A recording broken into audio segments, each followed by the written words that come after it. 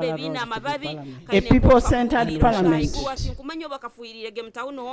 A people-centered parliament must be responsive to the needs of the citizens, must be responsive to the needs of the society, or will be without effective parliament. Society will be without effect. Remember our role as parliament.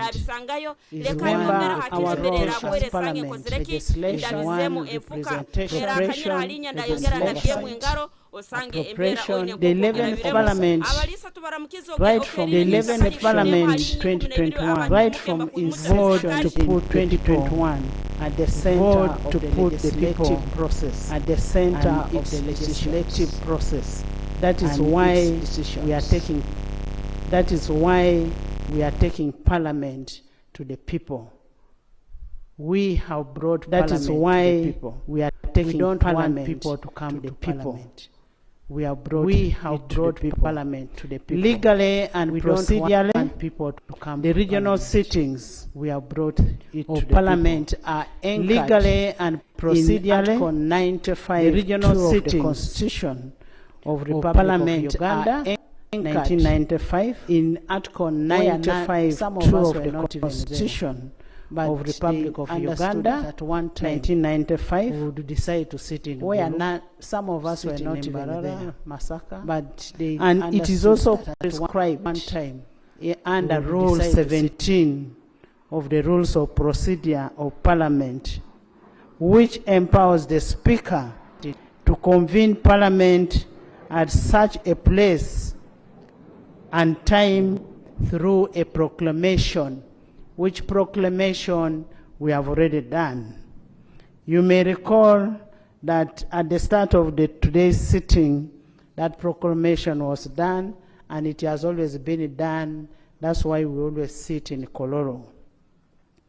It is the same legal basis upon which Parliament sits in Kololo under the ceremonial grounds and Kampala Serena Hotel. In any case, Gulu, where we are holding the historic sitting, is part of Uganda. And therefore, no one in their own right mind or state of mind can attempt to deprive the beloved people of northern Uganda the opportunity of the landmark sitting. And how I pray that those who are saying they boycott do not come to Gulu or to the greater north when it is only campaign time. Honorable members, this is the first of the planned 4 regional sittings that Parliament will host in the financial year. In the second quarter, we shall go to another region. The next sitting will be communicated where we shall be sitting. It can either be in the east, western, or central. At all these regional sittings, Parliament will prioritize matters of urgent and utmost importance to the specific region where we are hosting the sitting. Honorable members and the local community from northern Uganda will confirm that over the last few weeks, various parliamentary committees have been conducting the oversight role on various areas of service delivery in the region. The relevant committees will present their reports in the course of the next 3 days. We will discuss and appropriate action will be taken by executive.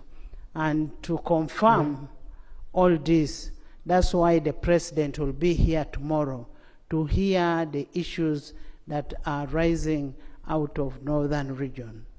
And remember, we've been budgeting for most of these activities. Now we need to understand whether there is value for money in whatever we have been appropriating money for. These reports, alongside with various motions, will be exhaustively deliberated upon by the House, and resolutions will be passed and transmitted to the relevant government agencies or departments for action. Pursuant to Rule 220 of the Rules of Procedure, the House will require actions taken on the reports from relevant agencies of government on the status of implementation of the findings from the committees that have been on ground and from what we have discussed in this session.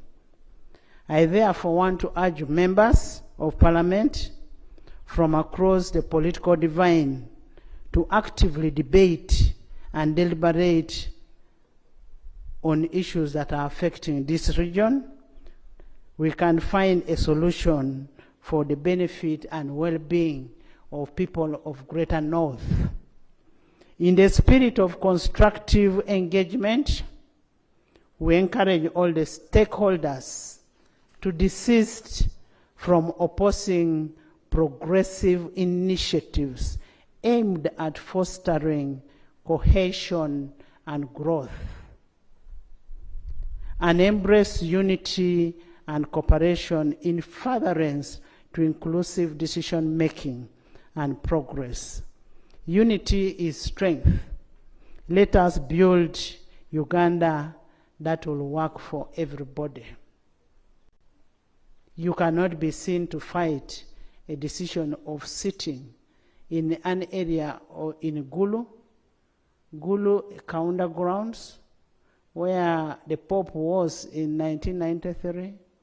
Gulu, which is in the history of in the map of political history of Uganda, and you're saying we are boycotting. Well, it has been boycotted, but I see all the members of Parliament here. I salute you, members of Parliament. Honorable members, over the last few weeks, the nation has had to contend with some of the difficulties, notably the loss of lives and destruction of property at the Kitesi garbage landfill in Wakiso district.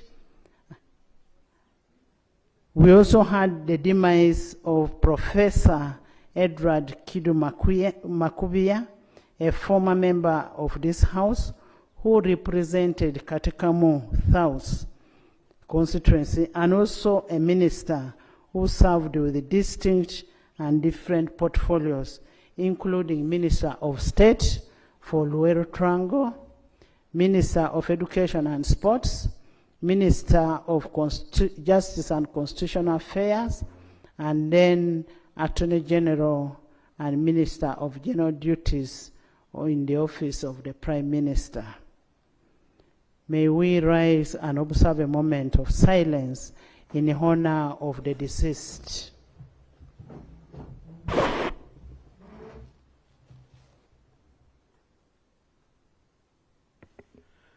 May their souls rest in eternal peace.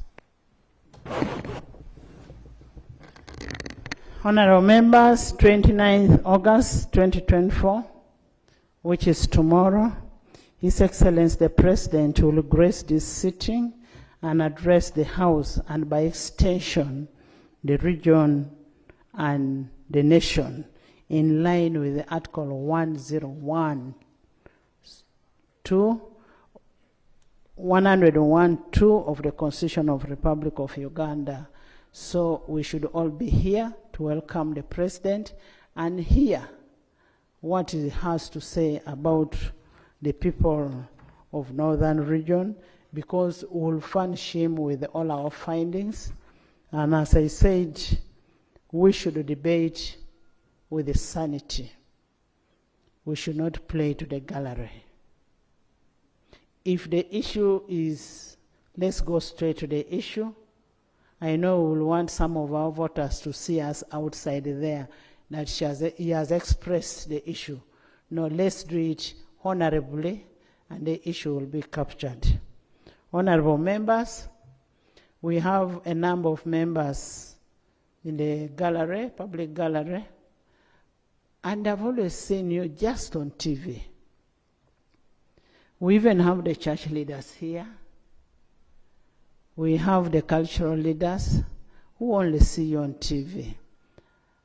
I wouldn't mind losing 30 minutes for my members just to mention a name and the constituency.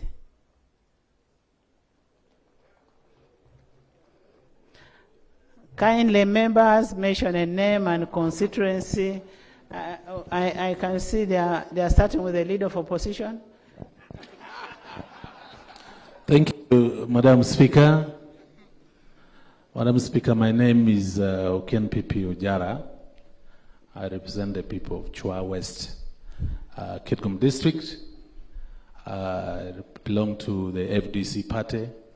I'm a shadow minister for Science, Innovation and Technology. Thank you very much. Thank you. Thank you, Right Honorable Speaker.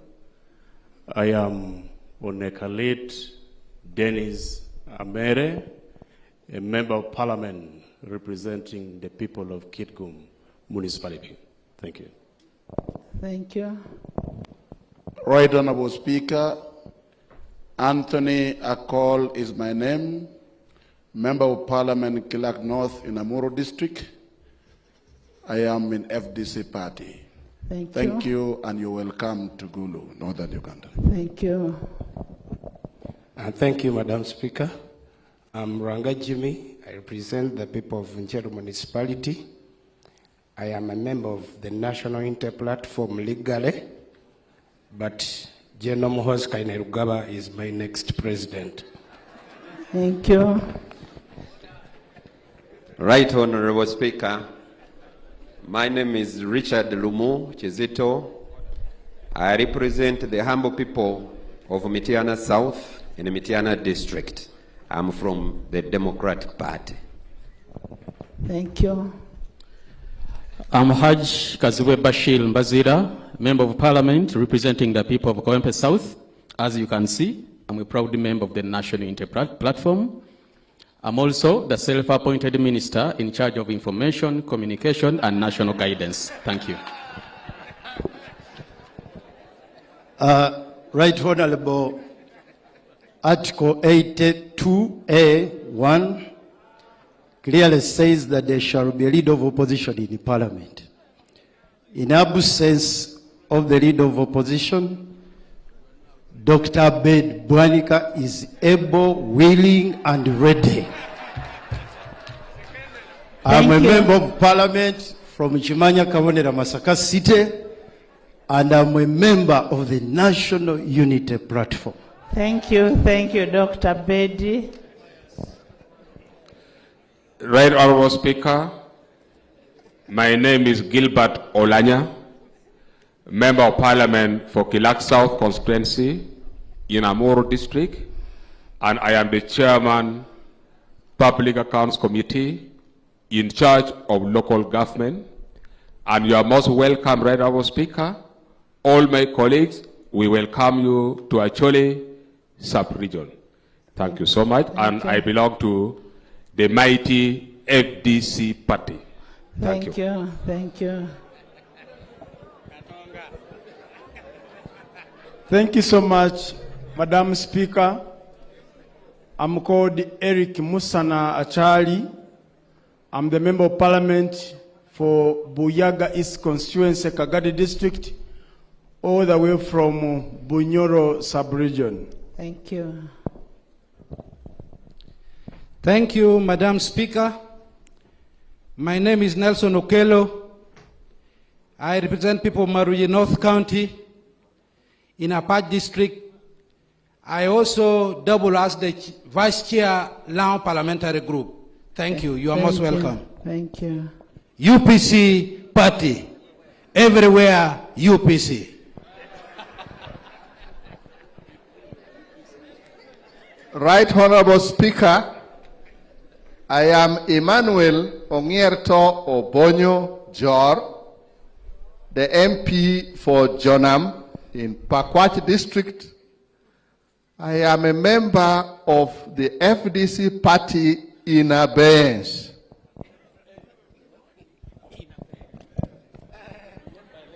Good morning, Right Honorable Speaker. Okot Peter is my name. I represent the hospitable people of Tochi County, Moro District, and I'm also the Democratic Party whip. Thank you. Thank you. Namanya Naboth is my name.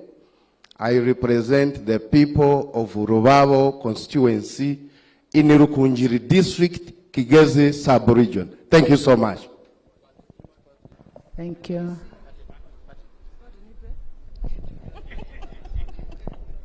Thank you, Right Honorable Speaker. My name is Lamwaka Margaret. I represent the people of Chua East, Ketgum District, and I'm an independent member of Parliament. Thank you very much. You're welcome to Gulu. Thank you. Thank you, Madam Speaker. My name is Eunice Otoko Apio. I represent the great people of Oyam County North in Oyam District, Lango Sub-Region, and I'm an ardent member of the Uganda People's Congress Party, UPC everywhere. Thank you. Thank you, Right Honorable Speaker. Stella Isodo, Woman MP Ngora District. I am FDC headquartered in Najana Nkumbi. I am the spokesperson of TESO parliamentary group. Thank you, thank you. Thank you, Right Honorable Speaker. I am Dr. Baiga Michael Rurume, Salongo. I represent the people of Buikwe South constituency. I'm the Vice Chairman of Buganda Parliamentary Caucus, and I belong to the Democratic Party, a party under capture. Thank you. Thank you, Right Honorable Speaker. Dr. Kagabo Twaha Muzei, a member of National Unity Platform, representing the people of Bukoto South, Luengo District, representing the riders and bikers in Uganda. Allow me use this singular honor to pass on the message from that team to the legendary Right Jacobo Olanya, who was a member. May he continue to rest in peace. Jacobo, we shall ride with you until we meet again. Amen. Thank you, Right Honorable Speaker. Emigu Julius Peter is my name. I represent the people of Ochero County in Kabramaido District, a member of Forum for Democratic Change. Thank you. Thank you. Thank you, Right Honorable Speaker. My name is Florence Kabu, woman member of Parliament, Kasese District, and I belong to the Forum for Democratic Change, FDC party. Thank you, thank you. Thank you, I have noticed one thing. Opposition is sitting on one side. Free sitting. Interact with the other side also. Go ahead, go ahead. Thank you, Right Honorable Speaker. I'm Veronica Nanyondo, woman MP Bukoma Nsimbi District, National Unity Platform. Welcome, Mugole. Right Honorable Speaker, thank you. My name is Muhindo Harold Tony. I represent the people of Konzo East. I'm a member of the Forum for Democratic Change, sitting at Plot 6, Katonga Road. Thank you. Thank you, thank you. Thank you, Right Honorable Speaker. I'm Alhaji Muhammad Katoto Kato. I represent the people of Katerera, and I'm a member of a mass party, NRM. Thank you. Right Honorable Speaker, Sechkubo Theodore is my name. and I represent Remiaga County in the Parliament of Uganda. Thank you. Right Honorable Speaker, as you are aware, I'm the chief petitioner of the motion that was properly processed and handed over to your office, Right Honorable Speaker. I'm glad to be in Gulu because as I was seeking for signatures with my colleagues, we set up camp here in Gulu. So the people of Gulu have come back to you to show you that I never ended in shame. The signatures were obtained. Thank you. But Right Honorable Speaker, let's have introduction. Yes. Let's have introduction. Can I be allowed to raise procedures? Let's have introduction. Your region, that will be discussed later. I'm much aware, Right Honorable Speaker. Yes, next. But as next.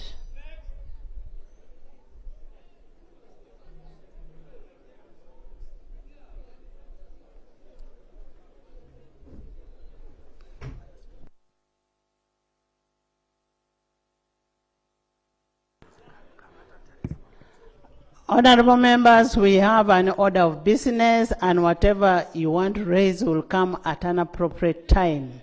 So for now, I only want introduction.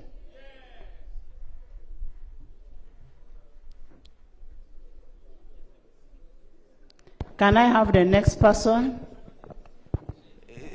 Through your guidance, Right Honorable Speaker. When Honorable Sechi, we want our peace in this debate. Yes, peace.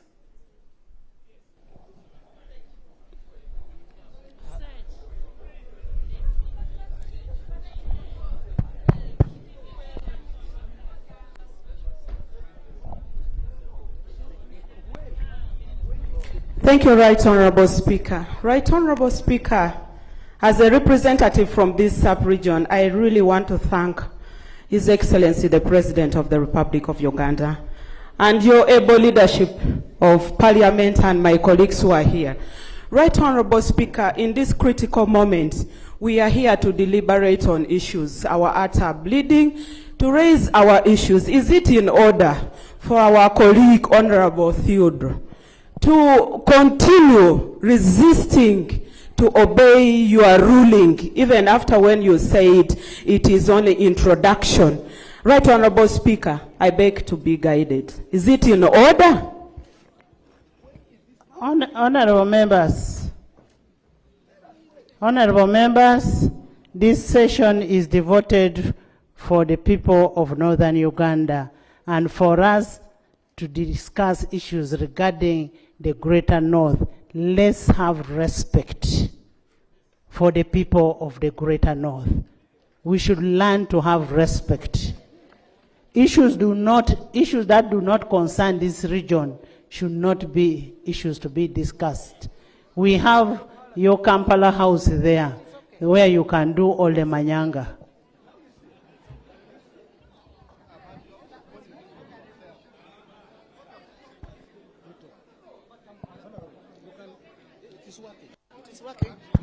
Thank you, Right Honorable Speaker. I am old Betty Ochan. I am the Member of Parliament for Gulu City. I am here to welcome Parliament in Gulu City. You are all welcome. Thank you, thank you. Right Honorable Speaker, I'm Bobo Kai, Member of Parliament representing people of Kwania North County and the UPC party. Thank you. Thank you, Bob. Thank you, Right Honorable Speaker. My name is Patrick Ochan, Member of Parliament for Apache Municipality, Apache District in Northern Uganda. I belong to the Congress. Thank you. Thank you so much, Right Honorable Speaker. My name is Kenny Auma, woman member of parliament representing the people of Kwania district, and an ardent member of Uganda People Congress, the party that has liberated this country. Thank you so much. Thank you. Thank you, Kelly. Thank you so much, Right Honorable Speaker. My name is Komakech Christopher, Member of Parliament, Aru County, Pade District, which is 130 kilometers from where you are seated, Right Honorable Speaker. I welcome everyone to the land of Moya. Welcome. Thank you. Thank you. Thank you so much, Right Honorable Speaker. Lucia Kello, representing the warm people of Amuro and the Shadow Minister for East African Affairs. Also, as your chairperson of the Catholic Parliamentary Chaplaincy, I want to welcome you back from that blessed land of the Vatican, and we receive the blessing from the Pope. Thank you. Thank you. Thank you. Thank you, Right Honorable Speaker. I'm Kamsimi Caroline, representing the people of Ruchiga District, Kigezi Region. Thank you. Thank you. Thank you very much, Right Honorable Speaker. Mutembuli Yusuf, Bunyole East, Butareja District. Thank you. Right Honorable Speaker, my name is Sarah Aguti, Woman Member of Parliament, Dokolo District, and I belong to Uganda People's Congress Party. I welcome you all to Gulu, or I welcome you to Northern Uganda. Thank you. Thank you. The Right Honorable Speaker, my name is Honorable Court Moses Junior Bitek, the Legal Secretary of the Forum for Democratic Change and the vanquished Deputy Speaker of Parliament. Thank you very much. Katonga or Thank you, Right Honorable Speaker. I'm Dr. Nicholas Kamara.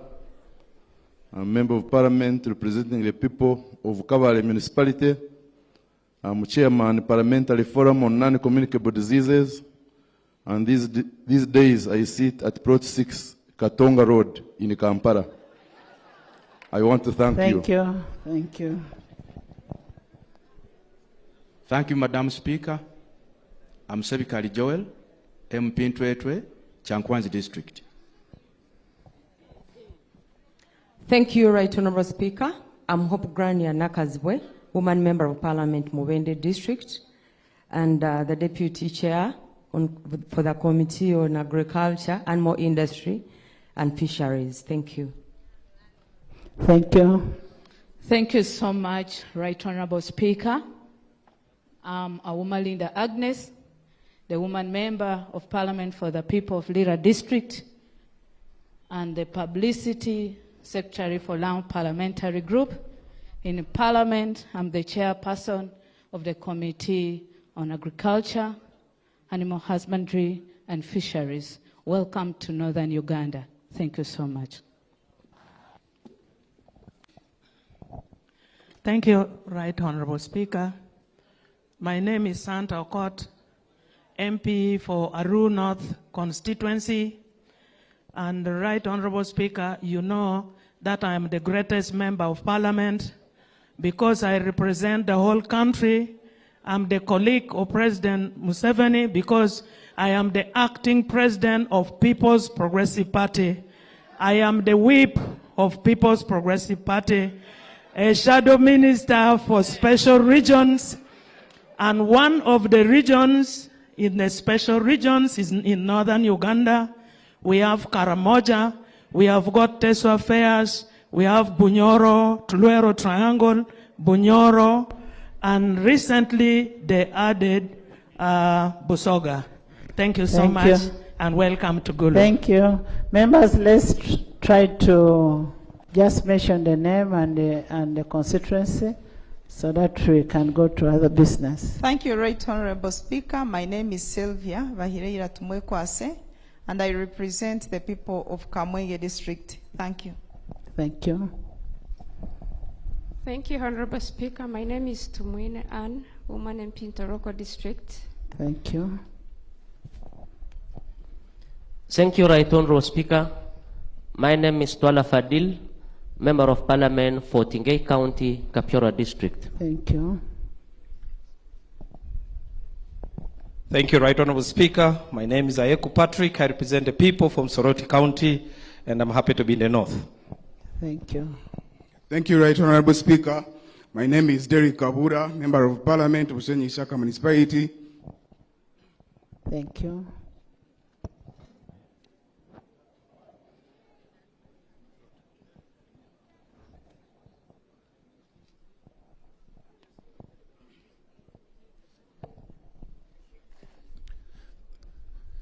Thank you, Right Honorable Speaker. Major General Henry Masiko, representing UPDF. Thank you. Thank you, Right Honorable Speaker. I'm Lieutenant Colonel Dr. Jennifer Alanyu. I represent Uganda People's Defense Forces. Thank you. Thank you. Thank you, Right Honorable Speaker. I am Colonel Dr. Nekesa Victoria. I represent the UPDF in Parliament. Thank you. Thank you. Thank you, Madam Speaker. Lieutenant General Luelu is my name, representing UPDF. Thank you. Thank you, Right Honorable Speaker. My name is Itungo Nathan, Member of Parliament for Kashara South in Imbara District. Warm greetings from Ankole region. Thank you. Right Honorable Speaker and honorable members, Silwanyi Solomon, Member of Parliament for Bukoli County Central in Bujiri District. Thank you, Right Honorable Speaker. Thank you. And a backbench parliamentary commissioner. Yes. Thank you, Right Honorable Speaker. Tom Bright Amoti, representing the people of Chaka Central, Chegagwa District, Toro Kingdom. Thank you, Right Honorable Speaker. Thank you. Thank you, Right Honorable Speaker. My name is Chizak Robert Moses. I represent the people of Bugendera in Ibundibujo. I thank you so much for this gesture. And honorable colleagues, pray for the people of Ibundibujo. Floods are killing us. I thank you. Thank you. Right Honorable Speaker, I'm at Kwasa Rita. I represent Mbarara City and Secretary General Ankole Caucus. Thank you, the people of Northern Uganda, for hosting us. Thank you. Thank you, Right Honorable Speaker and colleagues. Nevanda and Florence is my name, Woman Representative Butaleja District, and I'm also the Executive Secretary, Bukedi Sub-Region Parliamentary Caucus. Glad to be here. Thank you.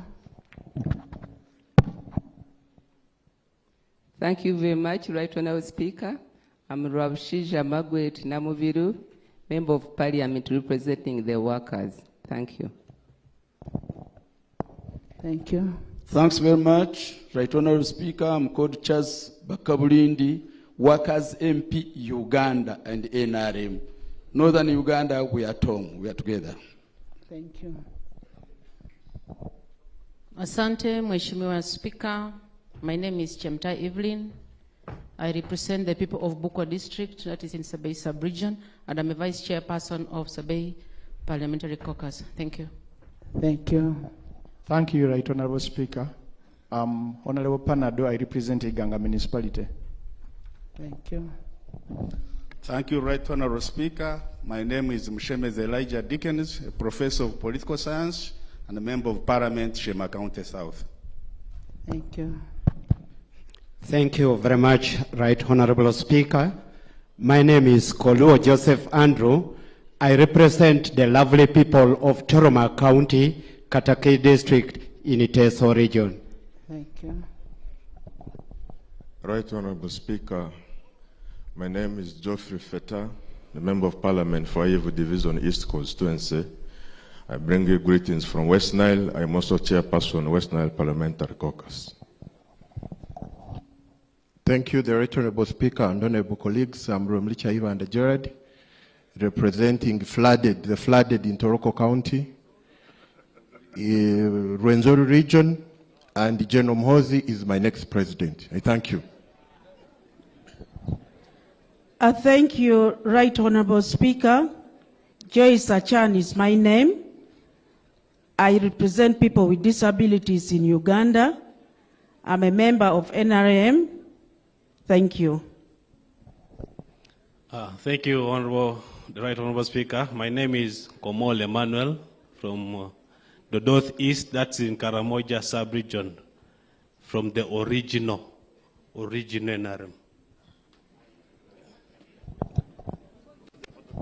Thank you, Right Honorable Speaker. My name is Mseveni William. I represent Buekwa South Constituency in Mubende District, Central Region. I belong to NRM by leaning. Thank you. Thank you, Right Honorable Speaker. My name is Saba Paul, Member of Parliament representing Chaka North in Chegegwa District, NRM Party. Thank you, Right Honorable Speaker. Boys Asawako, Member of Parliament for Budaka Constituency, Budaka District, and also Vice Chairperson of Bukit Parliamentary Caucus. Right Honorable Speaker, I'm Robert Migade Ndugwa, Member of Parliament of Islands, Deputy Chairperson, Committee on National Economy, and Chairperson, Uganda Parliamentary Circle. Thank you. Thank you, Right Honorable Speaker. My name is Emmanuel Omoding Okabe, representing the people of Serere in Serere District. Thank you. Thank you. Right Honorable Speaker, Makoha Margaret is my name, Woman MP, Namaingo District and Chairperson, Uganda Parliamentary Forum for Children. I'm happy to be here. Thank you. Right Honorable Lady Rasta, Musila John, the Rastaman representing the people of Ubolo in the southern Bugisu. I thank you. Thank you, Rastaman. Thank you, Right Honorable Speaker. My name is Dr. Samuel Opio Churi. Honorable Musila, I'm not a Lady Rasta. Respect, Lady Speaker. Thank you. Thank you, Right Honorable Speaker.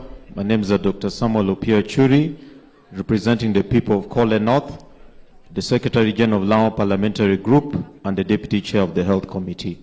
Thank you. Thank you. Thank you, Right Honorable Speaker. My name is Adidwa Abdu, MP Bukoli South in Namaingo District in the Busoga region. Thank you.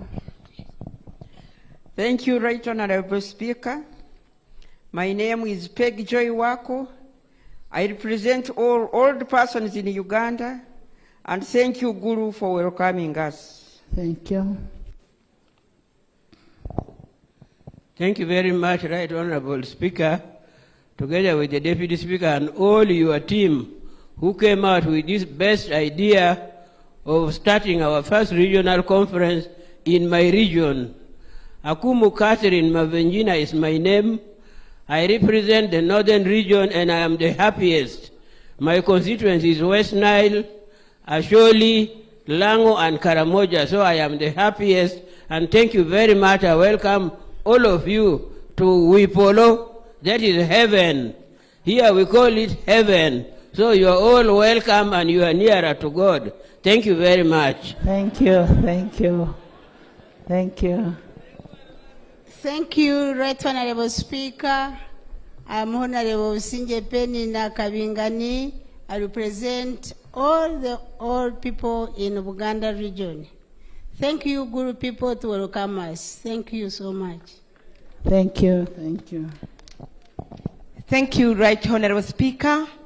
I am Agnes Nandutu, the woman MP Bududa District, former State Minister for Karamoja Affairs, and former Speaker of People's Parliament. I am happy to be in Gulu District. Thank you so much. Thank you.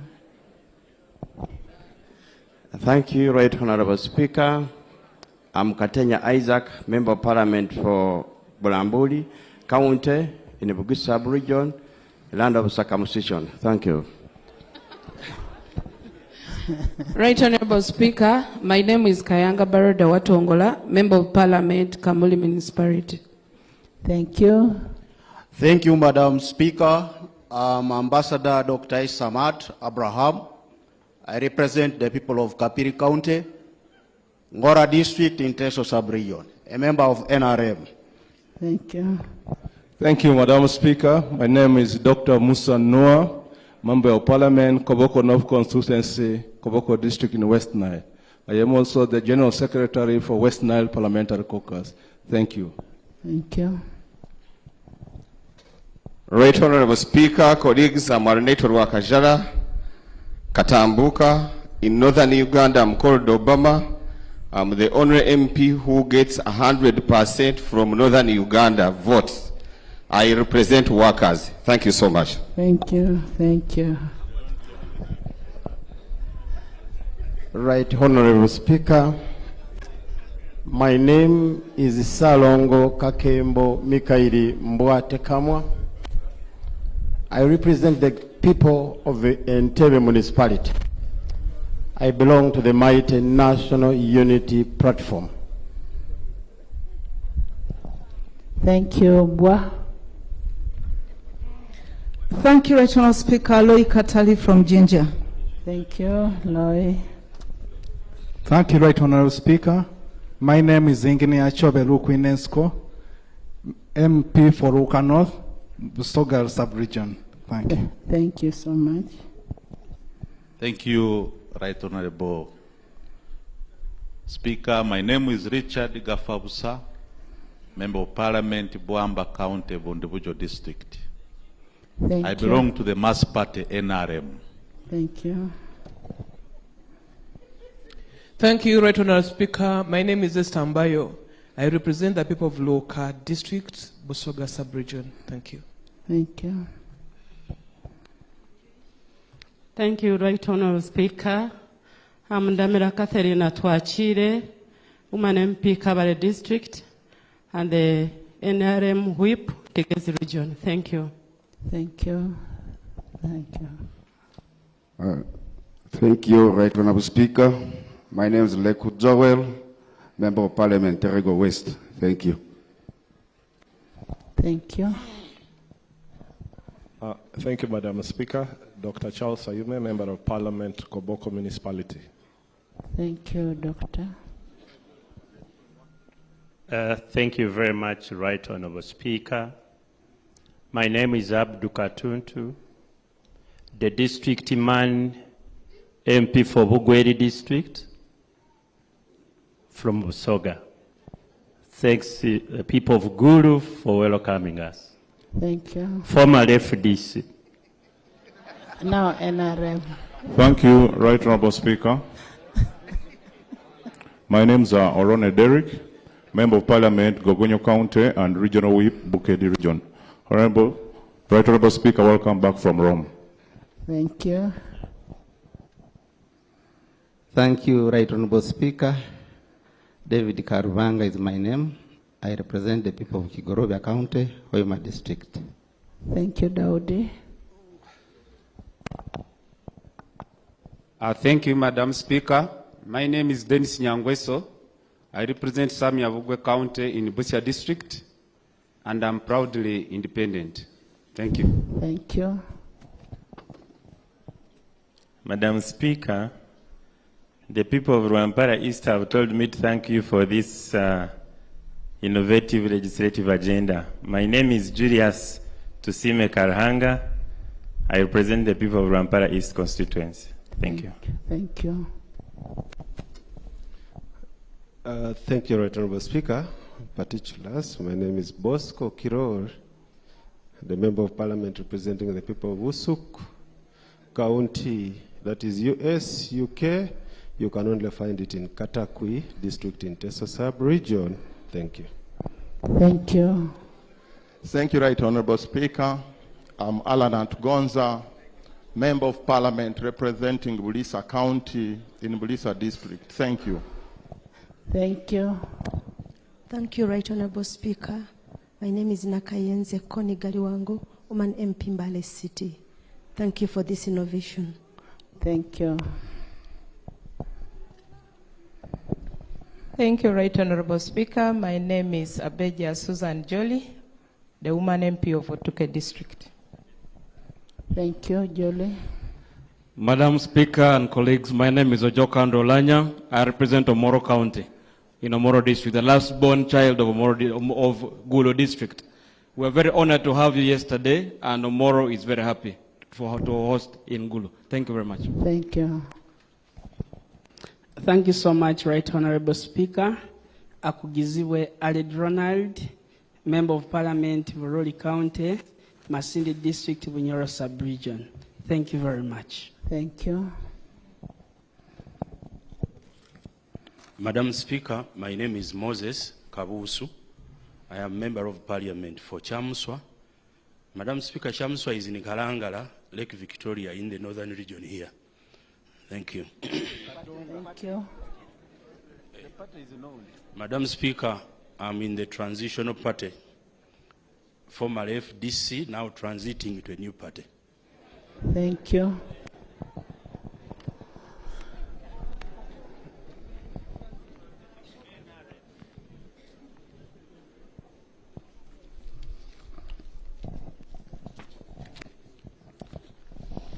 Right Honorable Speaker, I thank you so much. I'm Nakadama Rukia Isanga. I'm the woman member of Parliament for Mayuge District in Busoga. I'm the third Deputy Prime Minister and Minister without portfolio. And right now, I'm representing the Office of the Prime Minister. I thank you. People of Gulu, thank you for welcoming us. Thank you. Can we start from behind, then the front bench does it last? Madam Prime Minister, you will introduce yourself again. Right Honorable Speaker, I bring you greetings from my lovely people of Noya District. My name is Judith Pisa Chan. I'm the District Woman Member of Parliament Noya, and the Vice Chair Anglican Chaplaincy, and the Vice Chair Uganda Parliamentary Forum for Persons with Disability. Thank you. Right Honorable Speaker and colleagues, Reverend Father Charles Sonen, representing the people of Laro Peje Division, Gulu City. You're most welcome. Thank you. Thank you, Right Honorable Speaker. I am called Alero Tom Azza, Member of Parliament for West Moyo County, Moyo District, West Nile, and at the same time, the chairperson for Madi Parliamentary Forum. Thank you very much. Thank you. The Right Honorable Speaker, Dr. Bokadi D. George is my name. Thank you. Member of Parliament, Obongi Constituency, Obongi District in West Nile. I am the Vice Chairperson, West Nile Parliamentary Caucus. Thank you. Thank you.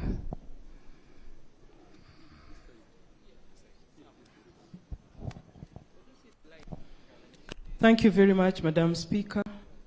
My name is Kabahenda Flavia Rwabhoro.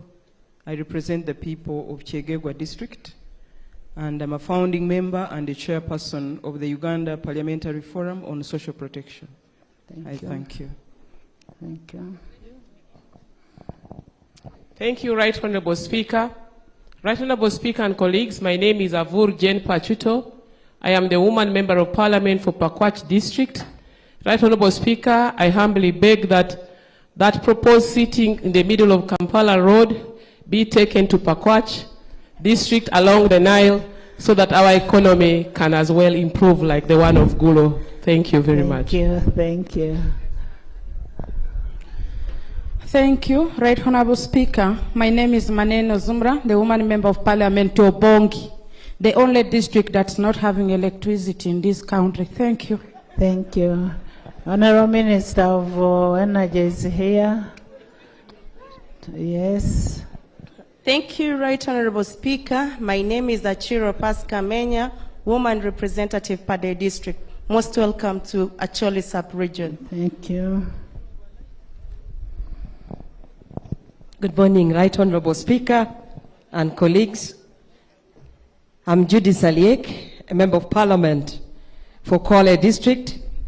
I'm the chairperson of Lango Parliamentary Group, and I'm also the chairperson of Equal Opportunities Committee at Parliament of Uganda. Greetings from Kwale District and greetings from the people of Lango Sub-Region. You're most welcome to Northern Region, Right Honorable. Thank you. Thank you. Thank you. Thank you, Right Honorable Speaker. Chitanywa Sowedi is my name. I represent the people of Songora County, North in Kasese District. Thank you. Thank you, Right Honorable Speaker. My name is Betty Engola, the woman member of Parliament, Apache District, certainly NRM. Thank you. Thank you. Thank you, Right Honorable Speaker and colleagues. My name is Nathan Byanyima, Bukanga County North in the Sinjiro District. I am happy to be in northern Uganda. I thank you, everyone. Thank you, Right Honorable Speaker. I'm Ituka Isaac Joaquino, Member of Parliament, Upper Madi County, West Nile Sub-Region. Thank you. Thank you. Right Honorable Speaker, I'm Businge Harriet Mugenya Kiki. I represent the people of Hoima District. Thank you. Thank you, Right Honorable Speaker. I'm Kisembo Basemera Noelin. I represent the people of Kibale District in Bonyoro Sub-Region. Thank you. Good morning. I am Okot John Amos, Member of Parliament for Gago North County.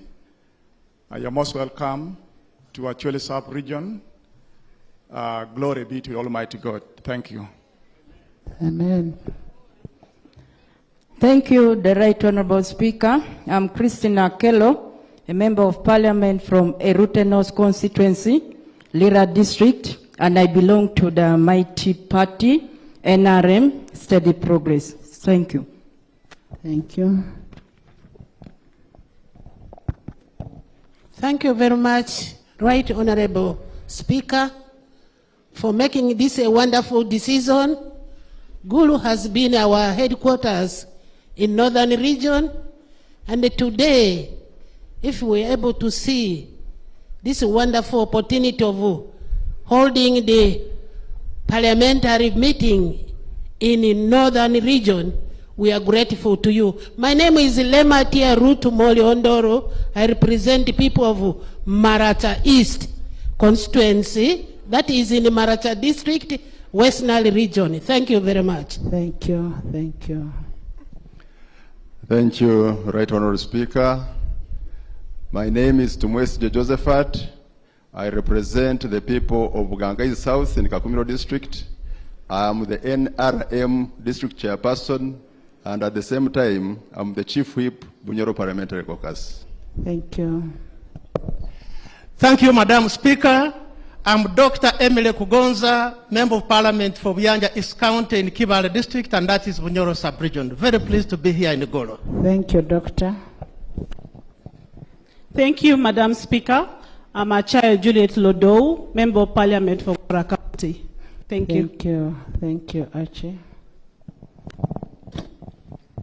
Thank you, Madam Speaker. Wabrindore Bishanga Tassis. My names, I represent the people of Viva Municipality. Thank you for bringing us to Gulu. Thank you. Thank you, Madam Speaker and colleagues. I'm called Onzima Godfrey. I represent the people of Waringa North County in Yumbe District, and I am on NRM ticket. Thank you. Thank you very much, Right Honorable Speaker. Chelangat Alinga Solomon is my name. I represent the people of Tor County in Buko District, Sabay Sub-Region, a member of National Resistance Movement, NRM. Thank you. Thank you, the Right Honorable Speaker. My name is Paparu Lilian Obiale, Member of Parliament, Arua District. Thank you, Lilian. Thank you, Madam Speaker. My name is John Lematia. I represent the people of Ive West Division, Arua City, West Nile Sub-Region. I'm happy to be in Gulu. Thank you. Thank you, Madam Speaker.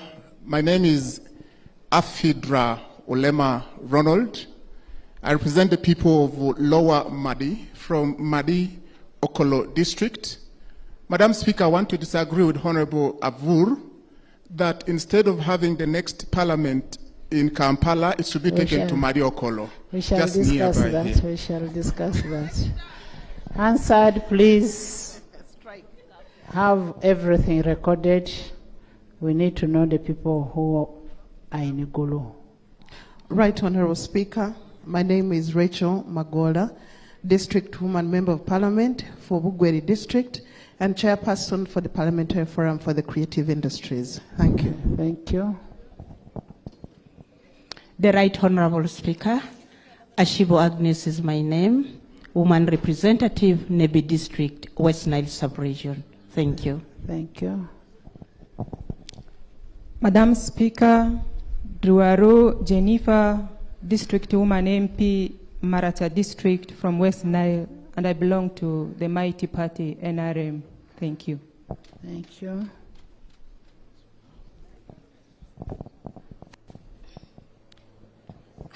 Thank you, Right Honorable Speaker, and my dear colleagues. My name is Atuto Jacinta. I represent the people of Kapelebyo in Teso sub-region, and by the grace of God, I am also the Deputy Chairperson Committee on Climate Change. I'm humbled to be here. Thank you. Thank you. Thank you, Right Honorable Speaker. My name is Joanne Aniku Okia. I represent the people of Madiokolo District as their woman MP. Thank you. Thank you. Right Honorable Speaker, Dr. Michael Kenya from the Gold City of Bukuya in Kasanda, Buganda region. Thank you. Right Honorable Speaker, I want to thank you all. My name is Julius Achon Boa, Member of Parliament of Tuka East constituency in Lang region, and also represent people who are Olympian for life. At the same time, also a treasurer for Lang Parliamentary Committee. Thank you. Thank you. Thank you, Right Honorable Speaker. I'm called Esther Afoyechan, Woman Member of Parliament, Zombo District, and the Parliamentary Commission. Thank you. Right Honorable Speaker, welcome back from the Holy See. My name is Songa Lawrence Biika, Member of Parliament for Ora County in Zombo District, and also the Chairperson of the Climate Change Committee. The people of Zombo told me to tell you that in this meeting we should conclude the issue of tarmacking the Zombo Road. Thank you. Thank you, Minister of Northern Uganda. I hope you're hearing. Thank you, Right Honorable Speaker. My name is Chemtai Phyllis, the woman member of Parliament, Kapchora District, the special district where Olympic gold medalists come from. Thank you. Thank you. I am Tamazigu Michael Kamcha, Member of Parliament for Kajaya County, NRM, Ntungamo District. Thank you, Madam Speaker. Thank you. Right Honorable Speaker, Bataringa ya Basil Rwankwene. I represent the people of Kashar North in Mbarara District, which has been denied electricity.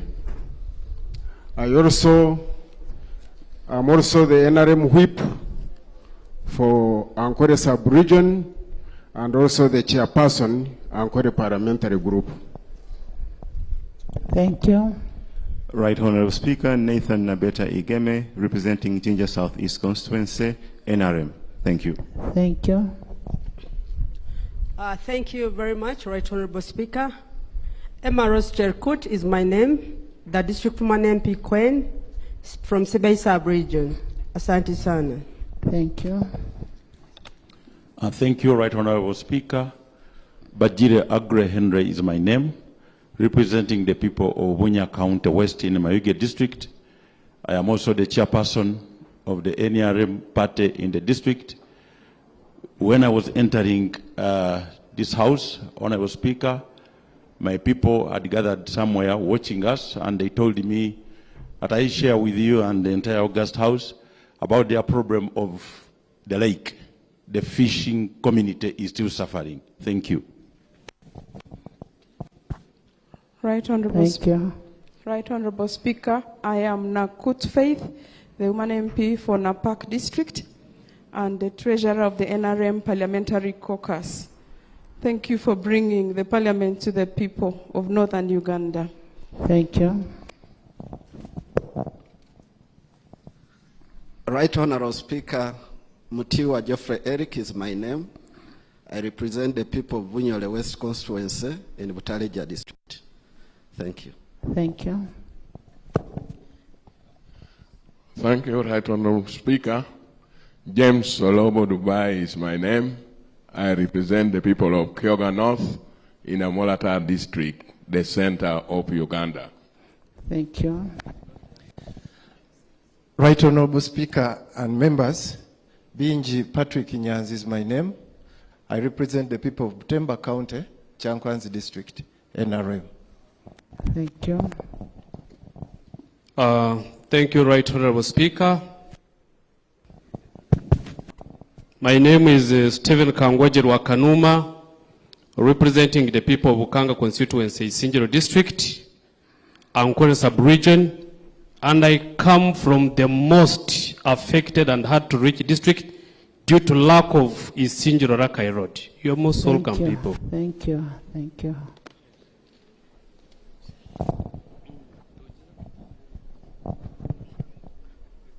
Right Honorable Speaker, my name is Herbert Edmund Ariko, Member of Parliament, Sorot City East, Chairperson of the Committee of Environment and Natural Resources.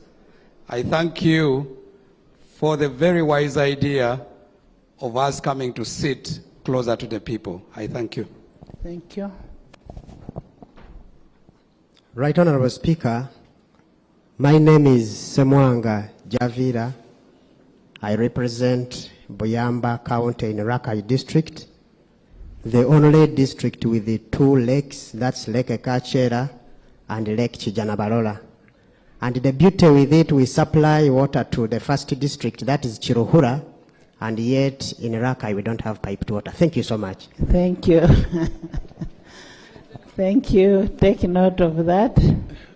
Thank you, Right Honorable Speaker. Honorable members, now you see the beauty of this city.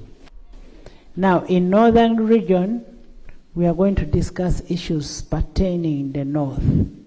When we go to central, when we are sitting in Masaka, we will now discuss issues pertaining that particular region. And they must be resolved before we leave. Please go ahead. Thank you, Right Honorable Speaker. My name is Sentai Muhammad. I represent the people of Bukoto West, Ruengo District. And I'm in NRM. Right Honorable Speaker, my name is Katwesje Olive Koyechenga. I represent the people of Buhweju District in this parliament. Thank you so much, Right Honorable. Thank you. Thank you, Right Honorable Speaker. My name is Kemirembe Pauline Chaka, woman MP Liantonde in Central Region, and I'm in NRM. Thank you. Thank you. Thank you, Right Honorable Speaker. I'm Taban Sharifa Ate, woman member of Parliament, Koboko District. Welcome to Northern Uganda. Thank you. Thank you. Right Honorable Speaker, my name is Donald Katalihwa Biabazeire, member of Parliament, Mwenge South, Kiendozo District. Thank you. Thank you, Madam Honorable Speaker. My name is Chinsha Patience Nkunda, Kanungu District Woman MP, who represents the people who are now suffering because of the tea sector. We need the government to intervene. Thank you. Thank you. Salutations, Right Honorable Speaker and honorable colleagues. I'm Boniface Okot, the Member of Parliament representing the youth of Northern Uganda, and also the Vice Chairperson of the Committee on Trade, Tourism and Industries. Warm regards from the youth of Northern Uganda. Thank you. Thank you, Right Honorable Speaker. My name is Claire Mugumia, a Member of Parliament representing Isinjo District. I'm delighted to be here. Thank you. I'm delighted to be here, and warm greetings from the people of Isinjo District. Thank you. Thank you. Thank you.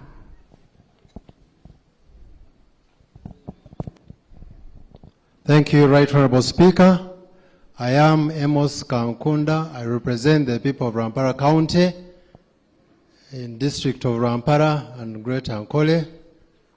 I am a Chairman, Finance, Planning and Economic Development Committee of Parliament. I'm glad to be in Gulu. Be blessed for spearheading this decision. Thank you. Thank you. Right Honorable Speaker, thank you for affording us this opportunity in Gulu. I'm Tembo Gideon Mujungu. I represent the people of Songora South Kasese, Rwenzori region. Thank you. I belong to the Mighty Party. I thank you, the Right Honorable Speaker. I'm called Kamkama Davis. I represent the people of Bunyangabu County, Bunyangabu District, Rwenzori Sub-Region, and I belong to the Mighty Party, that is NRM. I thank you. Thank you.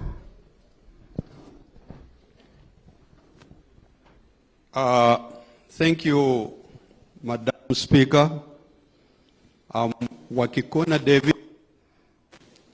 Coming back to Acholi, to Gulu, where I worked, we stayed for 5 years here. Munu, they called me Munu. Thank you.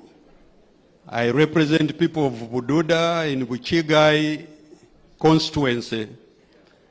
And the years I can't imagine. Thank you. Thank you. Thank you, Right Honorable Speaker. My name is Kahunde Helen. I represent Liandongo District, Bunyoro Sub-Region. Thank you, Helen. Thank you, Right Honorable Speaker. My name is Komol Joseph Midi. I represent the people of Dodozi North in Kabong District as their Member of Parliament, a member of the mighty NRM party, and welcome to Northern Uganda. Thank you. Thank you.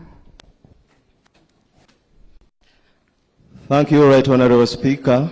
I'm Alhaji Idi Isavirie, Member of Parliament. I represent the people of Bunya County South in Mayuge District, and the Chairperson of Soga Parliamentary Caucus, also the Deputy Chairperson ICT Committee and National Guidance.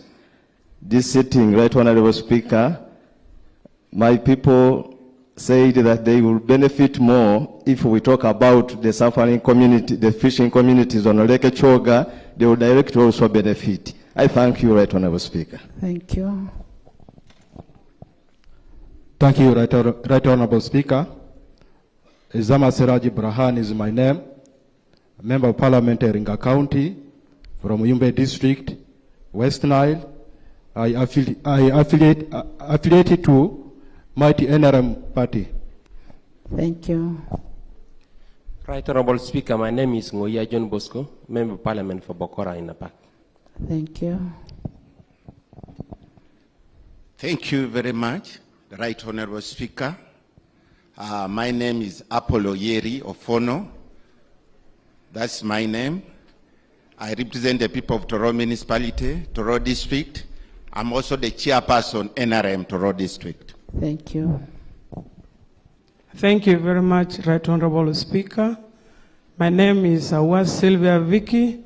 I represent people of Nabilatuk District, where the floods have been constant there and government has not attended to my people. Thank you very much. Thank you. Thank you very much, Madam Speaker. I am Mutebi Noah Wanzala, the Member of Parliament for Nakasongola County, Nakasongola District on NRM ticket, and I'm the Vice Chairperson of the Seventh-day Adventist Parliament Association. Thank you. Thank you. Thank you, Right Honorable Speaker. I'm Hashim Suleiman, Member of Parliament for Nebi Municipality in West Nile Sub-Region. Thank you. Thank you. Thank you, Right Honorable Speaker. I'm Isaac Ismail Otimgiu, representing the people of Padire County. I would also like to add my voice on the urgent need of tarmacking Nebi Goli Road. Thank you very much. Thank you. Thank you, Madam Speaker. I'm Cousin Francis Tunomujoni, Member of Parliament for Haguzi County in Chikube District. Bunyoro Sub-Region, a member of the NRM party. Greetings from Chikube. Thank you. Thank you. Thank you, Right Honorable Speaker. I am Lokwang Phillips Ilukol, Member of Parliament, Napore West Constituency, the host of the second tourist destination in Africa. We are waiting for the tarmacking of the road, which of recent has been approved. They need an update. Thank you very much. Thank you. Thank you, Madam Speaker. My name is Lagen David. I'm a member of Parliament representing the people of Agago County. And the people of Agago County are very happy for this regional sitting. But on a sad note, some of them are displaced because of the flooding. So they expect this regional parliament to discuss those issues and respond immediately. I thank you. Thank you. Thank you, Right Honorable Speaker, for this great innovation. I am Pastor Mary Begumisa, the woman member of Parliament for the good people of Sembabule District. I thank you. Thank you. Thank you very much, Right Honorable Speaker. My name is Isaac Asejoba, Member of Parliament for Bokoto County, Midwest Luengo District. Madam Speaker, thank you for being patriotic, for thinking straight, and for being strong. We are also waiting for you in Masaka City. Thank you. Thank you, Right Honorable Speaker. My name is Mutumba Abdul, Member of Parliament representing the people of Kiboga West County in Kiboga District, and the Imam of the Muslim Parliamentary Caucus. Thank you. Thank you. Thank you, Right Honorable Speaker. I'm Agnes Kunhira Abwoli, Member of Parliament representing workers, and also a chairperson for Committee on Gender, Labor and Social Development. Thank you. Thank you, Madam Speaker. Kwasibwe Henry Zinkuratire is my name. I represent the people of Rohama constituency, Ntungamo district. Right Honorable Speaker, my name is Kamukama Benjamin Katangura. I represent the people of Rohama East in Ntungamo district.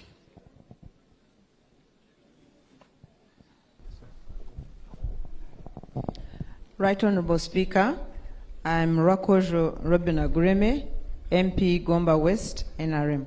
Thank you. Thank you so much, Right Honorable Speaker. I am Apollote Christine, Woman Representative Kumi. Thank you. Thank you. Thank you, Right Honorable Speaker. I'm Senator Christine Bukenya, Woman Representative from Chankwan's District, and also a chairperson LC1 for National Political School, and greetings from that village. Thank you. Thank you very much, Right Honorable Speaker. Bigira Nora Nyendoha, representing the people of Lisa District in Bunyoro Sub-Region. Honorable Speaker, I request that we handle the issue of problem animals and the fishing communities while we are in Gulu. Thank you very much. Thank you. Thank you. Right Honorable Speaker, my name is Catherine Lamwaka, the woman member of Parliament for Omoro District. I warmly welcome you to this region. Thank you. Thank you so much, Kathy. Thank you, Madam Speaker. Dr. Magolo John Faith is my name. Member of Parliament for Bungoko North in Mbale District, Bugis Sub-Region. Thank you very much. Thank you, Faith. Thank you, Right Honorable Speaker and honorable colleagues. My name is Chinovere Herbert, Member of Parliament for Chibuku, and also the Vice Chairperson of the NRM caucus in Parliament. And at the same time, I was appointed the Chairperson body, UNASO. UNASO is Uganda National Aid Service Organizations. I want to encourage colleagues, visit UNASO offices in your respective regions. There are better opportunities for us. Thank you. Thank you. Thank you. Thank you so much, Right Honorable Speaker, for bringing Parliament to the people of Greater North. My name is Avako Melissa Nai Magule, the woman member of Parliament for Yumbe District, the district that continues to host the largest number of refugees in Africa, and yearning to see that Koboko Yumbe Moyo Road is constructed under the Refugee Response Program funded by World Bank. I am also regional coordinator for West Nile Parliamentary Caucus, and I affiliate to NRM party. Thank you. Thank you. Right Honorable Speaker and honorable colleagues, I am Wagorai Simon Peter. I represent my people of Achua constituency in the 11th Parliament of the Republic of Uganda. I'm happy some of the leaders from my constituency are here, others are watching on TV, others are listening on radio. Thank you. You're most welcome to Thank you. Thank you so much. Right Honorable Speaker, allow me make a correction. I am a member of NRM. Thank you. Thank you, Right Honorable Speaker. Tony Awany is my name, Member of Parliament representing the people of Nwaya County. I am the Deputy Chairperson, Committee of Physical Infrastructure of Parliament. Thank you. Thank you. Thank you so much, Right Honorable Speaker. I am Ababiku Jessica, Woman MP Ajuman District, member of NRM, and executive member of PLU, West Nile chapter. Ajuman is now flooded.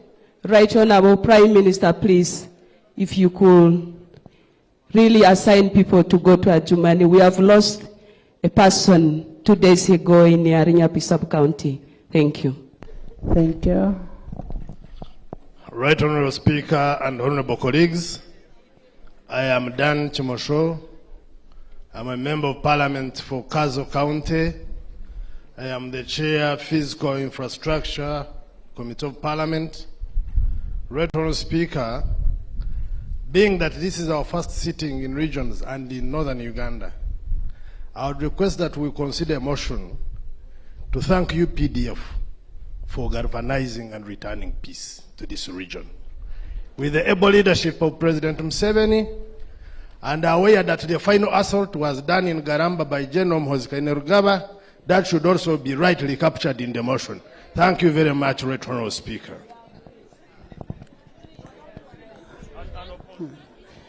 So are you bringing the motion without notice? With your permission, Right Honorable Speaker, I will bring the motion. Thank you very much, Right Honorable So Speaker. we can have the motion on the order paper tomorrow. Thank you very much, Right Honorable Speaker. Thank you.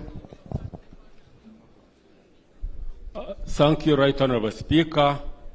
I'm Brother Ephraim Ganshanga, Member of Parliament of Buhweju West, Buhweju District, Ankara Region.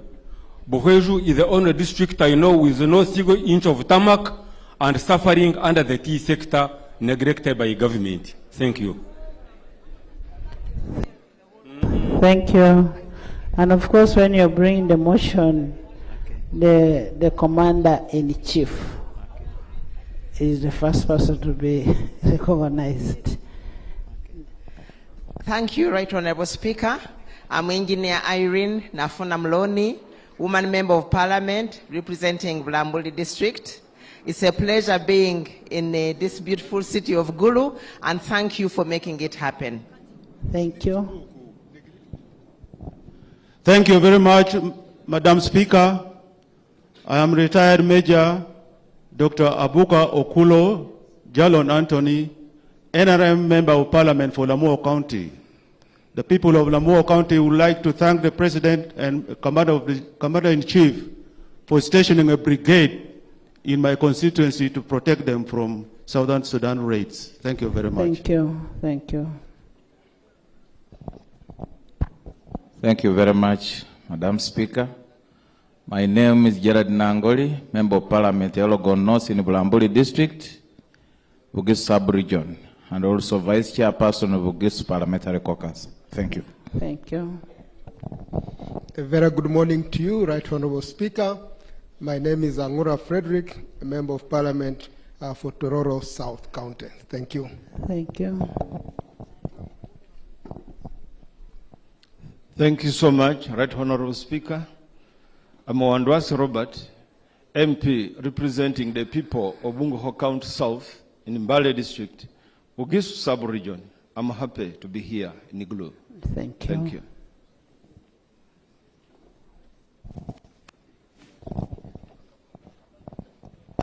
Thank you, Right Honorable Speaker and Honorable colleagues. My name is Lake Sharon Balmoy, the Woman Member of Parliament for Gulu District. Right Honorable Speaker, I'd like to thank you and His Excellency for allowing this first historical event of bringing Parliament to the people to Gulu City. A warm greetings from the people of Gulu District. We've been eagerly waiting for this day, and it has come to pass. Thank you. We love you, honorable colleagues, and Right Honorable Speaker for making it here. Right Honorable Speaker, allow me also take this opportunity to thank the President, to thank you, Right Honorable Speaker, honorable ministers, honorable colleagues, for having stood with me when I lost my husband last month.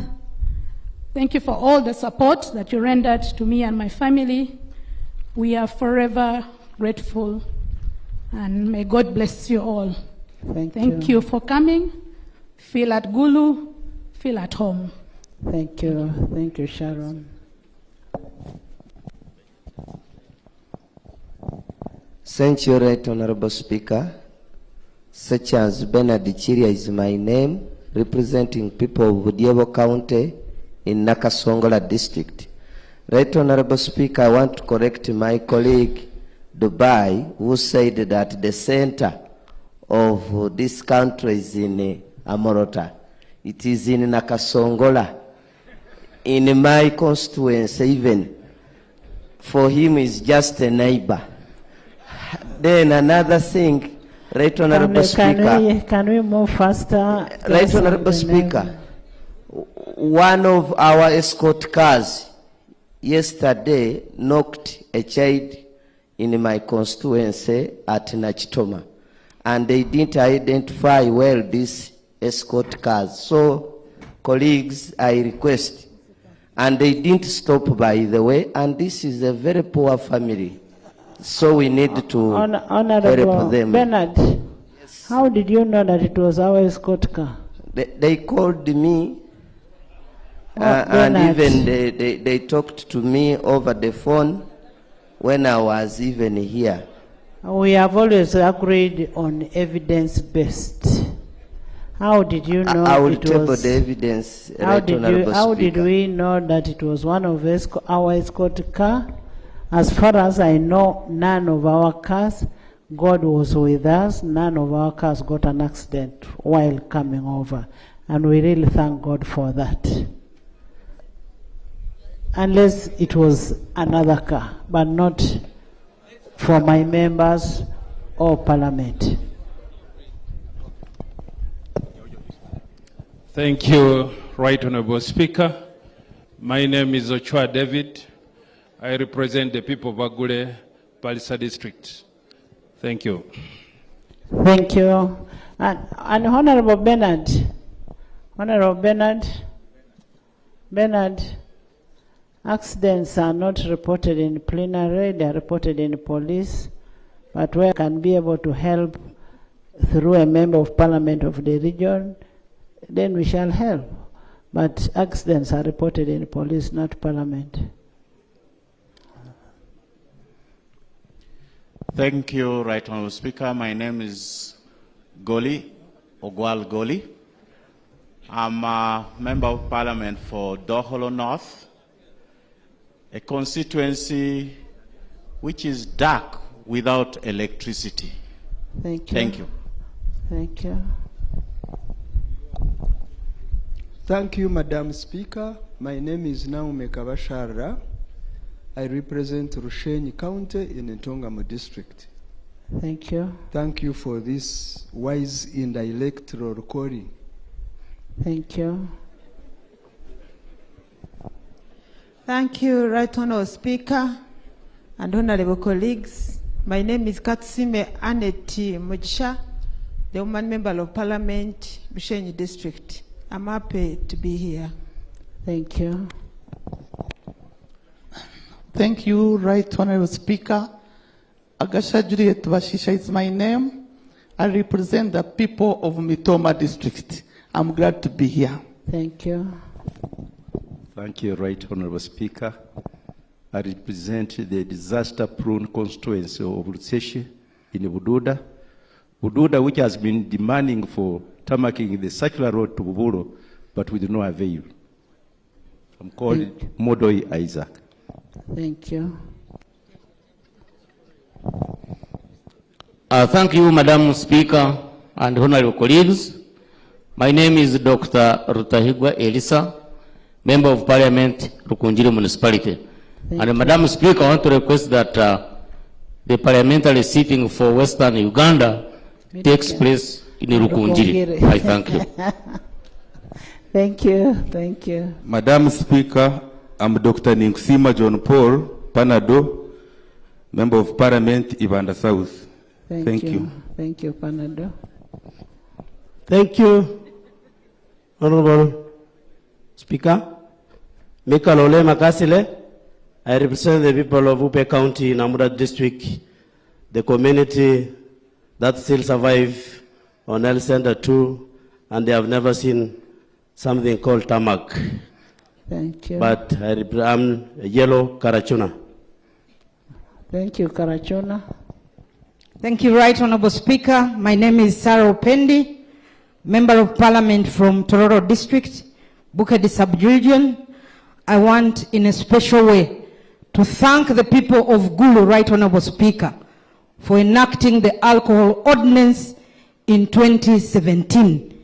They noted the dangers of alcohol, how alcohol was negatively affecting their people. I hope that this parliament in future can reconsider the alcohol control bill. Thank you, Right Honorable Speaker. I am called Lochap Peter Ken, Member of Parliament for Bokora East. Members, order, let's listen. I am called Lochap. You know, for us, me and Sarah, we stay at the border. So we are used to smuggling in our issues. Yeah, thank you, Right Honorable Speaker. I am called Lochap Peter Ken, Member of Parliament for Bokora East in Napak District, Karamoja Sub-Region, and I'm a member of the Holy Mighty Party, NRM. Thank you. Thank you. Thank you, Peter. Right Honorable Speaker, my name is Musa Ichweru. I am a member of Parliament for Amuria County in Teso Sub-Region, and by the grace of God, Minister of State in the Ministry of Works and Transport in charge of works. Thank you. Madam Speaker and honorable colleagues, my name is Dr. Emmanuel Otiam Otala, Member of Parliament for West Budama South Constituency. In Toro District, Bukedi Sub-Region, the only sub-region of Uganda that is yet to get its city, and I thank the Minister for Local Government for giving me the assurance that the city is coming. Thank you. Thank you. City of Tororo? Yes, city for Tororo. For Bukedi sub-region at Tororo. But Sarah wants a district.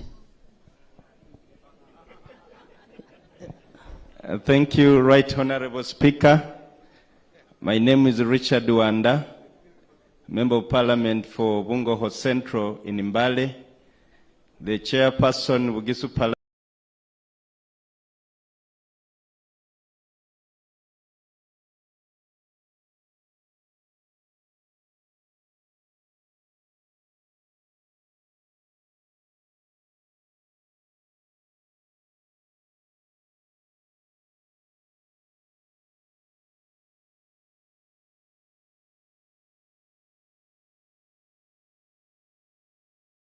Parliamentary group and the NRM whip. Thank you, Right Honorable Speaker. I am called Jennifer Mohesi, the woman member of Parliament for Kazo District. and I'm blessed to be here. Thank you. Thank you, Right Honorable Speaker. I am Raphael Majezi, the Minister of Local Government. And for clarification, I have not assured Dr. Otala about a city, and that is the mandate of Parliament, not a minister. I thank you, Right Honorable Speaker. Thank you. Thank you. Thank you. Thank you. Thank you, Right Honorable Speaker. My name is Taka Agnes, Woman MP, Mugiri. Right Honorable Speaker, listening to members here, thanks for this innovation, but I pray that we have another innovation where every member gets an opportunity in a whole sitting to have something to say. It seems members have a lot of... 556. If we can start sitting at 6 in the morning and ending at 6 in the evening, so that everybody has a piece of what to say. But for now, when we come to your region, we shall customize it to you. Be the ones to speak about your issues. Yes. Thank you, Madam Speaker. My name is Milton Mouma Kalulu, MP Gulu South Iganga, NRM. Thank you. Thank you, Milton. Madam Speaker, I want to thank you for two things today. One, for bringing Parliament to the people. Number two, for sharing a picture of yourself and the twins in the New Vision today. My name is Faith Philo Kunihira, Woman Member of Parliament for the Mighty District of Chenjojo.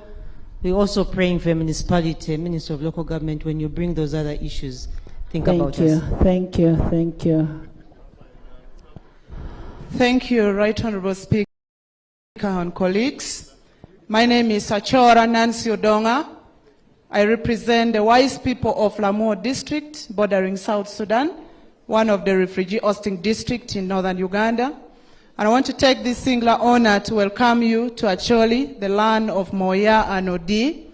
But on a special note, Right Honorable Speaker and colleagues, the people of Lamu, particularly my civil servants, I got a call this morning that from the onset of this quarter, our district has not got money disbursement to the sub-county. Two, the issues Honorable Achora, you'll have that time to complement what the Minister of Northern Uganda is going to present. Thank you, Right Honorable Speaker. I beg to submit. You're most welcome. Thank you.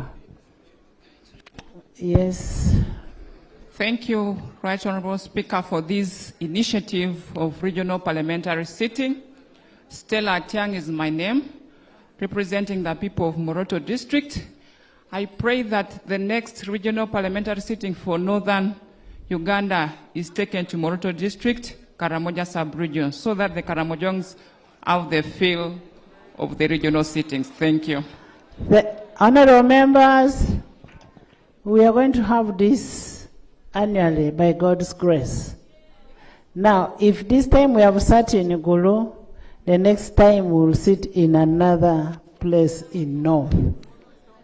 After the first round of 4 regions, the next one will be in another place. We shall not repeat in Gulu. So you never know, it may come to Moroto or Lira. We can even take to Honorable Bur's constituency. Yes. Thank you, Right Honorable Speaker. I'm Alepere Magotachila, Member of Parliament representing the people of Kotoro District in Karamoja Sub-Region and member of NRM. Thank you, Maggie. Thank you, Madam Speaker and honorable members. My name is Baka Stephen Mugabe. I represent Bukoli County North in Bujiri. I'm NRM. I'm also the chairperson of the Sectoral Committee on Legal and Parliamentary Affairs. And Madam Speaker, as chairman of the committee that exercises oversight over Parliament, I wish to thank you for this historical initiative, and for that reason, Parliament is becoming exciting, You remember I said Baka is gone, but now I'm saying Baka is back. Such that Bujiri could also get an opportunity in the next parliament when I'm there. Additionally, Madam Speaker, my quick observation is that we are moving very well and we are so proud of you as a committee. I thank you very much. Thank you, Honorable Baka, and thank you for coming back. Welcome back. Right Honorable Speaker, first of all, congratulations upon the purple blessings that you received with the twins.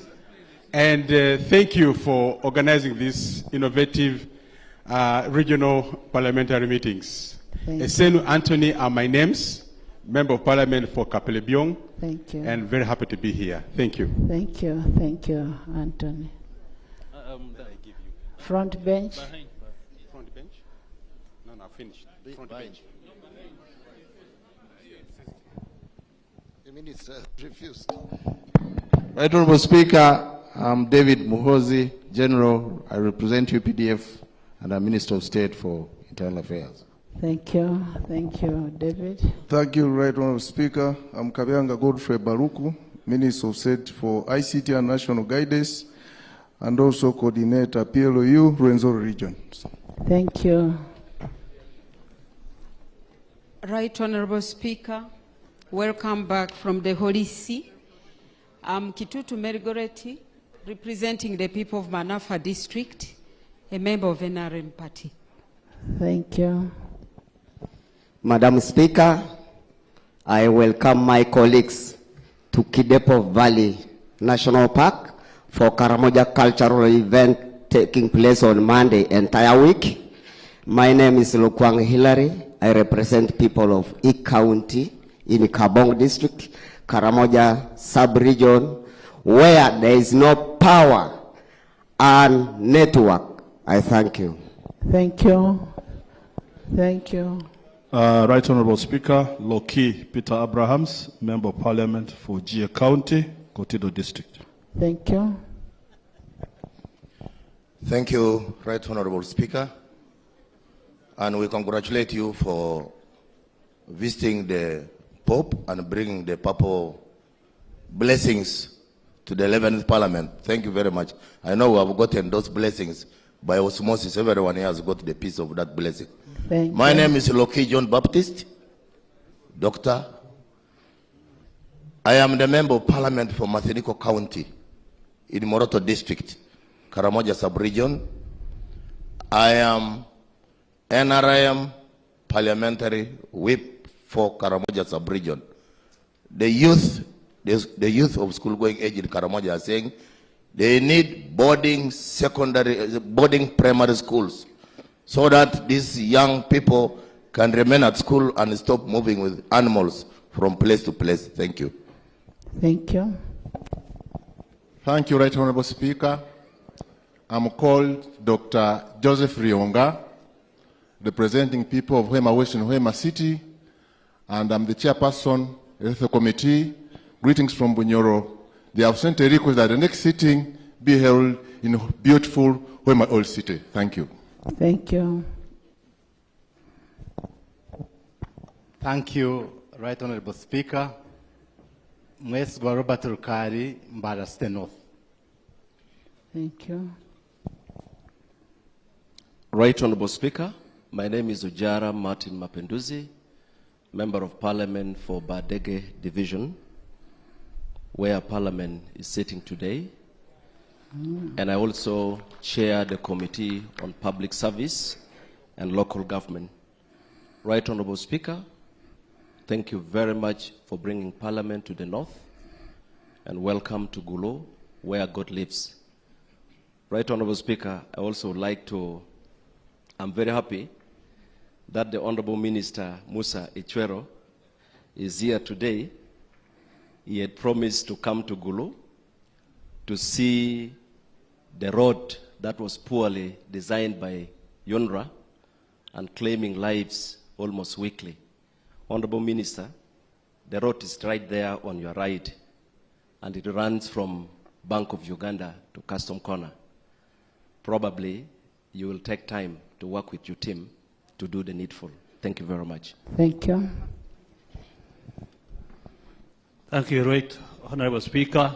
Greetings from Nakaseke North. My name is Nyongore Enoch, Member of Parliament Nakaseke North. Thank you. Thank you, Right Honorable Speaker. My name is Nsegumire Chibedi Mohammed, representing Mitian North constituency from Buganda region. Thank you. Thank you, Right Honorable Speaker. This is Chamaswet Abdi Fadil Kisos, Member of Parliament for Soy constituency in Queen District. Madam Speaker, you did well to bring me back to my home in Gulu. Unfortunately, I reached the barracks, my house wasn't there anymore. And it was not secured. Madam Speaker, on 20th of this month, I wrote a letter to you. And you remember very well, in any move, there is a remove. Madam Speaker, as Sekukubo was talking, I was still waiting for your reply that I informed you that I'm withdrawing from that motion that was moved by Honorable Sekukubo. And there are various members who have volunteered to withdraw based on the fact that Code had already decided on this matter. Honorable Soy, that is not in the order paper of today. Okay. That is not in the order of paper. Let's discuss issues pertaining Northern Uganda. Thank you very much, Right Honorable Speaker. As I introduce myself, I beg your indulgence, Right Honorable Speaker, to acknowledge and appreciate the leadership and the people of Gulu City for the cleanliness that we have observed in this city. We want to thank you very much. Thank you. I am Oseku Richard Oriebo, representing Kibale County in Palisa District, and also the chairperson of the Bukedi Parliamentary Caucus. Thank you very much. Thank you. Thank you. Thank you, Right Honorable Speaker. My name is Karubanga Jacob Atenyi, NRM, a representative of the people of Kibanda South County in Kiriandongo District, and also chairperson, Bunyoro Parliamentary Caucus. I want to join the rest for congratulating you upon the peaceful visit to the Holy City, and I also pray the issue National Park be resolved this time here. I know it will also greatly help the Midwestern region along Karuma Wildlife Reserve. I thank you. Thank you. Madam Speaker, Nsaba Buturo, I represent people of Bufumbira East in Kisoro District, popularly known as the part of Uganda. Thank you, Elder. Thank you, Right Honorable Speaker. Mama James is my name, Member of Parliament from Ajuman East constituency, where Zoka Forest is, which needs attention of government now. Thank you so much, Right Honorable Speaker. Thank you, James. Thank you, Madam Right Honorable Speaker. Madam Speaker, my name is Okelo Geoffrey Charles, the Member of Parliament representing people of Noya East. I would like to welcome you on behalf of the people of Noya, who also expect that Parliament this time will be decisive over issues of elephants and the non-payment of health workers in my constituency. Thank you. Thank you, Noya. We even lost somebody yesterday in Noya. A kid was killed by an elephant. So, Minister, take note. Thank you, Madam Speaker. My name is Oleruhuda Abasan. I represent the people of Aringa East County in Eyumbe District, the State Minister of Defense in charge of Veteran Affairs, representing the Ministry of Defense. Thank you. Thank you, Minister. Thank you, Honorable Speaker. Honorable Speaker, my name is Ochero Jimbrik Norman. I represent the people of Labor County who are suffering, enjoying the worst roads and the worst hospital in the country. I belong to NRM, but now I'm in PLU to sort out the question of transition in this country. Honorable Speaker, I can assure you transition is not sorted. Thank you. Thank you. We shall have a political forum where we shall talk about transition. Right Honorable Speaker, I am Businge Joab, Member of Parliament representing Masindi Municipality. I'm grateful having joined my historical relatives of Northern Uganda. Thank you. Thank you. Thank you, Right Honourable Speaker. My name is Adrico Giovanni, representing people of our constituency, Arua District. Greeting from West Nile. You're welcome. Thank you.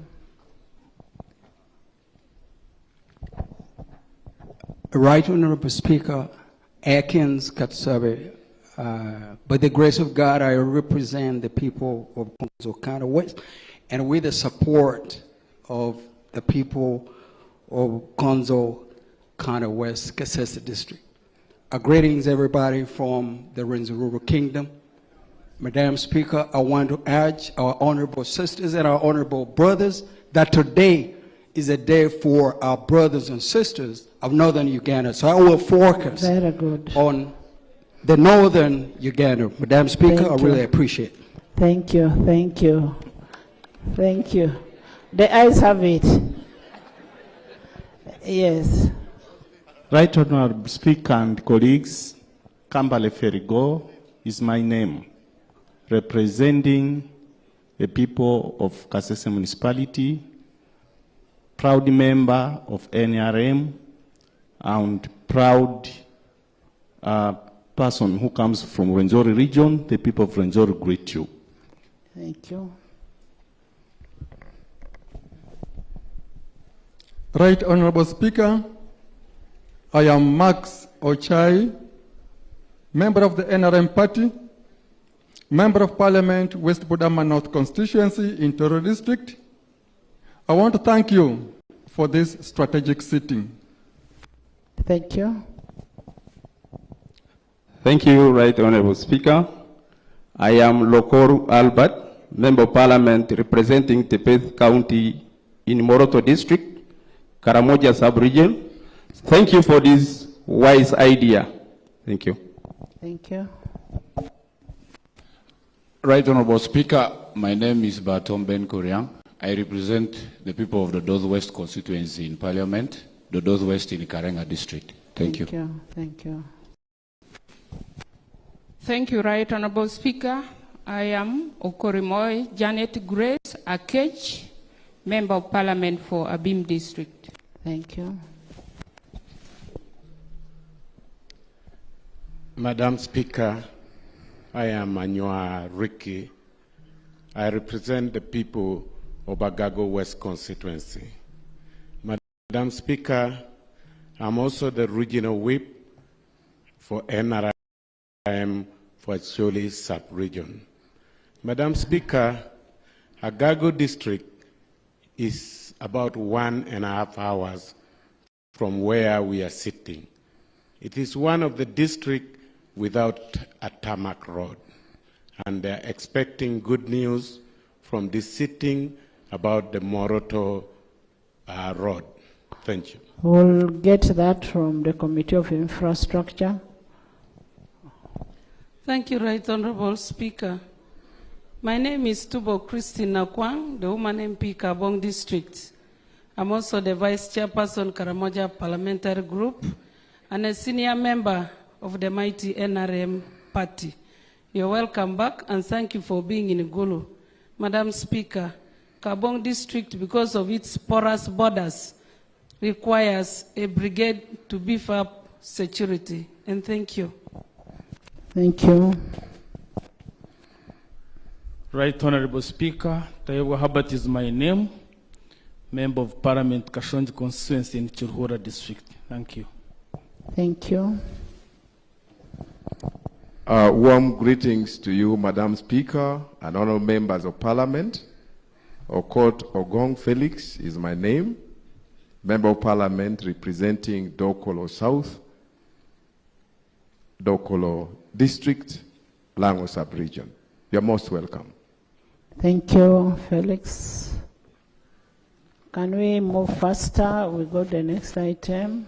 Right Honorable Speaker, my name is Linus Ngompek, Member of Parliament for Chivanda North, a constituency where 60% of the population are landless, displaced by land grabbers, problem animals, and UETCL.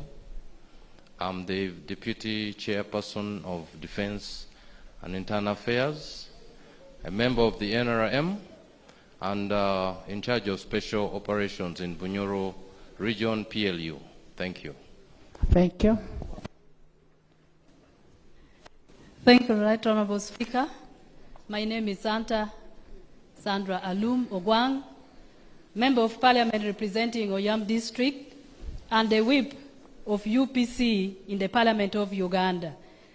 I want to thank you for this very insightful occasion of hosting Parliament here, and the people of Oyam and Lango expect a lot from this sitting.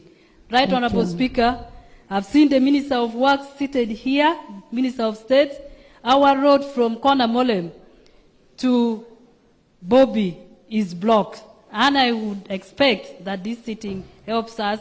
And Honorable Minister of Local Government, we need a district. Thank you so much. Thank you.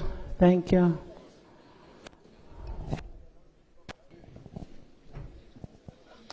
Thank you very much, Right Honorable Speaker. Right Honorable Speaker, my name is Ochen Peter, representing the people of Kole South, gold medalist in the just concluded Taekwondo Championship in Zanzibar.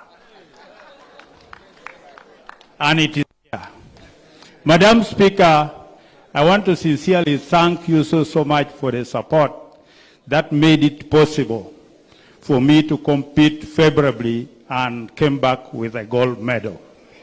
This is to declare that gold medal only in Kapchorwa, but they can also be found in northern Uganda. Right Honorable Speaker, Taekwondo is a game of fitness, a game of discipline, and promotes health. So my colleague members of Parliament to join Taekwondo Club so that we can favorably go and compete and also make it East African Parliamentary Games. I thank you so much, Right Honorable Speaker. We shall ask you to experiment for us. Yes. Thank you, Right Honorable Speaker, for me this opportunity. I'm called Chelaine Betty Louke, Member of Parliament, representing people of Amudat, that is in Karamoja. Thank you, Madam Speaker, for bringing us to Gulu. Some people here have never seen big trees, so we are really exploring the country. And because of this government, we are now at peace. 20 years ago, Madam Speaker, you could not sit here. So we need to thank the President. Thank you. Thank you. Thank you so much. Thank you. Thank you very much. Thank you very much, Right Honorable Speaker. I'm called Dichoma Zavia Kampudira. I represent the people of Ibanda County North. Right Honorable Speaker, I want to thank you for this strategic initiative of bringing Parliament closer to the people. It is a wonderful one. And I do believe actually that in your thinking, next we will even have meetings so that those who cannot have their issues articulated in plenary can go to the committees, then committees report to plenary. All those are within your prerogative, Right Honorable. I thank you. Thank you. That's why we have all the committees here, and where need arises, we will constitute committees, go and discuss issues and come and present, like we have a number of petitions to be presented. Thank you, my lecturer. Yes. Thank you, Right Honorable Speaker. You're most welcome to Northern Region. My name is Osoru Morin. I represent the women of United States of Arua. Thank you. So you're most welcome, members. And Right Honorable Speaker, I want to thank you in a special way for thinking about the people of Northern Uganda and for bringing Parliament closer to us. Thank you. Thank you. By the way, I worked in Gulu for 6 years. Wow. I was a bank manager in the Centenary Bank. So those who think that I'm coming from nowhere, I am coming from somewhere. Yes. Thank you so much. Yes. Then we can have the front bench.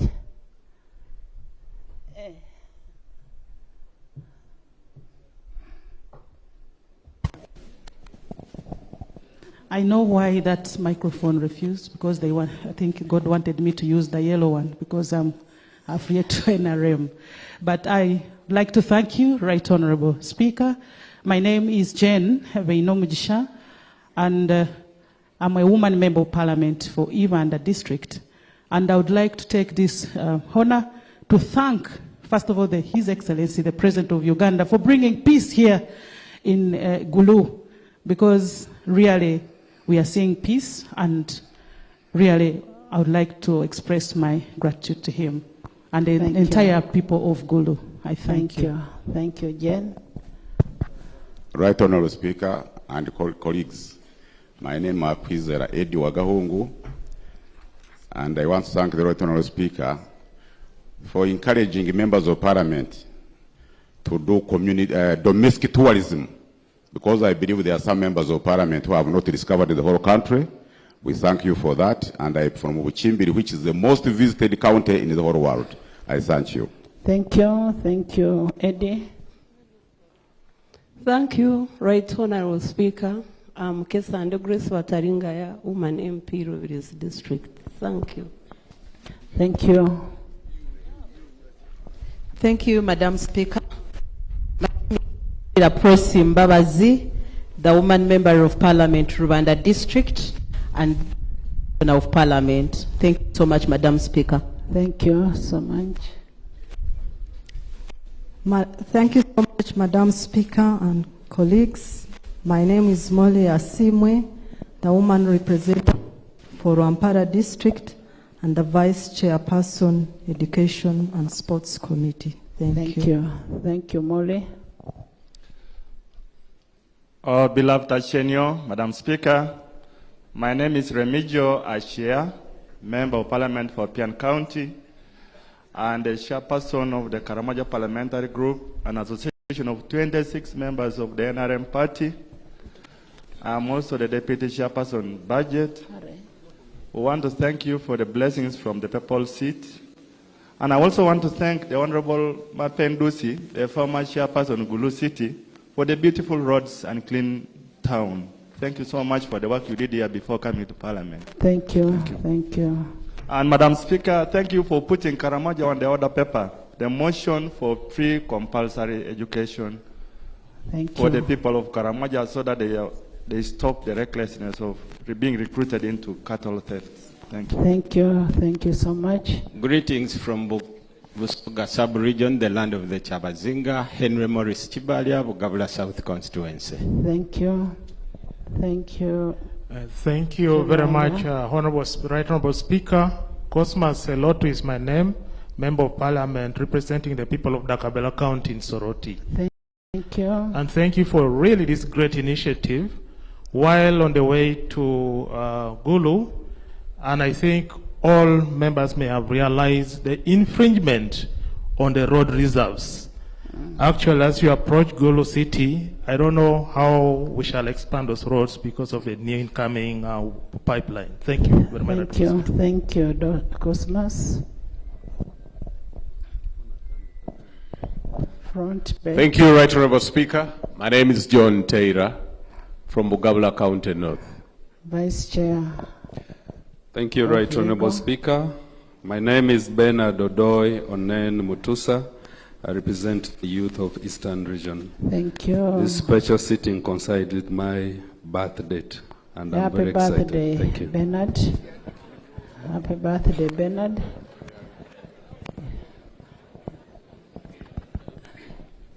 Yes. We shall have the Prime Minister last. Let the other ministers first announce. Give other, second last Government Chief Whip Madam Speaker, my name is Dr. Kenneth Omona. I'm the Minister of State for Northern Uganda Rehabilitation in the Office of the Prime Minister. Thank you. So you're the host. The Right Honorable Speaker, thank you very much for really coming to Gulu. I'm Engineer Hilary Obaloker Onek, Minister for Disaster Management in the Office of the Prime Minister. Thank you. My constituency is Palabek County in Lamour District, and we really appreciate your innovative and good leadership in the party and in Parliament. We appreciate it. Thank you very much. Thank you so much, Honorable Hilary. Madam Speaker, I'm Dr. Joyce Moriko Kaduchu, the woman member of Parliament for Moyo District. Mama Speaker, Moyo is the only district among the original 18 zones awaiting for municipality status. Thank you. I am the Minister of State substantive in charge of primary education, but here I am the Minister of Education and Sports. I bring you greetings from Mama Janet and the entire people of Moyo. Thank you. Thank you. Right Honorable Speaker, I want to thank you so much for being a true African woman. Very resilient, courageous, and principled. Even when many people spoke, you stood to the ground, and we are here in Gulu. Amen. Namuyangu Kacha Jennifer is my name. Woman MP Chibuku District. That's Buke sub-region. And by the grace of God, the minister in charge of Bunyora Affairs. Thank you. Have I seen fisheries?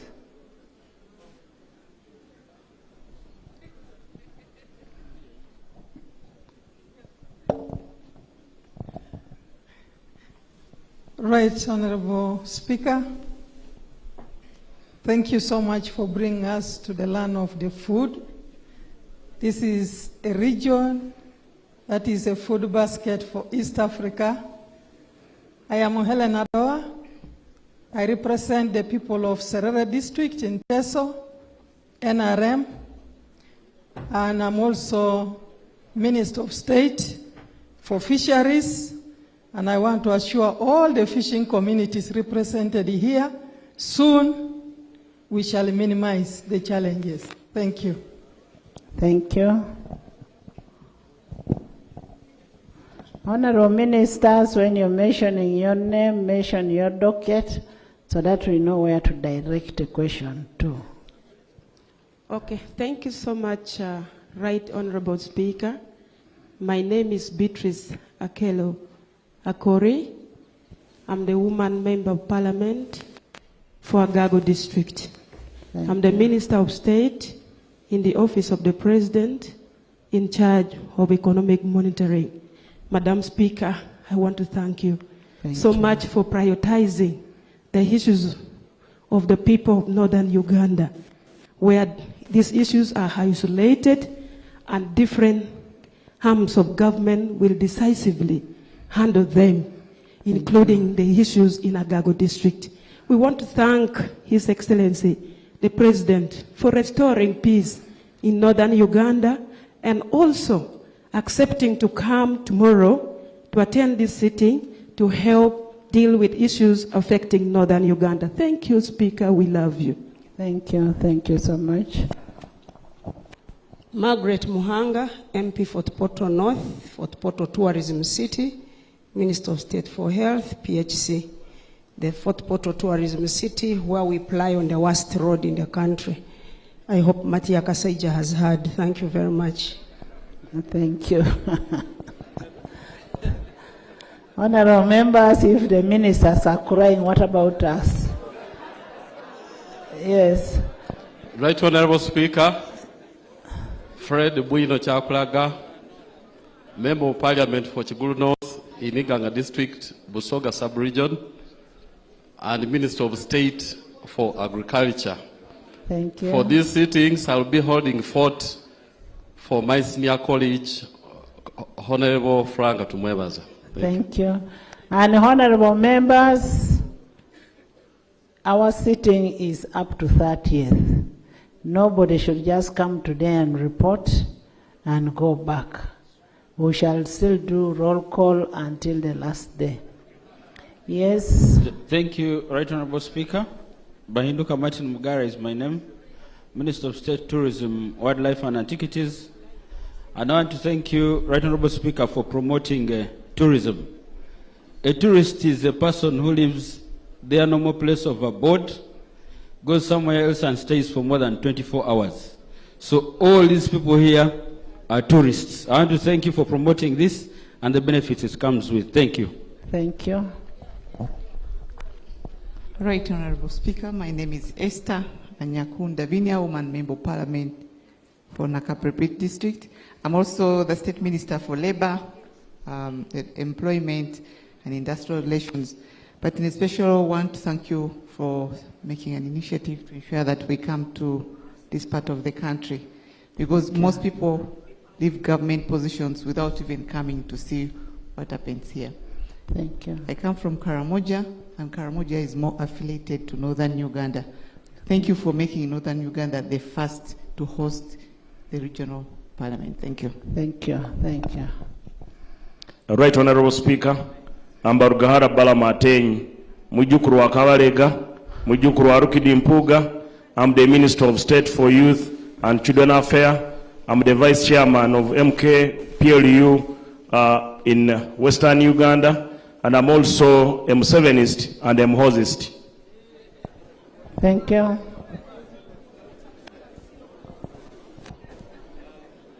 Thank you very much, Right Honorable Speaker. I'm called Kafuzi Jackson Karagaba.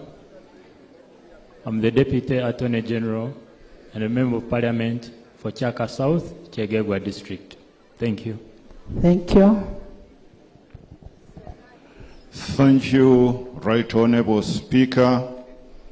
I am Gidudu Mafavi Dominic, Member of NRM, Member of the Central Executive Committee, MP for Older Persons, Eastern Region. On behalf of all the elders in Uganda, I thank you for making this happen. And I pray that you also live to be an elder like myself. Thank you, Right Honorable Speaker. Thank you. Thank you, Elder. Thank you, Right Honorable Speaker. I'm Businge Victoria Rusoke, District Woman Representative for Kabarole and Minister of State for Local Government. I'm NRM. Thank you. Thank you.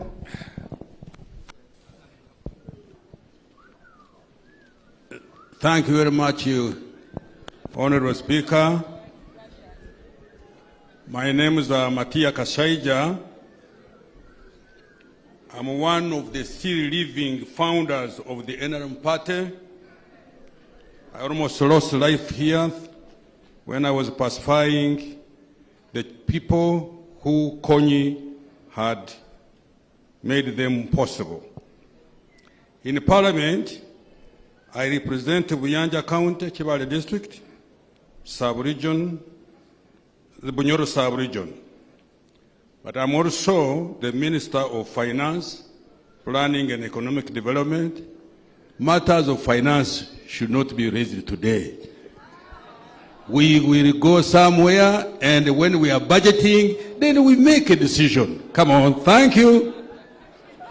Honorable members, all your issues regarding the roads, regarding everything, raise them so that the Minister of Finance gets to know what we need. Thank you very much, Madam Speaker. My name is Peter Gwang, Member of Parliament for Ngariam County, Minister of State for Education and Sports.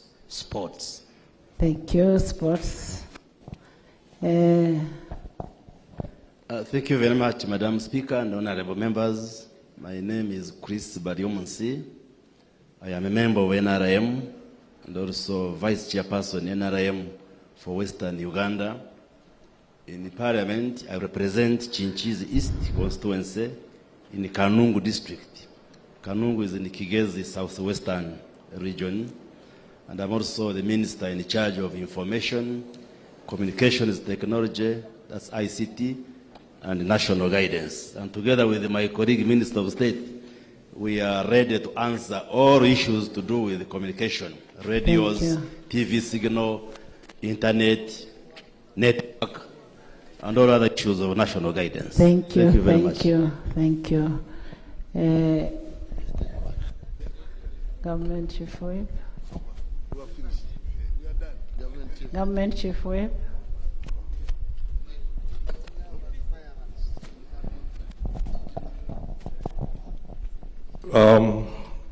Right Honorable Speaker, my name is Jimmy Akena, represent Lira City East Division and President Uganda People's Congress.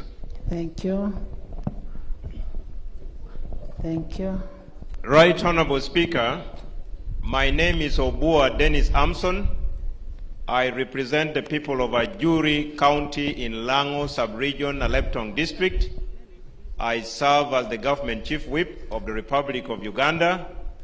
I chair the majority party, that is the National Resistance Movement Parliamentary Caucus in Parliament. I also serve as a member of the Central Executive Committee of the National Resistance Movement Political Party. Thank you. Thank you. Thank you, Government Chief Whip.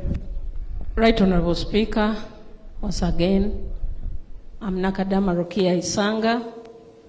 I'm the woman member of Parliament for Mayuge District.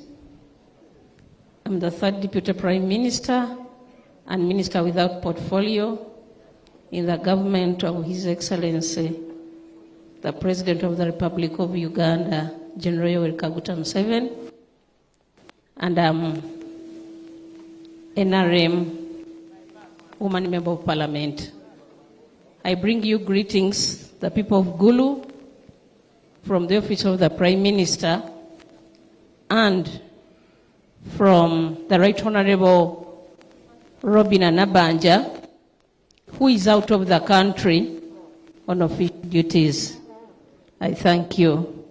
Thank you for welcoming us to Gulu, the cleanest city.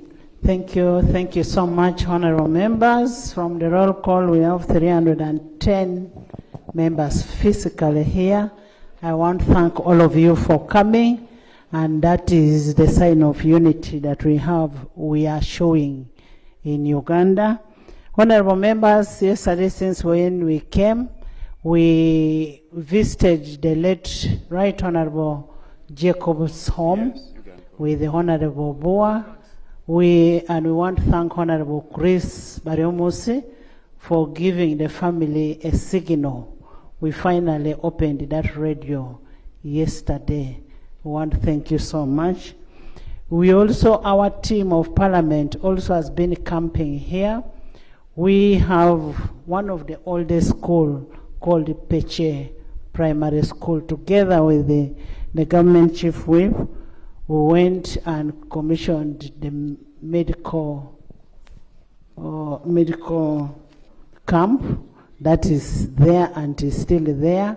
We also donated tanks and worked on the toilets for the boys and the girls for the school. And as Parliament, that is all under corporate social responsibility. We also pledged, since we are sitting here, we cannot leave this place the way we have gotten it. Parliament, under corporate social responsibility, has laid the foundation stone. We will have the Kaunda grounds fenced, so that next time when you come, the place will be fenced, and that is courtesy of Parliament of Uganda. And I want to thank all of you, and I also want to thank the team that has been here doing oversight role. Thank you so much. Yes, Government Chief Whip. Can I have the microphones there?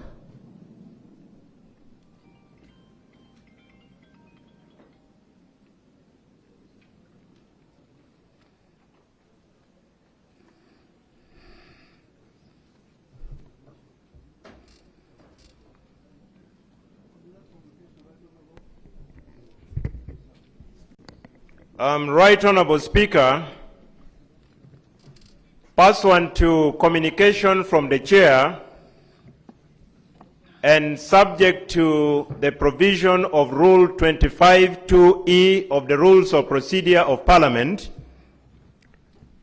I rise such that the record of Parliament sitting at Gulu City captures 3 fundamental facts which are aimed at paying glowing tribute to you as the leader of the institution of Parliament and the entire parliamentary leadership upon bringing this parliamentary sitting here in Gulu City, northern Uganda.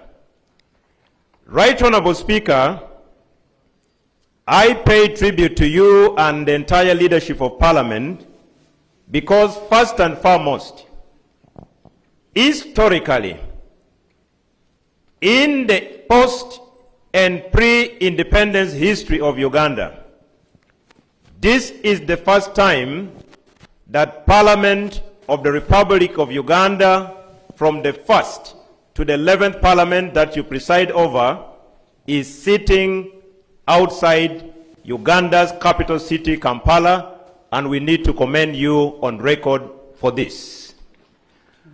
Historical again, after the promulgation of the 1995 Constitution, there is no single moment that Parliament of the Republic of Uganda is recorded to have sat outside our capital, Kampala. Again, this is another glowing tribute to you. Secondly, we have been hearing people talking about the regional parliament.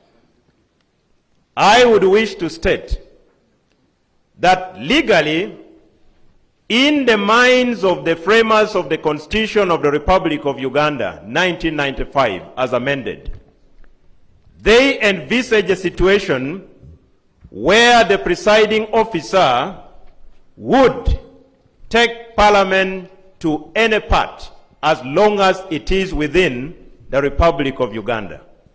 So legally, our sitting in Gulu is anchored on the provision of Article 95, Sub-Article 2 of the Constitution, implying any member of this House who refuses to be in Gulu, that act should be termed as unconstitutional and against the spirit of the rules of procedure of Parliament. So we want to thank you and the leadership of Parliament for the first time in our history for operationalizing Article 95, Sub-Article 2 of the Constitution of Uganda by bringing this Parliament to Gulu, which is within Uganda. Finally, Right Honorable Speaker, you should be commended together with the leadership of Parliament. Economically, this sitting in Gulu is a big boost to the Gulu economy, to the northern Uganda economy, because over 10 committees of Parliament in the last 2 weeks were deployed in West Nile, in Acholi, in Lango, in Karamoja. All these members were sleeping in hotels within this region. And for these days, we are sleeping in hotels in Gulu. We are eating from restaurants in Gulu. We are fueling cars from fuel stations in Gulu, implying a farmer growing cassava within a village called Tegwanda in Gulu city here benefits because we are eating food locally grown. So the sitting, termed as regional, has 3 fundamental importance that must go on record legally, economically, and historically, because the multiplier effect is huge. Very, very finally, I wish again to thank His Excellency the President, who accepted under Article 101 of the Constitution of the Republic of Uganda to come to Gulu tomorrow and address this Parliament, and by extension address the country through this sitting in Gulu. So, Right Honorable Speaker, it is imperative that this tribute be attributed to you, because you will live in the history of our parliament to have set a record of taking parliament to the people, because legislative power is derived from the people. Right Honorable Speaker, I beg to submit. Thank you. Thank you so much, Government Chief Whip. Honorable members, we will move this way. Let's get a report from the Minister of Northern Region. We also get reports from the committees that were here. Then members will supplement and we debate on those reports at once. Honorable, next item. Item 4 on the order paper. Where you find that what the minister has captured is not what you have, then you supplement it. Item 4 on the order paper. Bills first reading. The Engineering Professionals Bill 2024. The Honorable Minister of Works and Transport.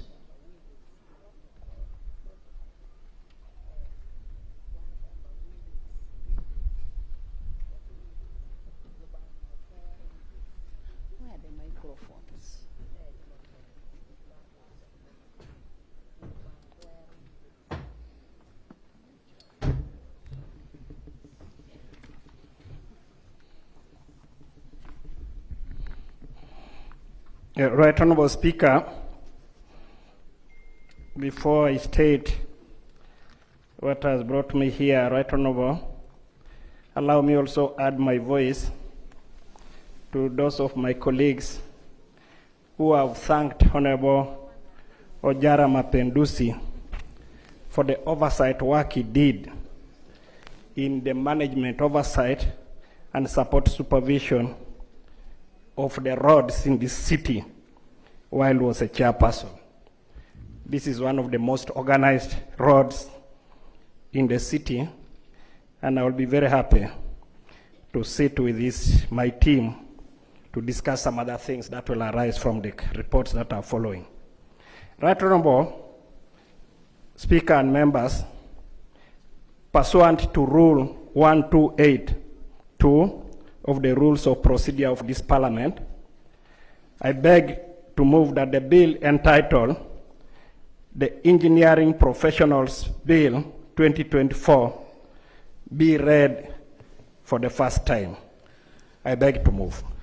The Engineering Professionals Bill 2024. Thank you. Pursuant to Rule 129 of the Rules of Procedure, the bill stands referred to the Committee of Fiscal Infrastructure.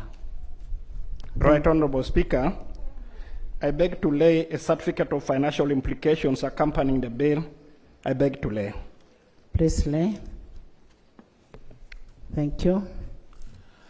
Item 5, statement by Minister on matters arising from public discussions and consultations, barazas, on major issues affecting the development of northern Uganda. Honorable members, before we hear from the Minister of Northern Region, who had barazas with the different stakeholders, we in the VIP gallery this afternoon, we have the Most Reverend John Baptist Odama, the Emeritus, Archbishop Emeritus, is right there. Join me in welcoming him. He has done a lot for northern Uganda. He did what he could at his time. We have Mr. Tolit James, the town clerk of Lavo, Peche Gulu district. Thank you for coming. We have Mr. Oroch Emmanuel, LOC5 chairperson of Noya district. Thank you for coming. We have Mr. Pio Christopher, LOC5 Gulu district. We have Mr. Martin Okumu, the Deputy Prime Minister, Kate Koro Acholi, Kwetekwaro Acholi. That is the cultural institution. We have Ms. Among Jane Francis, the RCC of Gulu City. We have Mr. Ojok Samuel, Agago District Speaker. Mr. Ahimbi Siwe Innocent, Gulu District, Gulu City Town Clerk. We have Mr. Akamba Amir, the Deputy RCC Gulu City. We have Mr. Lotte Paul, LOC 5 Kotido District. We have Mr. Okidi Cosmas, Deputy RDC Gulu District. We have Ms. Abeto Stella, the Kao Kitgum District. We have Mr. Nangole Joseph, LOC 5 Chairperson, Amudat District. We have Mr. Otim Geoffrey, Division Mayor, Laro Peche, Gulu District. We have Mr. Bukone Richard, the Kao Gulu City. We have Mr. Atul Sam, Lira City Mayor. We have Mr. Okwiri Semei, the former RDC. We have Mr. Professor George Loda, the Vice Chancellor, Gulu University, Professor. We have Ms. Atim Grace, RDC Zombo District. We have Kano retired Ogoya Onyat, LOC 5, LOC Chairperson, Pade District. We have Mr. Kelo Orik, LOC 5 Chairperson of Lira. We have Ms. Akelo Alice Opio, RDC Gulu District. We have Mr. Mwonge, the Cow of Agago. We have Mr. Arai Christopher, LOC 5 Chairperson Kitugum. We have Mr. Ocheng Geoffrey Osborne, RDC Noya District. They've come to witness the proceedings of today. Honorable Minister.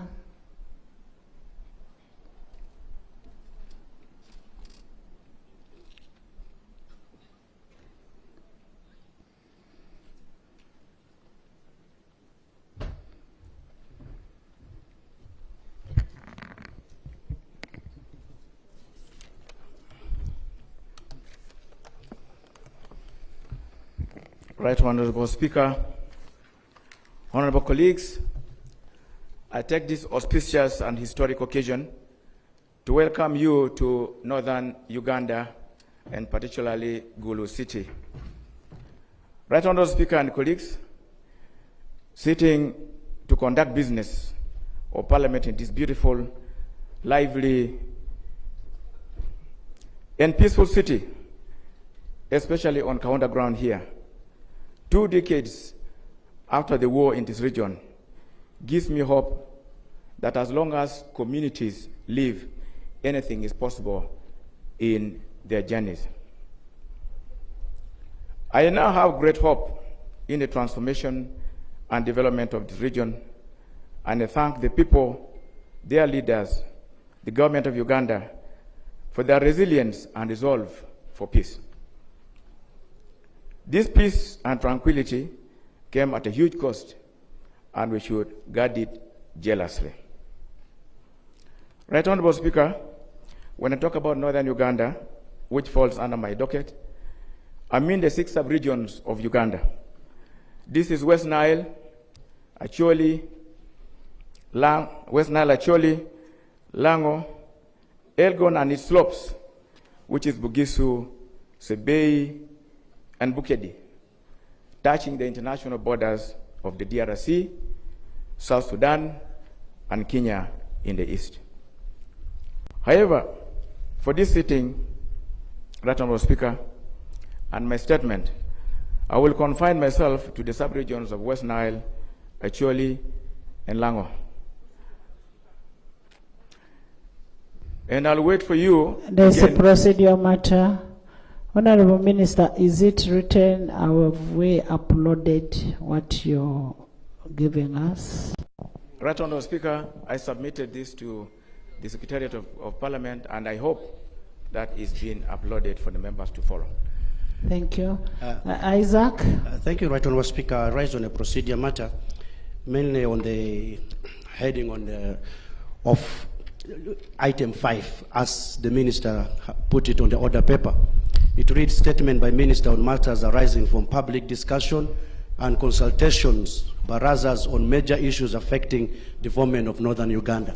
I'm wondering whether the Minister did this consultation and baraza alone, because as members of MPs from northern Uganda, we have never been invited in any form of barazas.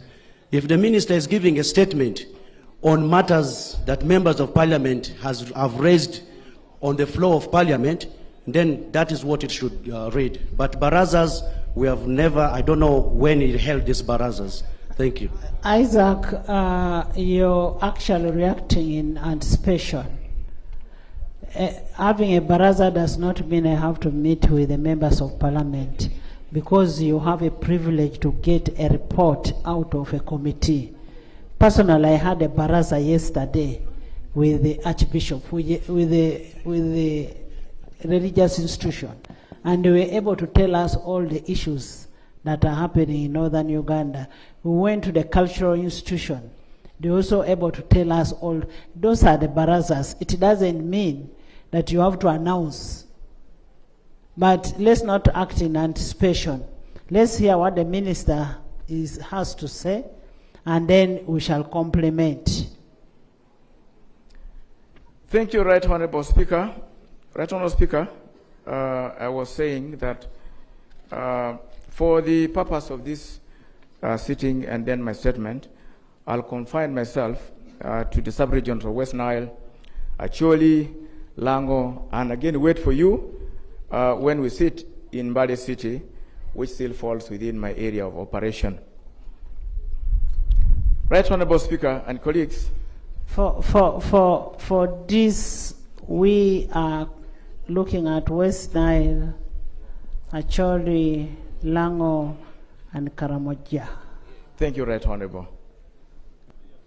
Right Honourable Speaker and colleagues, the guns have gone silent, save for the isolated cases of cattle rustling.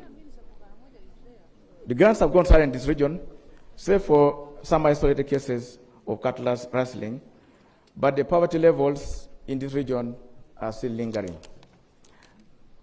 are still tingling. Right Honourable Speaker, according to recent household surveys, 2019-2020, poverty levels have stood at 67.7% for Acholi, 23.4% for Lango, and 16.9% for West Nile. Let me quote Karamoja in the neighborhood, which stands at 65.7%. From the data, Honourable Speaker, Acholi sub-region is the poorest in this region, and actually is the poorest region in Uganda. I have held meetings and discussions with leaders, and the biggest question of our engagements has been how to deal with the question of lingering poverty and low income levels in this region. Right Honourable Speaker, honourable colleagues, following the introduction that you have just conducted here, a number of issues were raised, others which could have been captured in my statement, and I request, Right Honourable Speaker, through that later on through my leader of government business, the honourable ministers who are here leading different sectors can also make reference to some of those issues raised. And I'm also aware that there are issues which are captured in the reports that are supposed to be debated, presented and debated in the section in Gulu here. And what I may not be able to raise in my statement, I hope are captured in those reports and any others that can be raised by the honourable colleagues in this sitting here. Right Honourable Speaker, I would wish therefore to delve in some of the pertinent issues raised by the honourable colleagues and leaders of the people, to me are the coordinator government activities in this region. Right Honourable Speaker, I've had an issue raised by Honourable Court John Amos from Magawa County, and he says, when will the Acholi Ward debt claimants be compensated? In our response, Right Honourable Speaker, and colleagues. In the financial year 2020-2022, the Ministry of Justice and Constitutional Affairs received 50 billion shillings. Please let the records capture it at 50 billion, not 55. The Ministry of Constitutional Affairs received 50 billion shillings, which was divided among the 29 districts of Acholi, Lango, and Teso sub-regions. And subsequently, the payment of war debt claimants in Acholi, Lango, and Teso sub-regions was launched by His Excellency the President on the 26th March 2022 in Soroti. In the financial year 2020-2022, Right Honorable Speaker and colleagues, the Ministry of Justice and Constitutional Affairs paid out a total of 11,919,586,927,000 shillings. To the claimants and beneficiaries of Acholi sub-region, and 18,472,763,793 shillings, and 18,931,380,848 to the claimants and beneficiaries in Lango and Teso sub-region, respectively. A total of 676,268,432 shillings bounced back to various reasons and was swept back to the consolidated fund at the end of the financial year 2020-2022. And we have the Minister of Finance here, and the Ministry of Justice is also, the Attorney General is also here. If there's need, they will explain why this money bounced back to the consolidated fund.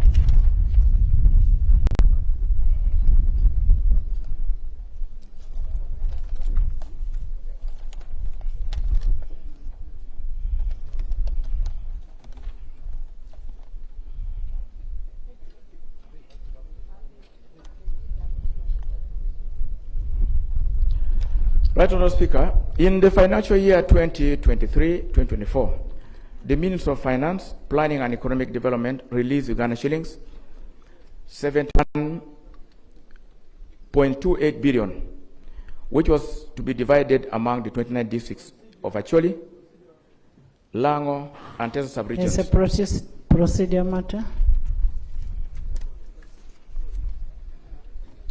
The microphone is there. Thank you, Right Honorable Speaker. We have a full report on the order paper from the Government Assurance Committee on the compensation of war victims and insurgents in West Nile, Acholi, Lango, Teso, and Karamoja sub-region. And I'm hearing now the Minister presenting on compensations. Are we proceeding well when there is a full report on compensation?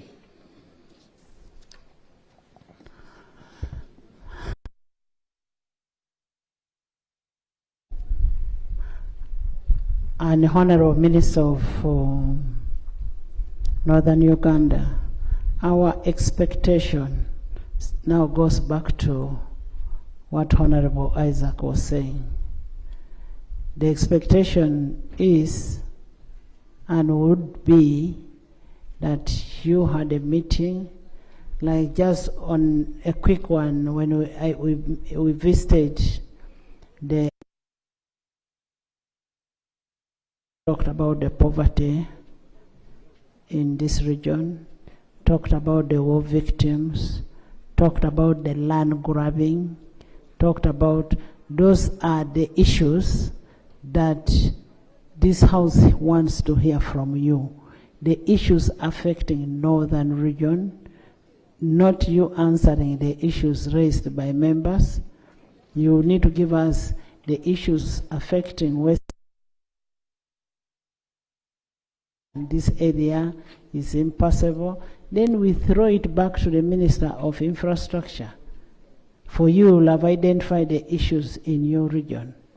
But that said and done, let's hear from the minister, then we complement, we bring our issues. We will also hear the reports, all the reports before we go into a debate. Thank you, Right Honourable Speaker, for your guidance. Right Honourable Speaker, I may not be privy to every report in Parliament, and also what all the sectoral committees are discussing in Parliament. And like it was said in the beginning, mine is trying to respond to many of the key issues in the northern Uganda here. And Right Honourable Speaker, I am very, very sure that in my report here, there are issues that may not be in those reports, as I may proceed, Right Honourable Speaker. And also, if there is any repetition, Right Honourable Speaker, unless it is an omission, it costs us nothing, Right Honourable Speaker, and also for the emphasis of the issues in this region. Right Honourable Speaker, permit me to say again that in this financial year, 2023-2024, government released 71.28 billion, which was divided equal amount to 29 districts of Acholi, Lango, and Teso sub-regions. The Minister of Justice and Constitutional Affairs paid out the total of 21,035,383,642 shillings to claimants and beneficiaries in Acholi sub-region. Uganda shillings 20,15,625,569 shillings. Yes, Emmanuel, Honorable Emmanuel.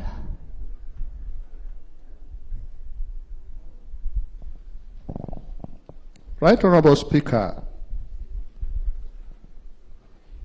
are we proceeding well when for all the compensations the minister is talking about is only talking about Acholi, Lango, and Teso sub-regions? Where is West Nile and where is Karamoja in all this? We'll get a response from Doug. Can you pass on the microphone to Doug?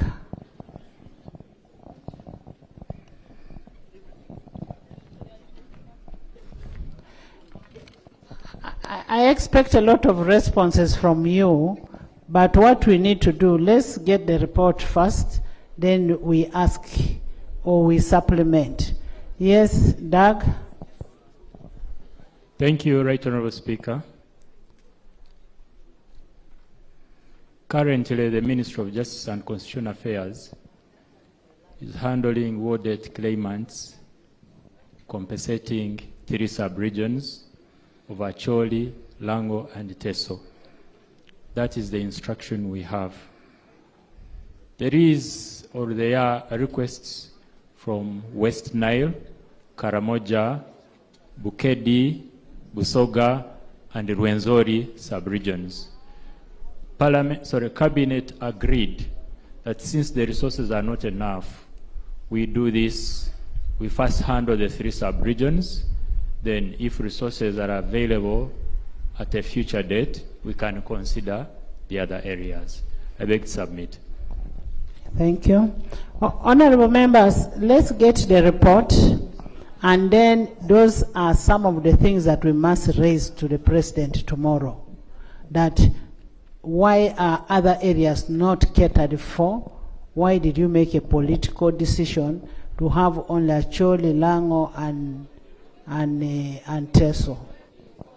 We'll raise that up. We'll raise, yes, Honorable Abudu. Thank you very much, Right Honourable Speaker. I do appreciate the uniqueness of this session, but I think we should better go into the normal parliamentary procedure. Right Honourable Speaker, I was strongly suggesting that we hear from the committee first, because that is what we have sent out to these committees to dig for us. Then the minister will come with his report, and then we can have a short debate before the president comes in. But hearing from the minister first is putting the cart before the horse.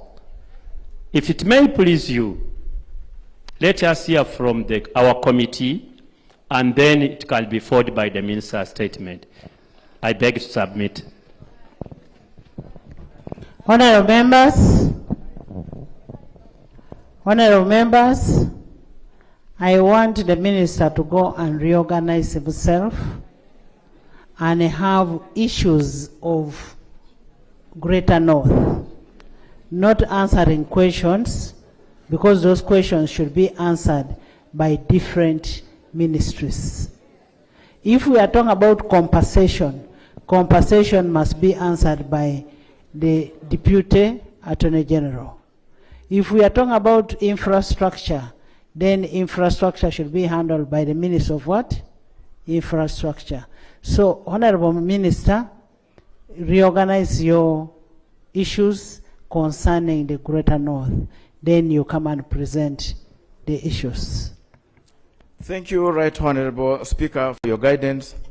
Right Honorable Speaker, I may also seek further guidance that as Minister of State in charge of Northern Uganda, my work is particular to coordinate the entire activities of government in this region, irrespective of which sector.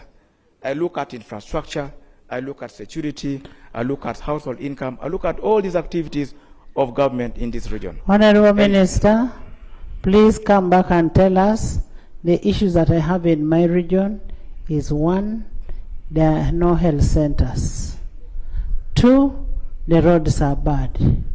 3, the fishing community is suffering. 4, poverty level is at 70%. 6, oh, that's what we want you to tell us.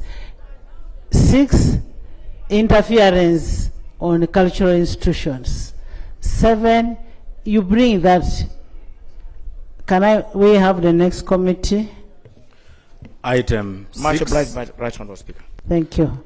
But you're still coming back, so you go and reorganize. Item 6, motion for adoption of the report of the Sectoral Committee on Physical Infrastructure on the state of transport infrastructure, roads, bridges, railways, and airfields in northern Uganda. Honorable members, as already alluded in my communication during this sitting, we'll have a report from the Chair of Infrastructure, and that is pursuant to Rule 189 of the Rules of Procedure, and he will give us an executive summary of his report. Chair. Thank you very much, Right Honourable Speaker and honourable colleagues. Right Honourable Speaker, as you guided us, we moved around and towards the areas in northern Uganda and analyzed areas of roads, bridges, airfields, and railways in northern Uganda. Right Honourable Speaker, we agreed by consensus that my deputy comes from Noya and he's a son of the soil. He led this process. I request that you allow him, I invite him, Honorable Tony Awany, to give us this summary, and then members will contribute later. Thank you very much, Right Honourable Speaker. Thank you, Honorable Tony. Please make the presentation.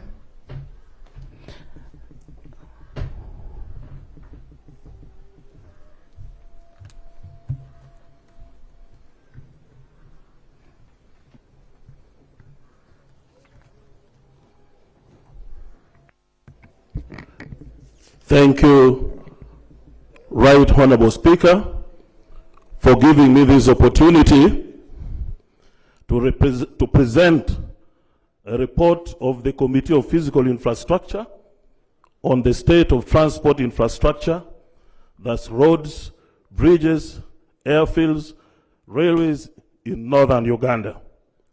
Right Honourable Speaker, allow me lay on table the detailed report of the Physical Infrastructure Committee and also the minutes of the meetings of the committee. Please do. Right Honorable Speaker, in accordance with Articles 90 of the Constitution of the Republic of Uganda and Rule 159C, D, E, F, and 189 of the Parliamentary Rules of Procedure of Parliament of Uganda, the Parliamentary Committee on Physical Infrastructure is mandated to exercise oversight and ensure effective utilization of resources and implementation of policies related to physical infrastructure development. In fulfillment of this mandate, Right Honorable Speaker, the committee embarked on a field visit to northern Uganda from the 4th to the 10th August 2024 to assess the status of roads, bridges, aerodromes, and railways in the region. Right Honorable Speaker, the visit aimed to evaluate the condition, usage, and maintenance of transport infrastructure with a focus on roads, bridges, aerodromes, and the railway. The committee sought to gather first-hand information on the progress of the ongoing projects, identify challenges, and determine necessary interventions to improve the region's infrastructure. Right Honorable Speaker, this report presents the findings and recommendations of the committee, aligning with its oversight role and contributing to informed decision-making for the development of northern Uganda transport infrastructure. The committee visited the following sites: Karuma Bridge, Pakwach Bridge, Masindi Port Bridge, Karuma Oluio Pakwach Road, Renkunye Apach Lira Puran Chulibu Roads, Tororo Mbale Soroti Lira Kamdini Road, Tororo Gulu Railway Line, the Regional Mechanical Workshop and Logistics, and Moroto Road. Right Honorable Speaker, this report presents a critical opportunity for lawmakers to address the transportation challenges in northern Uganda. The committee's field visit focused on evaluating the current state of integrated transport infrastructure and services, identifying key bottlenecks and engaging with local stakeholders to understand their experiences and perspectives. The committee interfaced with several stakeholders from the sub-region of Acholi, West Nile, Karamoja, and Lango sub-regions. The findings, Right Honorable Speaker, from this field visit will provide Parliament with evidence-based information for MDAs and contractors to draw or review their strategic plans for the sector in northern Uganda. This report presents the findings and recommendations of the field visit in the section of observations and recommendations. Under observations, Right Honorable Speaker, because of time constraints, I invite members to check, as highlighted above in the main report, objectives of the oversight, terms of references. The same applies for methodology, Right Honorable Speaker. On bridges, Right Honorable Speaker, Karuma Bridge, the repair works on Karuma Bridge. Right Honorable Speaker, Karuma Bridge was completed and commissioned in 1962 as a major link and gateway between the Midwestern and Northern Uganda and West Nile sub-regions. In April 2024, Right Honorable Speaker, the Minister of Works and Transport announced an immediate temporary closure of the bridge for 3 months to enable repair works. Therefore, the bridge was closed to heavy traffic with only lighter goods vehicles, SUVs, and 32-seater vans permitted to use the facility. Right Honorable Speaker, the committee was informed that the closure followed a proactive assessment in 2023 by UNRWA of the bridge structure to determine its integrity and soundness. Right Honorable Speaker, the assessment involved physical examination of the elements on the bridge, including the bearings, clearing of reinforced concrete structures, and checking of the deck abutment, expansion joints, and approach roads. Following the assessment, a decision was made to completely close the bridge to all traffic while restoring work is being undertaken. During the visit, Right Honorable Speaker, the committee observed that the bridge bearings were faulty, expansion joints had worn out, structural cracks had developed underneath the deck, thereby requiring interventions to enable traffic continue to use the bridge. Right Honorable Speaker, further, the committee was informed that emergency works were expected to be completed by June 2024, after which the bridge would be accessible to all traffic. However, Right Honorable Speaker, the works were delayed and was expected to commence on the 19th of August 2024. Now that the contractor has been identified to undertake the repair works and the contract has been signed, whose details are in Table 1. I invite members to go to Table 1 in the main report. Right Honorable Speaker, the committee was informed that during the remedial works, the bridge would be closed to all traffic for a period of 3 to 4 months to enable demolition of the bridge deck, replacement of the bearings, restoration of the expansion joints, and restoration of the deck.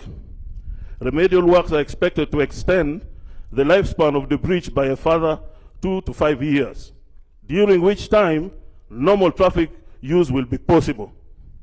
The progress of the emergency works is provided in Table 2. I invite honorable colleagues to check Table 2. The committee, Right Honorable Speaker, the committee therefore recommends as follows.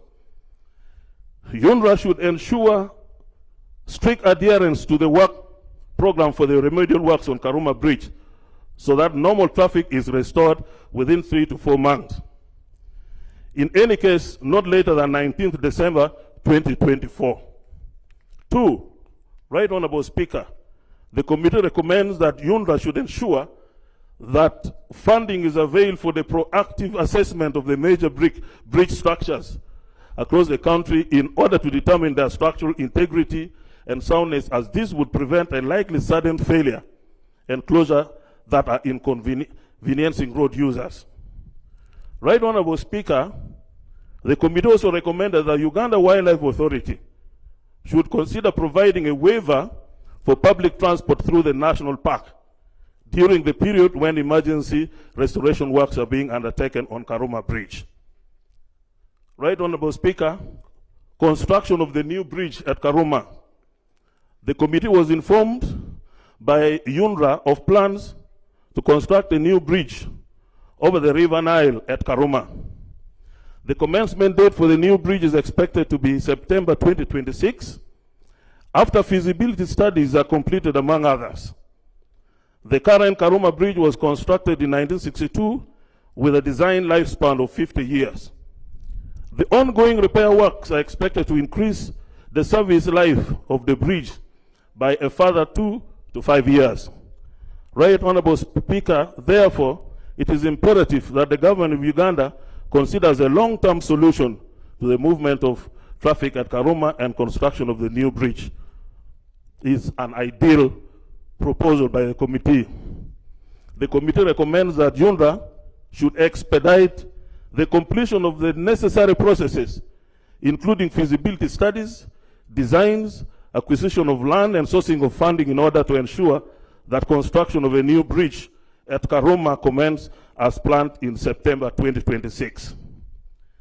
Right Honorable Speaker, the impact of temporary closure of the bridge. The committee observed that due to temporary closure, travelers are experiencing delays in reaching their destinations, and movement of goods and services has been significantly affected. Despite Karuma Bridge being a crucial artery for commerce in West Nile and northern Uganda areas, it facilitates the movement of goods and services between regions and supporting numerous businesses. Currently, heavy goods vehicles have been diverted to alternative routes, including through Mazishon Falls National Park, that is National Park, and through eastern Uganda, through Masindi Port, and via eastern Uganda, therefore increasing the travel time, cost of transportation, and inconveniences to road users. Right Honorable Speaker, the committee observed that alternative route through Masindi Port is overwhelmed by increased traffic and negatively affected by floods. In addition, the public facilities at Karuma and Kamdini, such as toilets, have been strained due to increased numbers of passengers and are either side of the bridge as they await transportation using smaller vehicles across the bridge. The committee received a memorandum written by the Uganda National Chambers of Commerce, Lira branch, to execute a directive of the UNRWA on the 3rd August 2024, expressing concern about the significant bottlenecks to the transportation of the goods. Right Honorable Speaker, the committee further recommends that UNRWA should expeditiously undertake emergency repairs on Nakasongola, Zengebe Road to enable interim transportation of people, goods, services, while repair works at Karuma Bridge are ongoing. UNRWA should immediately deploy another bigger ferry at Masindi Port and increase the working hours of the ferries due to the significant increase in diverted traffic that the committee witnessed at Kungu landing site. Right Honorable Speaker, UNRWA should expedite the repair works so that normal flow is restored over Karuma Bridge. Right Honorable Speaker, another elephant in the room is Pakwach Bridge. Assessment of Pakwach Bridge. The committee noted that the bridge was commissioned in 1969 and has been in existence for over 55 years with minimal maintenance. The committee observed that there were structural cracks on the abutments, expansion joints that failed, and embankments on the western bank of the river had weakened with visible erosion. In addition, there was floating vegetation underneath the bridge surrounding the structure and impeding the river flow. This vegetation resulted in a dump load around the bridge, including the abutments and other structural elements. Right Honorable Speaker, the committee was informed that UNRWA undertakes various types of assessment on its bridges, including periodic, special, and routine inspections. These inspections enable UNRWA to determine the integrity and serviceability of the structure, including the various elements thereon. The committee noted with concern that Pakwach Bridge had evident structural cracks on the abutments and failed expansion joints. This poses challenges to the performance of the bridge and might result into sudden failure unless possible defects are comprehensively established and corrected earlier. Right Honorable Speaker, the committee was informed that the flooding at Pakwach Bridge is due to the wrong designs at Tangi Bridge. The committee therefore recommends the following. UNRWA should undertake an immediate special inspection of the bridge to assess its performance and correct any likely anomalies thereon. UNRWA should urgently design and source funding for a new bridge over the Albert Nile at Pakwach to replace the existing one. The decision should be cognizant of the unique environmental challenges faced by the existing bridge, including floating vegetation and soil instability. Right Honorable Speaker, we recommend that Ministry of Works and Transport should review the designs of Tangi Bridge so as to manage the water flow at Pakwach Bridge. The floating vegetation. The committee observed with concern that there was a floating vegetation surrounding the bridge elements within the water, thereby impeding the river flow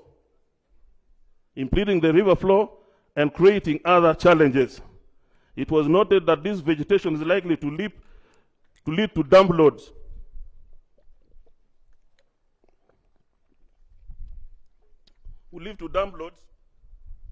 on the bridge structural elements, which would result in increased risk of flooding and weakening of the bridge over time. It was also reported that another floating vegetation had been spotted downstream and was likely to arrive at the bridge in 3 days, posing a risk to the structure. The committee noted with concern, Right Honorable Speaker, that UNRWA has only one dredger that is used across the country, which affects its timely intervention when more than one bridge needs its services at the time.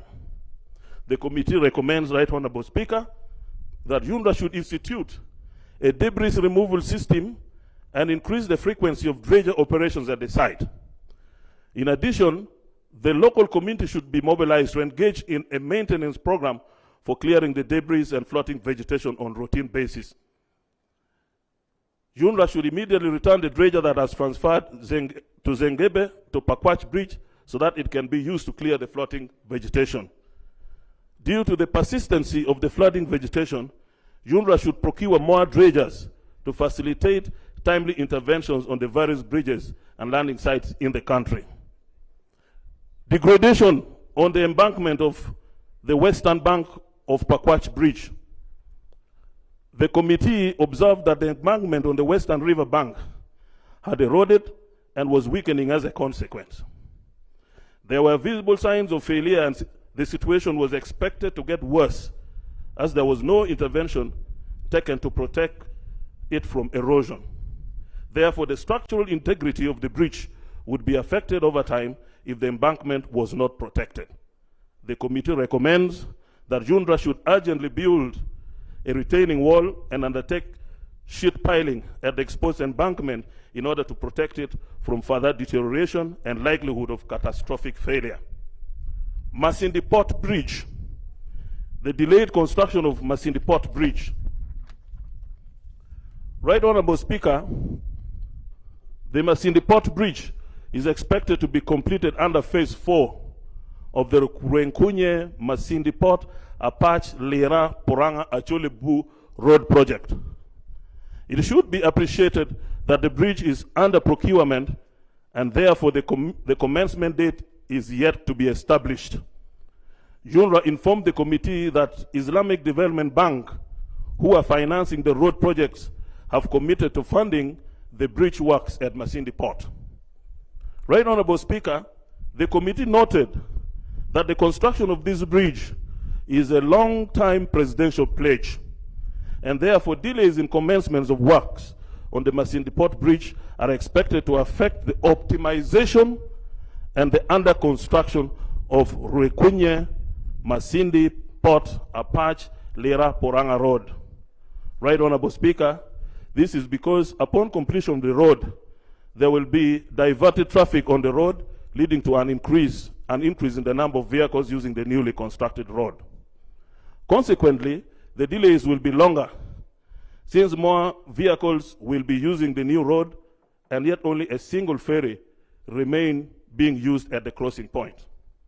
Right Honorable Speaker, further, the committee observed that the temporary closure of Karuma Bridge has increased traffic at Masindi Port Bridge. The committee was informed that the Masindi Port ferry broke down due to a lot of work.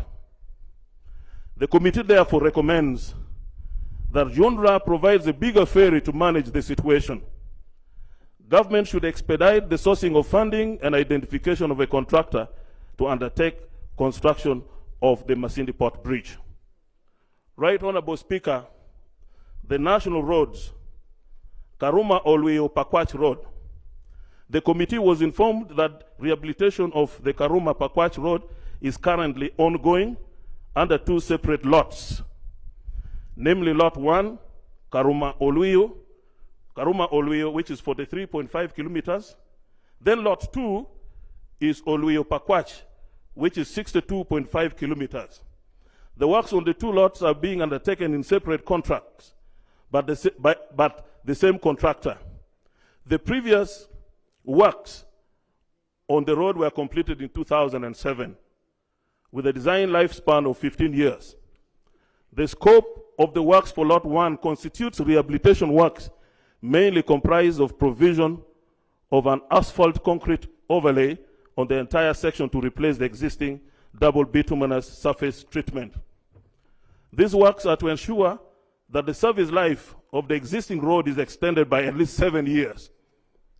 For Lot 2, the road is to be reconstructed and the whole road to be widened with benched earthworks and gravel fields. The final road conforms to the design Class 2, paved standard with asphalt and concrete service. I invite the honorable colleagues to refer to table 3 and 4. Works construct details for the rehabilitation of the Oluyo-Pakwach Road is therein.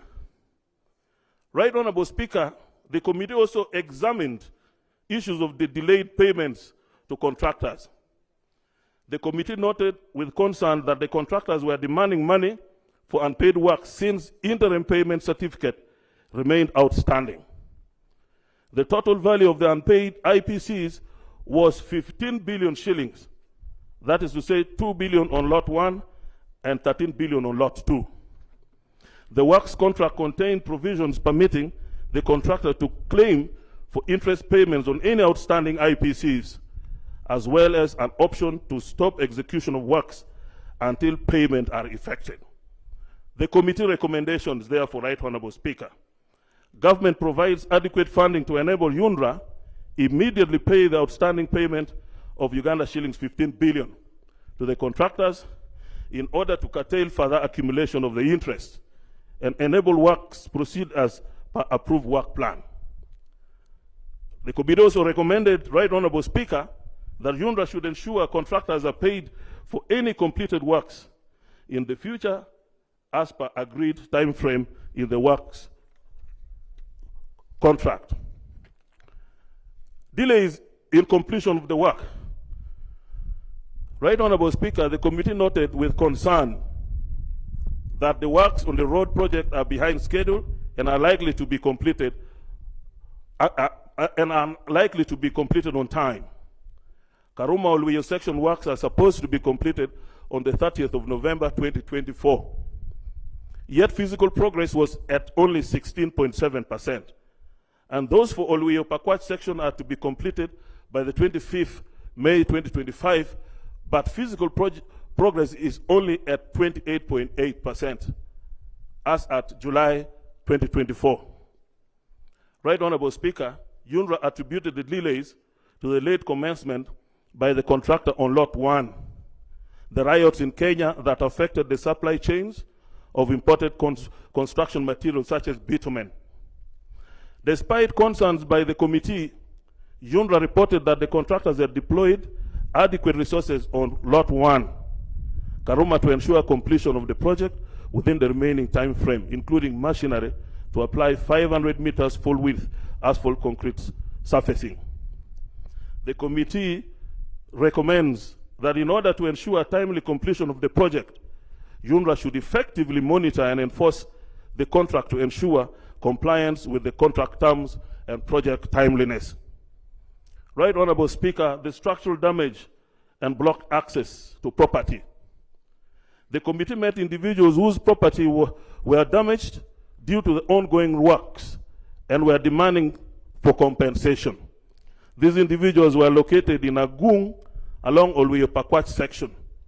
UNRA reported that it was aware and committed to compensating the affected individuals since the project insurers are liable for meeting such eventualities, which is usually done once after establishment of all affected persons is completed. In addition, Right Honorable Speaker, the committee noted that some project affected persons had access to their property cut off due to embankments built higher than the existing roads. The road elevation in Porong had been raised, leaving nearby shops in a lower lying area, making accessibility challenging for locals. These alterations lead to floodings and destroy business of the community. Right Honorable Speaker, the committee recommendations. UNRA should immediately maintain open and transparent communication with the affected individuals, providing regular updates of the compensation process and timeliness. 2, UNRA and contractors should expedite compiling a detailed list of project affected persons and consider to timely compensate them. UNRA should implement measures to mitigate the negative impacts on business and surrounding communities, such as providing alternative access to routes or ramps, and implementing temporary drainage solutions to prevent water accumulating during construction. UNRA and the contractors should reinstate the utility lines. Right Honorable Speaker, Renkunye Apache Lira Poranga Achuli Road. The project is for upgrading of Apache Lira Poranga Road Achuli Bu. Details are summarized in Table 5. I invite the honorable colleagues to get to to Table 5. Design review of the project. The committee noted with concern that the project had a design review which was undertaken by a new consultant. This resulted in significant changes in the scope and price of the project. UNRWA informed the committee that initially the road had been designed to go through the existing road with approval of the then leaders. However, during implementation, there was a new leadership in Kwania district and town councils who decided to maintain the old roads due to many buildings in the town. Consequently, UNRWA had to redesign the road to create a new section, which was less expensive to compensate compared to the buildings on the old road. In addition, Right Honorable Speaker, the committee was informed that design of civil works depends on samples. However, during implementation, after opening the ground, there are variations in length and width, which result in either savings or additional costs. The committee recommends as follows, Right Honorable Speaker. UNRWA should use the design consultant to supervise the contractors so that any design reviews do not result into additional expenditure by government. UNRWA should make its design review process more clear and transparent to ensure that any changes to the project scope and price are thoroughly justified and documented. Delays in granting full access to site. The committee was informed by the contractors that one of the challenges they were facing during project implementation was the delay in granting full access to site or right of way. The committee was informed by the contractor that 19 kilometers had not been acquired on lot 1 and 20 kilometers on lot 2. UNRWA reported that land acquisition on this project commenced in 2017 with preliminary processes including the stakeholder engagements at all levels, survey and valuation data capture, and the first valuation report was approved on the 3rd September 2018. The second and third reports were approved in August 2021. And then the fourth in September 2023, and the fifth report on Lirang Ngeta section in July 2024. All are currently under implementation with 2 supplementary reports arising from the original reports. Right Honorable Speaker, the project was divided into the following smaller sections. Apache Lira handed over to the contractor 93%. I think this one members can go through. Right Honorable Speaker,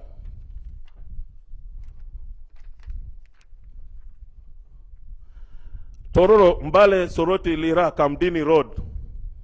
Government of Uganda received funding from World Bank for implementation of an output performance-based road contract along Tororo Mbale Soroti Doholo Lira Kamdini. That's about 340 kilometers. The project is being implemented in 2 lots. The project duration is 8.5 years, and Table 7 summarizes the contract. The delayed project implementation. The committee observed, Right Honorable Speaker, that the 8.5-year project is being implemented at a slow pace, since it has 29 months remaining out of the 102 months for the project duration, and yet rehabilitation works have not started on Lot 1, and Lot 2 is at 47% physical progress on the rehabilitation works as at the end of July 2024. The committee was concerned that further delays could lead to project extension of time, which could result into additional supervision costs, even if there is no cost time extension for the contractor. Right Honorable Speaker, UNRWA informed the committee that delayed approvals to key installations and auxiliary sites by NEMA had hindered the progress as planned. The committee recommends that NEMA expedites its approval process to enable timely implementation of the project and prevent additional costs that could arise. Right Honorable Speaker, An issue that demands attention, the scale-up use of force account for maintenance of national roads. The committee appreciated the fact that in June 2012, the government of Uganda instituted a policy shift from contracting road maintenance works to the use of a force account. The force account policy for road maintenance applies to district, urban, and community access roads, we refer to as DUCA, and the national roads under the Uganda National Roads Authority. This was after the government of Uganda acquired 1,425 new equipments through a USD 100 million loan from China. According to the Public Procurement and Disposal of Public Assets Act, Right Honorable Speaker, the force account mechanism means undertaking the work of procuring and disposing entities using the personnel and equipment of the procuring and disposing entity or of another procuring and disposing entity. To ensure value for money in the application of the force account mechanism, the PPDA Act guides that the accounting officer of a procuring and disposing entity shall make available materials, employees, tools, and equipment adequate for the works, and ensure that the works are executed as per the applicable technical standards, and ensure that a qualified supervisor supervises the works, and ensure that the employees and supplies used for the works are commensurate to the works, and maintain and manage the records, equipment, and supplies the works for the Public Finance Management Act. The committee noted that the UNRWA team under the first account uses 5 million per kilometer to maintain the unpaved maram roads and 50 million per kilometer to maintain the same category under the framework contract. The committee was concerned that government spends a lot of money on framework contracts vis-a-vis what would have been used on first account. In response, UNRWA team informed the committee that the team is always constrained by staffing gaps and lack of adequate and reliable equipment, among other challenges to cover the vast network. In addition, Right Honorable Speaker, the committee was informed that the staff in the UNRWA stations on the level of fleet assistance are inadequate. For example, the current ratio of fleet assistance to vehicle is 1:2 in Kitgum station, 5:3 for Lera station. Consequently, staff are multitasking on the vehicle, making them inefficient. The committee was informed that UNRWA needs to recruit more fleet assistants for effective service delivery. However, there is a ban on recruitment. Right Honorable Speaker, the committee recommends that UNRWA should ensure effective and efficient road construction and maintenance. The committee recommends that the government provides additional equipment and review the staff structure to accommodate more fleet assistance, among others. Right Honorable Speaker, the inadequate funding of the maintenance of national roads. The committee noted that in the recent years, the budget for road maintenance under Uganda Road had been declining, save for financial year 2023-24, when the budget for the local government increased by Uganda shillings 1 billion per local government. Right Honorable Speaker, here we need to thank you for having, and the House, for having availed through the Committee of Parliament on Physical Infrastructure, the 1 billion to districts, municipalities, and cities. We thank you so much, Right Honorable Speaker. The committee observed that inadequate budget allocation is affecting the maintenance of national roads. For example, the Q1 financial year 2024-25 release of Uganda shillings 90 million had been received by Gulu UNRWA station for maintenance, only 90 million. And yet it supervises 7 districts. This implies that under first account, the money can maintain 18 kilometers, while under framework contract, all the money would would maintain only 1.8 kilometers of the entire road. The committee recommends that government prioritizes maintenance of national roads to reduce on rehabilitation costs of early reconstruction of non-maintained roads.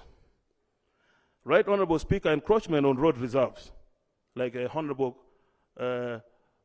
colleague mentioned, the committee was informed by UNRWA that one of the challenges faced by the station is encroachment on road reserves and other properties, especially those under the Kitgum station. The committee was concerned that currently the mitigation measures by UNRWA is encouraging staff to be more vigilant in identifying encroachers during the inspection. The committee was further informed that the UNRWA enforcement and unit did not have staff at every station, and therefore there was need for them at all stations for faster response to encroachment. The committee recommends that UNRWA provide enforcement staff at each station and, where necessary, evacuate some encroachers from its property as a deterrent example to prospective encroachers. Right Honorable Speaker, allow me get briefly to the recommendation of the committee in that respect, that UNRWA should consider engaging public-private partnership. This is in respect to the request which was placed by the Karuma business community about the health facilities, the restroom facilities at the town council. UNRWA should consider engaging public-private partnership to establish restroom along national roads to ensure that Ugandans and tourists along the roads do not get embarrassed. UNRWA should consider establishing bus stop sheds along the roads. Right Honorable Speaker, roads and other strategic roads, oil roads and other strategic roads in northern Uganda. The committee observed that the oil roads in Noya district have not yet received the requisite attention and maintenance. The poor condition of this road is not only hindering the smooth transportation of oil equipment and personnel, but also affecting the livelihoods of local communities who rely on these roads for their daily activities. Through sharing with stakeholders, the committee was informed that there are a number of strategic roads that need to be attended to, so as to enhance interconnectivity of the road network in the northern region. These roads are substantial. These roads offer substantial economic and social benefits to the region. Away Amoro Otwe Kololo roads, which is the gateway to linking to West Nile and Rhino Camp. This road serves as a vital link connecting Noya, Amoro districts to West Nile region by connecting the communities to the ferry at Kololo and providing access to Rhino Camp. This route is essential for boosting regional trade, enhancing market access, and catalyzing cross-district commerce. The Moroto Road through Omoro to Pade, Agagu, and Abim in Karamoja. This road is key to unlocking the economic potential of the sub-region. Connecting Omoro, Pade, Agagu, and Abim districts up to Moroto, upgrading it to a high-grade tarmac road will facilitate the efficient movement of agricultural produce and lower transport costs, and stimulate regional trade. Right Honorable Speaker, this road is essential for attracting investments in agriculture, education, and other key sectors, driving inclusive growth and enhancing socio-economic outcomes for communities in these districts. Right Honorable Speaker, Atiak, Apiata, Lamour, Kitgum Road. This road links Lamour, Kitgum to the regional economic hub at Atiak and provides a key route of cross-border trade with South Sudan. Developing this road to high-grade standards will not only improve regional connectivity, but also boost economic activities, hence service delivery and reduce travel times between key districts. Right Honorable Speaker, members earlier on alluded to Nebi, Goli, and other networks of the roads in West Nile that should also be given due attention. The committee recommends that government and relevant authorities should prioritize the rehabilitation and maintenance of oil roads in Noya district to align with their policy of commitments. Because in Acholi sub-region, the oil roads have not been optimally worked on, as you would see in other regions. The Ministry of Works and Transport conducts feasibility studies on the above-mentioned strategic roads and have them tarmacked. The government should allocate sufficient funds and resources to ensure timely and quality construction and maintenance of these roads, so as to enhance economic and social growth to the region. Right Honorable Speaker, the district, urban, and community roads. the committee observed that the network in most local government was in fair to poor condition. The committee observed that in financial year 2023-24, government allocated 1 billion to local governments for rehabilitation of roads. And this year, the same amount has been allocated for road maintenance, following parliamentary recommendation to rename the grant. During oversight, Right Honorable Speaker, the committee established that the 1 billion had enabled Gulu City rehabilitate some roads and constructed 2 bridges, box culverts, improving the condition of the network in the city. In a patch, the funds enabled them to rehabilitate roads which had not happened in over 10 years, and similar reports were received from other local governments across northern Uganda. The committee noted that only districts that have equipment, have road equipment, while cities and municipalities rely on bureaucratic processes of requesting for equipment from the executive director of UNRWA, since the district equipment is always utilized with the provision of Uganda shillings 1 billion, and money is released on the same time. Further, the committee observed that while government shifted to the policy on force on account, and districts are now using force on account for maintenance of roads, the Works Department have no supervision vehicles and makes it challenging for the challenging for the staff in the Works Department to supervise equipment and ongoing works in the field. Right Honorable Speaker, the committee recommends that government provides additional funding towards maintenance and rehabilitation of roads. Government provides supervision vehicles to the Works Department to facilitate supervision of road works and equipment. Right Honorable Speaker, allow me to make this footnote. Northern Uganda has only one regional mechanical workshop, which is stationed here in Gulu, that supervises the entire northern Uganda. The committee recommended that at least each sub-region be funded to have its own mechanical workshop. Then use-mid roads, Right Honorable Speaker. The committee noted that the use-mid roads completed under phase 1 were being maintained by the respective local governments. However, the lifespan of most of the solar lights have expired. In Gulu City, 162 lights had been replaced using local revenue from property tax. However, vandalism of the solar batteries was reported as a major challenge experienced by use-mid project during phase 1, and Gulu City alone had 15 criminals arrested and are being prosecuted. The use-mid project has no component for land acquisition, and so the local government depend on the goodwill of the people. Where the people refuse, the carriageway is reduced since there's no provision for land compensation in the project.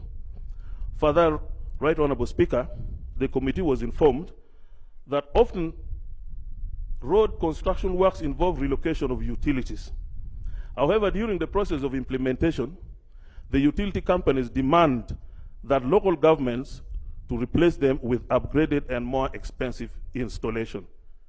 Committee recommends as follows: local governments should continue sensitizing the population of the individual benefits of paved roads to increase on the goodwill project of the affected persons. Utility companies that are upgrading their utilities should work hand in hand with the relevant stakeholders. Another recommendation, Right Honorable Speaker, is the concerned government ministries, departments, and authorities should work together and come up with clear guidelines and encourage and engage with one another so as to address disagreements between local government entities and utility companies. Right Honorable Speaker, allow me to take this opportunity to thank Gulu City for the good management of the use-mid project. I want to thank Gulu City, because in other parts of the country where we had gone for oversight, there is a delay. For example, in Barara, Antungamo, and Kabale, there was a serious delay. So we want to say that Gulu City is a benchmarking point for successful implementing use-mid project. Right Honorable Speaker, allow me Allow me to touch briefly on the regional mechanical workshop. Then I do a conclusion. We'll just invite members to go through because of time constraint. Gulu Regional Mechanical Workshop was established in 2001 as a regional workshop servicing 12 districts at the time in the sub-region of Acholi, Lango, Karamoja, and West Nile. The beneficiary districts have since increased to 38. The workshop's primary responsibility are major repairs on equipment, since the districts have a percentage of road maintenance budget to cater for the minor repairs. The committee was informed that the workshop does not have sound supervision vehicles, making it difficult to supervise equipment. Like I had earlier on noted, Right Honorable Speaker, the committee recommends that at least each sub-region be having its own mechanical maintenance workshop. Right Honorable Speaker, the committee also interested itself on the rail lines. Right Honorable Speaker, the rehabilitation of the meter gauge railway from Malaba to Soroti, Lira is ongoing. But what's concerning, Right Honorable Speaker, is the pace and the speed at which the project is being undertaken. We visited the logistics hub in Gulu. We want to thank government for this beautiful facility, but this logistic hub can only function when it is well fed by a properly rehabilitated rail line. Right Honorable Speaker, we visited Gulu Airport and we interface with officers from the Civil Aviation Authority. The committee recommended that this particular airport facility should be upgraded to an international airport. Should be upgraded into an international airport. We also got information from Arua Airfield, which is being upgraded under a public-private partnership. Right Honorable Speaker, the committee recommends that government expedites completion of Arua International Airport by fully compensating projects affected persons, in addition to providing the necessary funds. Other aerodromes that the committee interested itself on is the Kitgum Airfield, the Kidepo Airfield, which is being upgraded to an international standard, and also Pakuba. In conclusion, Right Honorable Speaker and honorable members, the Committee on Physical Infrastructure appreciates your support to increase funding to the sector priorities inclusive of the transport infrastructure so as to ease mobility of people, goods, and services. I now move that Parliament receives and adopts the observations and recommendation of this report. I beg to report, Right Honorable Speaker. Thank you. Thank you so much, Honorable Chair, Vice Chair. We'll proceed this way. The areas in contention is northern region. And we want any addition to what the findings are. If there is something that is left out, and we are talking about the national roads, not the community access roads, national roads. Yes. So we'll start with Tom, Honorable Tom. And we need to move faster because for one reason, we need to get all this so that we put it in the report that we'll present to the President. Yes, Eki. Is that Honorable Eki? Yeah, thank you very much, Madam Speaker. I will take this opportunity, Madam Speaker, before I state the procedure, to state that I'm Ekanya Geoffrey, Member of Parliament, Toro County, North, Treasurer General of the FDC. Madam Speaker, this is historical, and we are proud of you having your root in the FDC. We know you'll do much greater things for Uganda. Madam Speaker, recently we faced a bit of misunderstanding with the President in terms of how we manage budget. And Madam Speaker, we need to be more smarter. I want to thank the committee. The only way to be more smarter, Madam Speaker, is to operate within the system. Madam Speaker, we have the Vision 2040, we have the National Development Plan, We have the public investment plan. We have the program or policy programs for the sectors or for the areas. And then we have the Public Finance Management Act and other laws establishing the institutions that we supervise and monitor. Madam Speaker, I would think that the committee's presenting report would go outside the box and do much greater work by making reference in their report to the National Development Plan. For example, according to the National Development Plan, what does it state about roads in this region? How many of the kilometers has been done? How many of it is pending? We got the Public Investment Plan. And is that road under NDP 3? Exactly, Madam Speaker. We got the Public Investment Plan. Look at it. Which road was captured in the Public Investment Plan? Was it budgeted for? Was the resource allocated?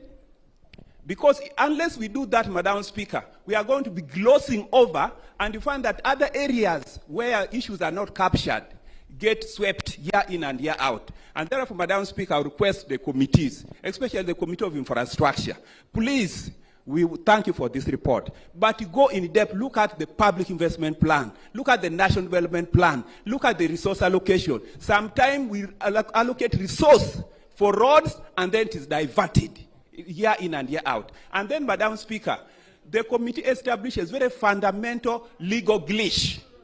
And they do not recommend remedial legal disciplinary action. For example, Madam Speaker, the committee said on Pakwash Bridge, the matter was designed. The committee does not recommend disciplinary action and sanction, which is provided for in the Public Finance Act. But this House has a right to make an amendment on what the committee has found. Yeah, thank you. Therefore, Madam Speaker, are we proceeding well that the committees make reports which are not rooted and founded on the institutional system and the policies that we operate in? The committees work on behalf of this House, and when we realize that something is outside the scope of what we can have that off the report, or we can do amendments on the report that is being presented by the committee. Thank you very much. But as of now, the committee has done a good job. If the committee is talking about Pakwach Road will not be worked on if it was not in NDP 3. If it is talking about Karuma, it wouldn't be worked on if it was not under NDP 3. Most of the issues that the committee has raised are on the delays, on non-compensation of PAPs, on failure to release the monies. But then I would also want to find out from the Minister of Finance, much as the committee is excited about the 1 billion shillings, have you released the money to all the districts? Has the money been released?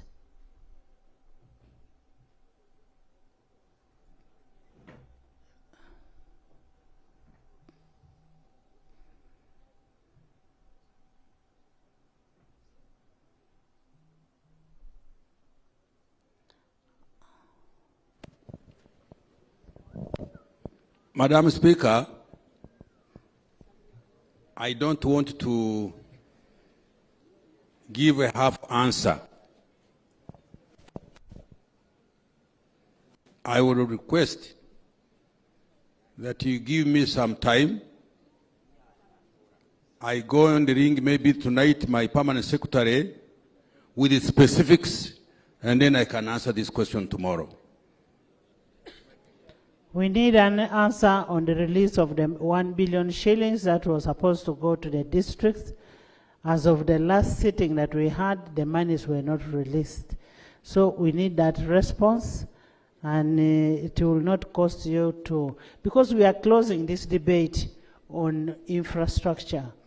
Honorable Matia, it will not cost you much to make a call, just a phone call to PSST, and find out on the releases of the 1 billion shillings that was going to districts to help in the district road network. So we'll give you 30 minutes to do that. We'll have finished this report, and then we'll go to the next report. Obrigado, madam. Thank you. Tom? Honourable members, I want you to be very brief. Say the road from Olio, where should be worked on, and as the Honourable Ekanya said, is that road under NDP3? If it is under NDP3, why is it not being worked on? Just mention the road, and then the Minister of Works should be able to respond to all of that. Yes. Thank you very much, Right Honorable Speaker and members of the August House. I am called Alerutom Aza, Member of Parliament for Westmoreland County. I would like to thank the Committee of Physical Infrastructure for the report. However, Madam Speaker, the report has not highlighted about the stalled work on Koboko Yumbe Moyo Road, which was launched by the Right Honorable Prime Minister on 17th of May 2024. Secondly, Madam Speaker, the bridge across the Nile at Laropi Moyo District has not been highlighted. Laropi Moyo Jale Afoji Road has not been highlighted, and yet the procurement process has stalled. Madam Speaker, lastly, there is a floating vegetation. Clerk, take note of the roads that are being mentioned. There's a floating vegetation on River Nile that has always grounded the ferry services connecting Moyo District to other areas, other districts. And my prayer is that may the Minister of Works fast track the construction of the bridge across the Nile at the Nairobi Moyo District so that we can be able to develop. Thank you very much. Thank you. Next, Dr. Boka. I wish they could bring a microphone there.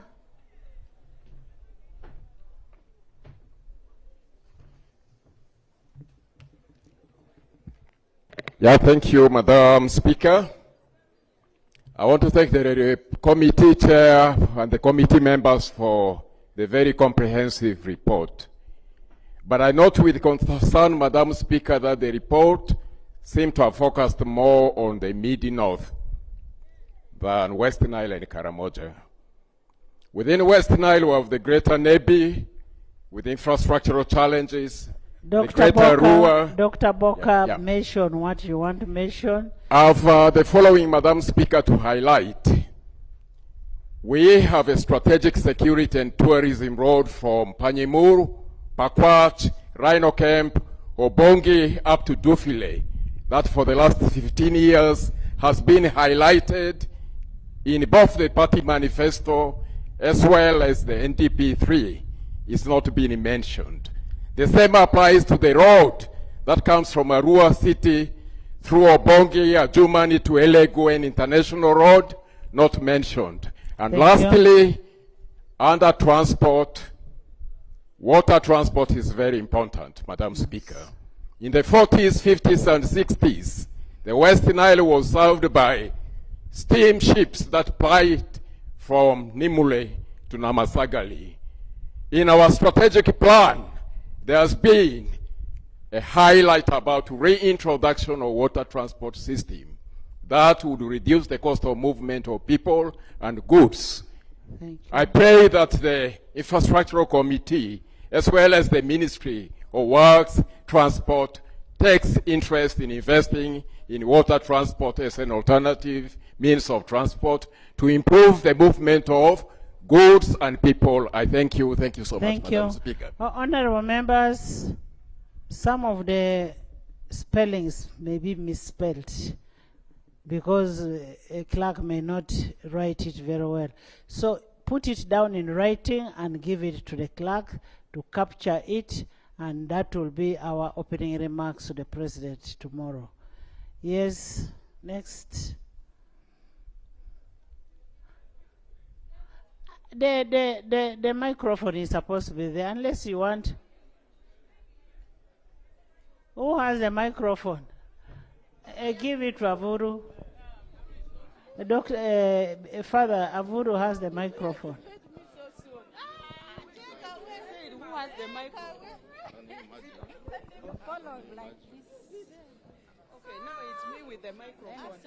You give the microphone there to start. Thank you very much, Right Honorable Speaker. Right Honorable Speaker, I want to commend the Committee of Infrastructure for their observations on Karuma Bridge and Pakwach Bridge, and I'm going to address my mind to the issue of bridges. Right Honorable Speaker, whereas the committee rightly observed that UNRWA should stick to the specified period for the maintenance work on Karuma, and that UNRWA should ensure funding is secured.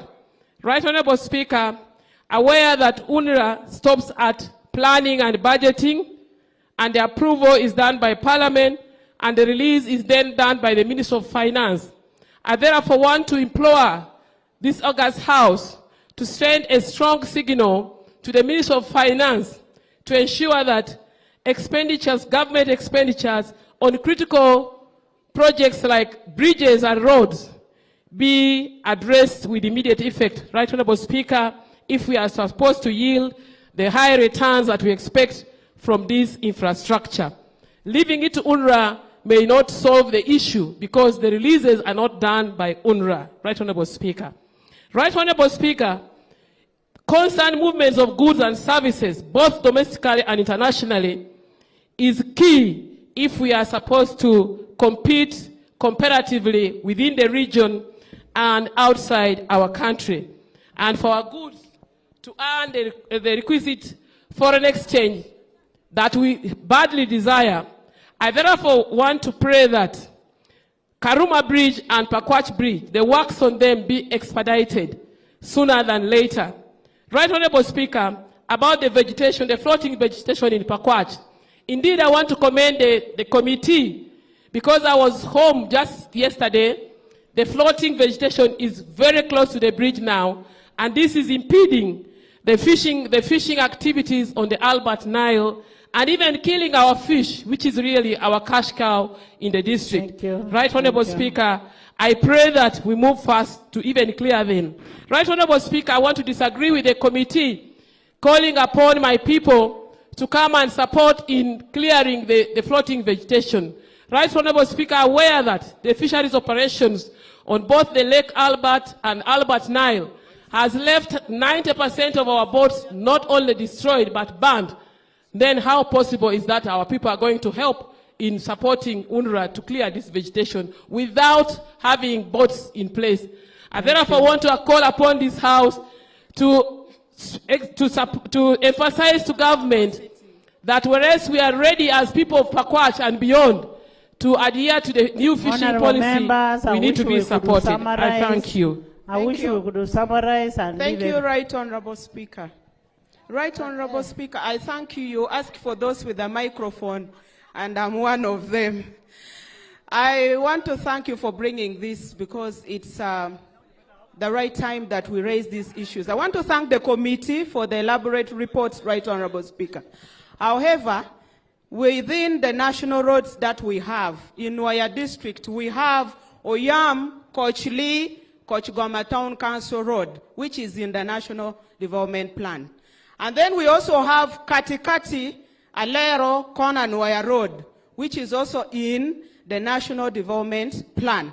We also have Anaka, Longolo, Amoro Roads, which is also in the National Development Plan. I want to bring this clearly because, Right Honorable Speaker, every week that our businessmen and women are traveling, especially on the roads of Katikati, Alero, Kona Nwaya, we've lost so many lives. Even right now as I speak, there are so many trailers which have blocked the road. The pedestrians cannot use the roads because it's impassable.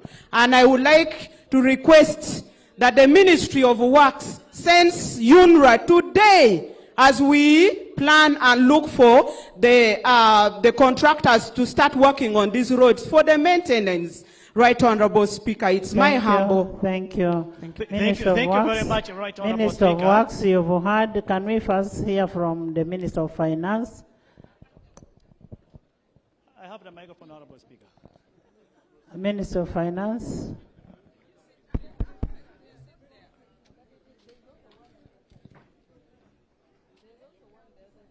Madam Speaker,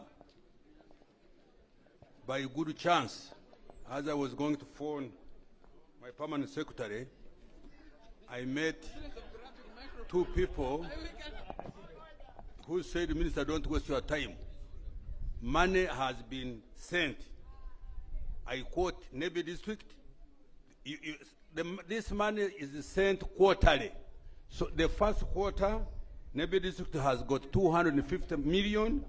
Pakwach District has got 250 million also.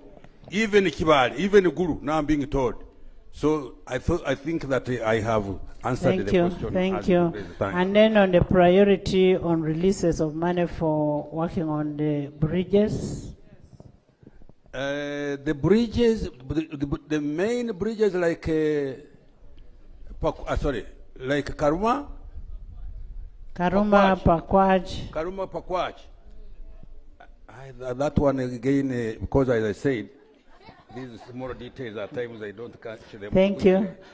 Thank you. I will come back tomorrow. Thank you. Thank you, Honorable. Thank you so much, Right Honorable Father Onen. Father Onen has been waiting here. Thank you, Right Honorable Speaker, honorable colleagues. I want to thank the committee for the good work. And Right Honorable Speaker, we have historical sites in northern Uganda. One is Fort Patero, where Sir Samuel Becker camped to end the slave trade. We have the Paimol shrines, where 2 martyrs were killed, and yearly people go there. These sites, and among others, contribute to the local tourism. I expected the committee to consider those roads, and it is not there in the report, and I pray that those roads be considered for construction. Yearly, Right Honorable Speaker, the question goes back, is it something that is in NDP 3? Exactly, and it is also in the NRM manifesto. Information, Yes. Thank you. Thank you so much, Right Honorable. I want to give more information on those tourism roads in Acholi sub-region, especially the one in Paimol, where people from all walks of life they come there every year in October 20th to celebrate those 2 martyrs. But every year, they get stuck on the way because Agago, we don't have any tarmac touching the district of Agago. We don't only have historical site in Paimol, we also have another one in Kalongo, where in 2022, Blessed Dr. Ambrosoli was blessed to be one of the blessed person in the world. And still people come from all walks of the life and the roads are impassable because we don't have any tarmac touching Agago. And we have option that the road work from Puranga to Acholibu will also extend up to Pade district. And therefore, if UNDRA can prioritize this in NDP 4, it is not in NDP 3, but they should prioritize this road in NDP 4 from Pade district headquarters to Kalongo, to Paimol, then to Namokora, joining Kidepo Tourism Road. That would be a complete road that will help our people from the whole world. Thank you, David. Right Honorable Speaker, additional information. Thank you, Right Honorable Speaker. And I want to thank so much Father Charles Onen for reading my mind ahead of my submission.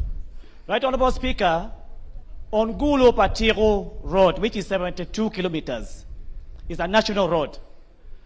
Right Honorable Speaker, I raised this during the caucus meeting in Chankwanzi. And the president himself said, this is my road. And it's a road that leads me to a very important historical road. That is Fort Patiro. And when he came for the rebuttal of General Brigadier Okoya, I again reminded him in Palaro, my constituency. And he said, I am going to work on this. Right Honorable Speaker, it was an omission from the committee on physical infrastructure. They put it there, but I wondered how it escaped the mind of the presenter. Right, Honorable Speaker, additionally, Unyama sub-county, when Gulu City was carved, some of the parishes was got from Unyama sub-county. And since 2020 up to now, Right Honorable Speaker and August House, Unyama sub-county has never received a car fund. And that has limited the work that Unyama sub-county is supposed to give as service delivery to the people of Unyama sub-county, my constituency. Thank you, Right Honorable Speaker. Thank you, Jessica. Thank you, Right Honorable Speaker. Jessica. I want to thank Jessica. Thank you so much, Right Honorable Speaker. I want to thank the committee for a very good report. Right Honorable Speaker, I have the following observations. One, inadequacy in proactiveness. Karuma Bridge stayed for 62 years now, and we are still doing emergencies. Then Pakwach Bridge is now for over 55 years. This calls for proactiveness so that we avoid death-threatening issues. Two, I want to talk about the Usumid roads. I want to thank the government, but I request the Ministry of Works, Ministry of Lands to go to Adjumani because we are very far from finishing the town council roads under Usumid. Right Honorable Speaker, the issue of flooding around Pakwach Bridge is not only in Pakwach, but we have Tete Bridge, we have Sinyanya Bridge, ferry, not bridge. The two areas are now flooded, and people do not have any option of survival. I request that the Prime Minister and also the Ministry for Works really go to those areas because we are losing people daily. Thank you so much, Right Honorable Speaker. Honorable Gilbert Olanya.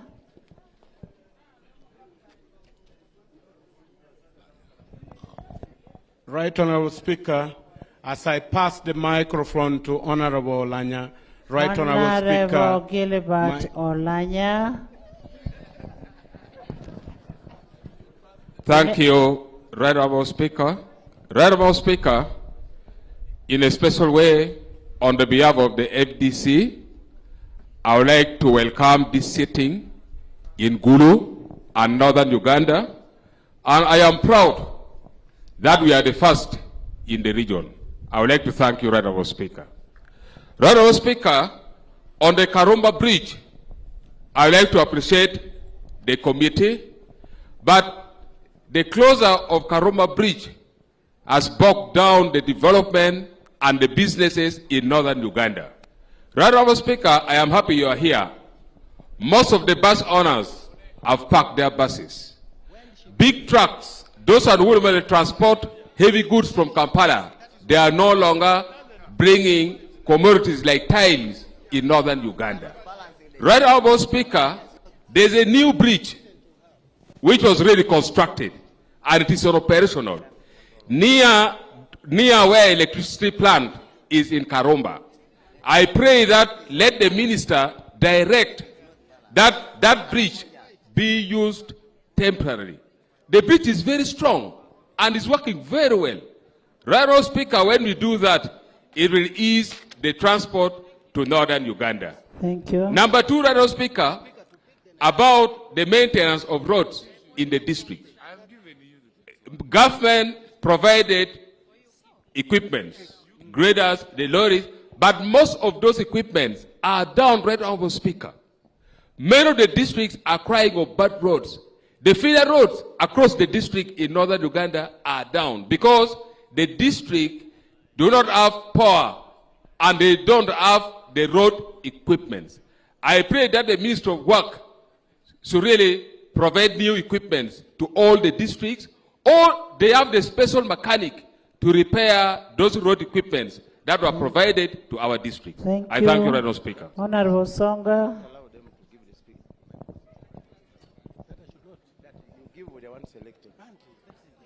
allow them to, after talking, then they give another. He says you stop, you get. Thank you very much, Right Honorable Speaker and honorable members. And I want to take this opportunity to thank the committee. Honorable members, the whole northern team will speak. I want to thank the committee, but if I'm to give marks to them, it is only 40%. First of all, we have to use logic. There are roads that already have the engineering. Which road are we talking about that you want to be tarmacked? Yes, one priority road which we need to tarmac is the road which can generate for us revenue, and that is the road from Nebi, Goli, Paida, Padea, Zombo, Zeu, War up to Vora Custom, then Lia to Dramachako. Because Uganda needs revenue, so we need to prioritize that road, which appeared in the NDP 2, it was left out. In the NDP 3, up to now, it is not tarmac. We need to use that logic to generate money from the border in order to do the internal roads. So that is the priority road. The president talked about it recently in Honorable Nyamutoro's function in Nebi. So let us prioritize that road. Some of these roads people are mentioning, they are still doing the concept. Let us grade them, that this road has already full engineering design, this one has as the concept stage, and then from there we can prioritize, because we cannot do all of them at the same time. Yes, I you thank have you. information.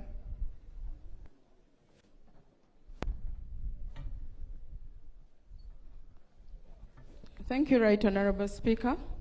I want to give this information that much as we thank the committee for the work they did, we realize that the way they handled this particular road of Goli to Vura depicts that the road is not as urgent and necessary in this country. We want to request and implore the Minister of Finance to take interest in the economic value that this road will give to this country. We are not only talking for Zombo, but this road of Goli to Vura can make other roads in this country.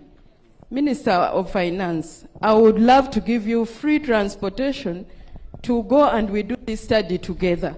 Possibly you'll appreciate what we, the members of parliament, have already appreciated. Thank you. Thank you. To conclude, Right Honorable Speaker, this road has about 5 border points, and each border point per day is receiving about 50 vehicles crossing to DRC.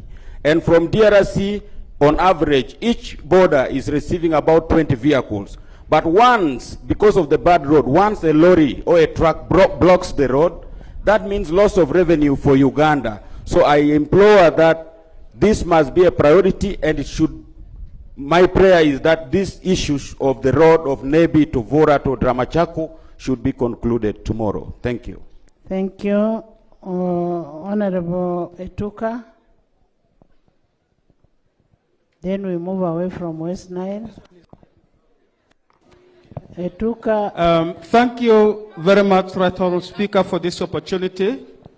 Right Honorable Speaker. Etuka, Noah, Feta, then we come to Acholi. In 2021, when Upper Madi cumulatively lost 21 people, several of them school pupils, the Ministry of Works and Transport sent one of the senior engineers, Engineer Odongo Richard, from Ministry of Work, who went to the constituency and inspected 8 bridges. And 2 weeks ago, when we lost 5 school pupils, the ministry was informed. I personally wrote to the Ministry of Works. I talked to the Minister of Finance when all these tragedies have been happening. And to date, Right Honorable Speaker, despite the comprehensive inspection of these bridges, none of the bridges is constructed. And yet, this river connects so many institutions, particularly the health institutions and the education institutions. And the Right Honorable Speaker, I started the struggle in 2016. All this time, nothing has been done. And secondly, Right Honourable Speaker, in 1996, when the Uganda National Liberation Front 2 came in Mariokolo, particularly in Lali, the president and the UPDF generally found it difficult to eliminate these rebels, and that is why they had to use the air bombarders to make sure that the rebels were removed, and that was because of lack of road. Members, tell us the road that you feel the road needs to be worked. Right Honourable Speaker, the road that time which was placed by the president was the Power Chanya Baribu Alibu and the Vura Road. Right, and in right, 2000 give it to us. And in 2016, the president who could not access Upper Madi, particularly Ofaka sub-county, for his campaigns had to be airlifted because the bridges were all broken. And he pledged that the Ofaka Road, the Anyiribu, Ofaka, and the Ulepi Road would be rehabilitated. All these years, I have been drawing the attention of the Minister of Finance, the Minister of Works, and nothing has been done. I pray that these roads be worked on and be prioritized in the ministry budget. Thank you. Honorable Noah Musa. Thank you very much, Right Honourable Speaker. Right Honourable Speaker, I want to thank the committee for the report, but I want to remind them on a road which is for central government, 38.5 kilometers from Keri, Lima, Midigo, Kerwa Road. This road has not been maintained for several years, Right Honourable Speaker. They need to consider it. Secondly, Right Honourable Speaker, I want to talk about the district bridge. This is on account that investments in bridges are really huge and districts cannot manage them. With the 1 billion which is being released to the districts, some good work is being done on the roads, but it becomes useless not to connect them. I therefore want to request that the government should also provide funding to the district to deal specifically with the bridges. For example, in Koboko, we have 3 strategic bridges which need to be fixed. One is Key Bridge in Lodara Sub-County. We have a BAB Bridge in Loble Sub-County. We have a Kochi Bridge. This bridge, the district cannot fix them. It is important that government should consider allocating funds to the district to work on the bridges. Thank you very much. You have information? Feta, Dr. Yeme. Chris, I will give you. Right Honourable Speaker, thank you for the opportunity. I want to thank the committee, particularly on the recommendation of review at the Tangi Bridge that has been causing the flooding of that stretch. 2 weeks ago, we had a meeting with the UNRWA. UNRWA told us they are doing an addendum design for that work, but that design does not have the money. It is important the minister takes note that to resolve the floods on Pakwach, we need additional money to implement that design. 2, the Nebi Arua Road, 76 kilometers. Right Honourable Speaker, God forbid you will lose a member on that road very soon. The potholes on that road are now gullies. Lose a member in Jesus' name. Those roads, it is now a gully, it is no longer a pothole. I expected the committee to have visited physically to appreciate so that they can report exactly the state of the road. Nebi Madiokolo Arua Road, 76 kilometers. Okay, the committee did not visit. Take note of that. Thirdly, West Nile hosts the second busiest international airport, the Arua Airport. That airport is the second busiest in the country. I expected the committee to have visited and they reported exactly what is happening there. That road, that airport has been in plan. There is no action taken. There is no communication of plan. I take the information. PP.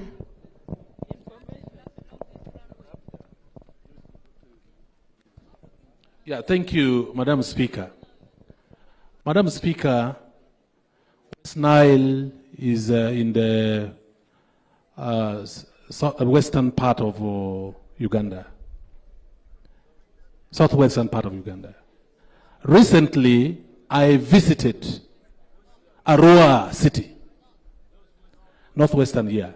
Arua City, and indeed, as the honorable members put it,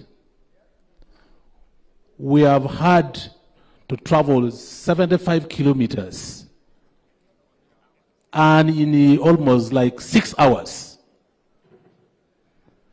And that road is deplorable. I want to really support the honorable member from Arua that if priorities are supposed to be given, they should actually give it to Arua so that that road is actually repaired. Thank you. Thank And you. I want to also... And the Honorable Minister, it's not the first time we are hearing about that road. Okay, maybe You let really him need to conclude, take because now I interest. want to bring also mine. Thank you. You first bring yours, PP. PP. Let PP now finish. Thank you, Madam Speaker. Thank you, Madam Speaker.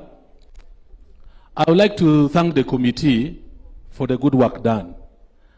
I know it's just a very tedious exercise to compile all the nature and the status of roads in all this country.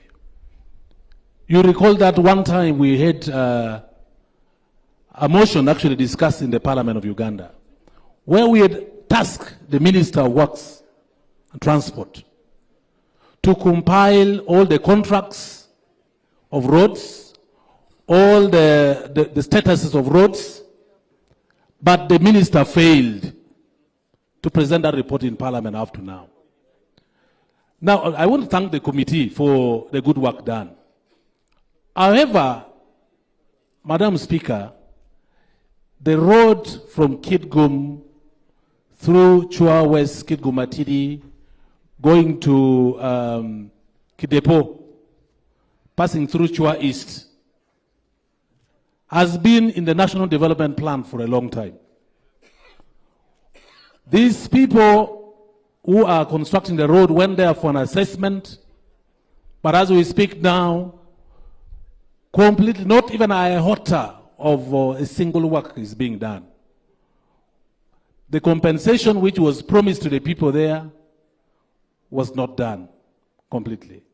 So can really we consider this road from Kitgum district passing through Kitgumatidi, going to Kidepo, which is also a tourist road. Lastly, Madam Speaker, there are some strategic bridges. They may not be the main bridges, but strategic bridges, which the district can't really work on. And we have just bridges, actually 2 of them in Kitgum district. There's one connecting one sub-county to the center of Noding. Because you see, there is a river bearing the Noding children, the Noding syndrome children, to pass through to go and access health facilities in a different sub-county. So that bridge has been promised, that bridge has been budgeted for, that bridge is in the DP3, but no work has yet begun. Similarly, the one connecting Kitgumatidi to a particular parish, which is also a Noding disease-infected area. Those bridges are supposed to be considered, Madam Speaker. Lastly, recently we have had an engagement with the district through the District Local Government Public Accounts Committee. We have had recommendations, Madam Speaker. Honorable PP. Yes, Madam Speaker. The road you've just said we passed a loan on Kidepo Road. Yes. Isn't that the road? That's a road, yeah. And the issue that we have, government of Uganda is supposed to give 5% of the contribution towards that construction. Absolutely. On top of the loan. So what awaits is the 5% of that contribution that should be answered by the Minister of Finance. And according to the report said it is because of the deduction that was being done, the money that was reduced from the budget. So Minister of Finance, you'll have to give us a feedback on the 5% on the Kidepo. Thank you, Madam Speaker. Thank you, Madam Speaker. I was making my last submission, then I return the microphone to you. The issue of recommendation from the districts who have been engaging the UPDF engineering department. I thought of bringing this issue here, Madam Speaker. The district that have been using UPDF engineering department have registered almost 99% of the success rate in as far as contract is concerned.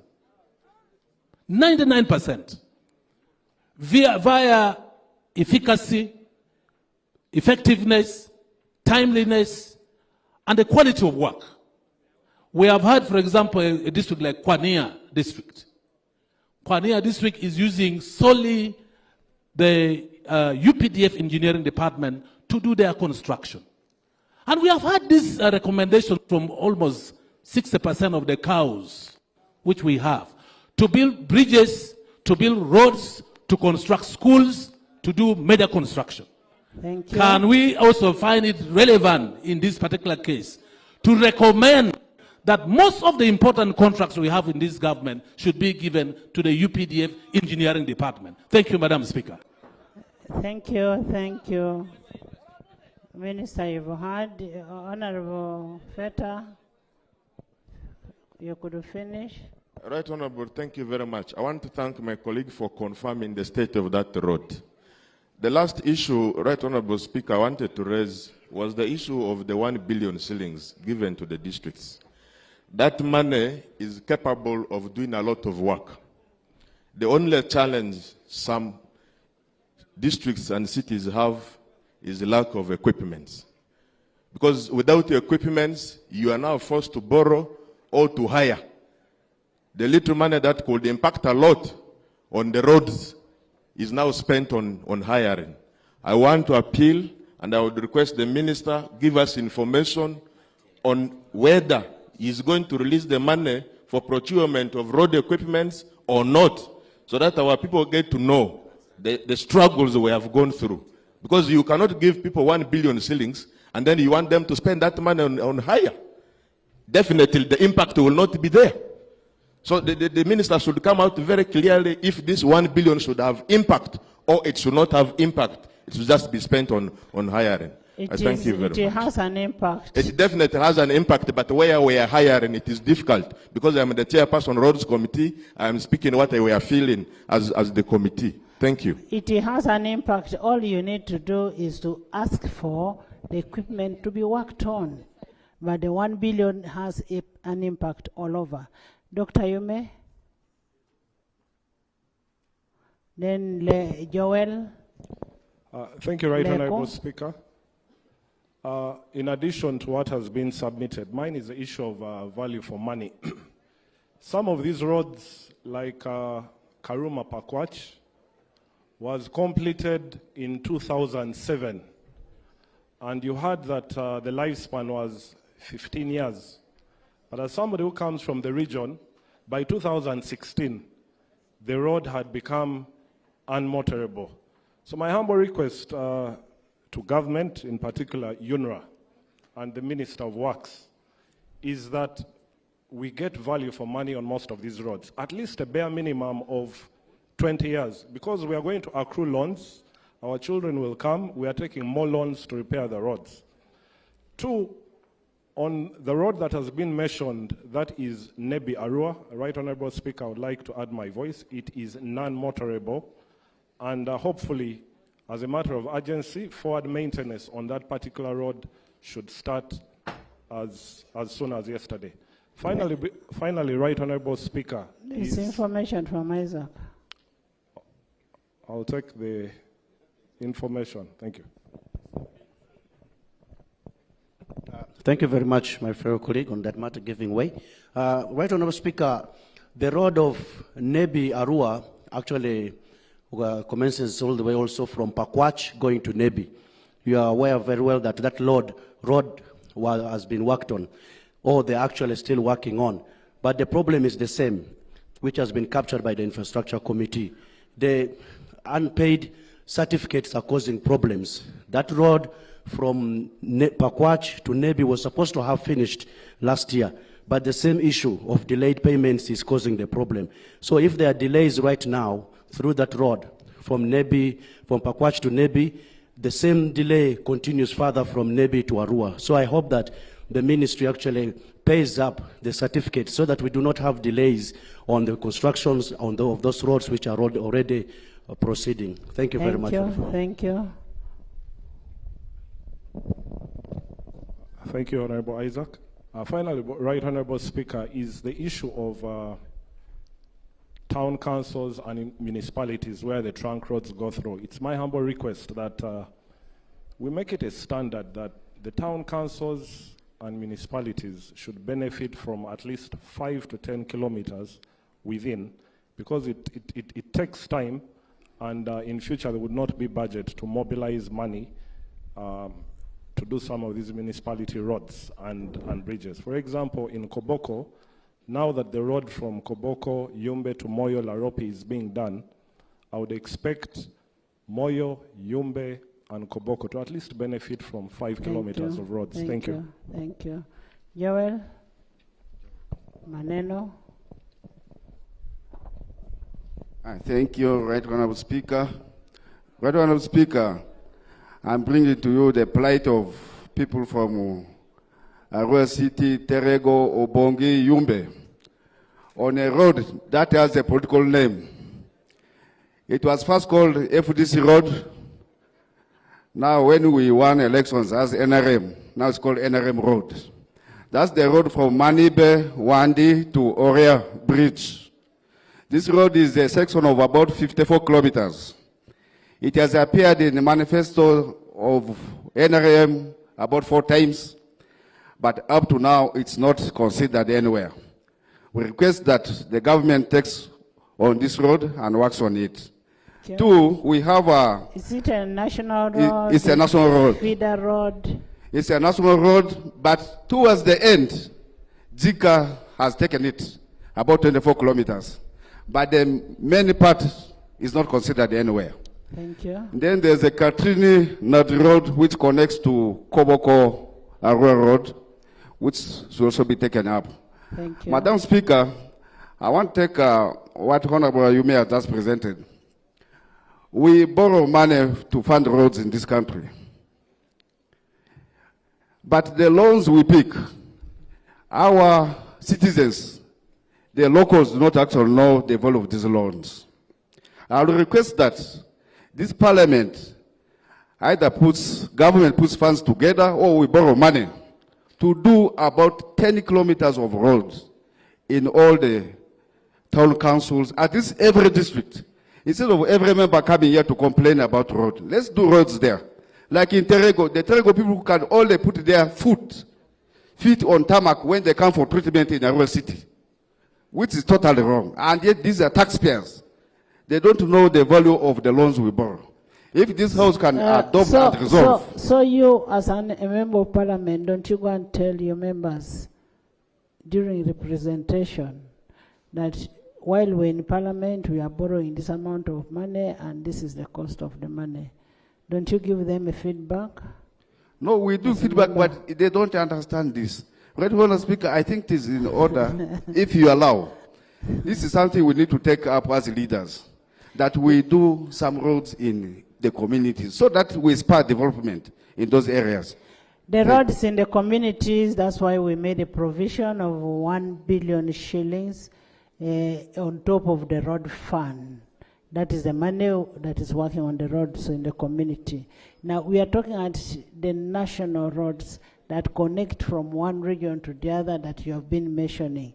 But then when the issue that we have with the implementing body is when we approve a loan like this one of Kidepo, we approve the loan. To date, no work has started, but we are now going to start paying interest on that loan and commitment fees. So we really need to be very strategic in this kind of operation.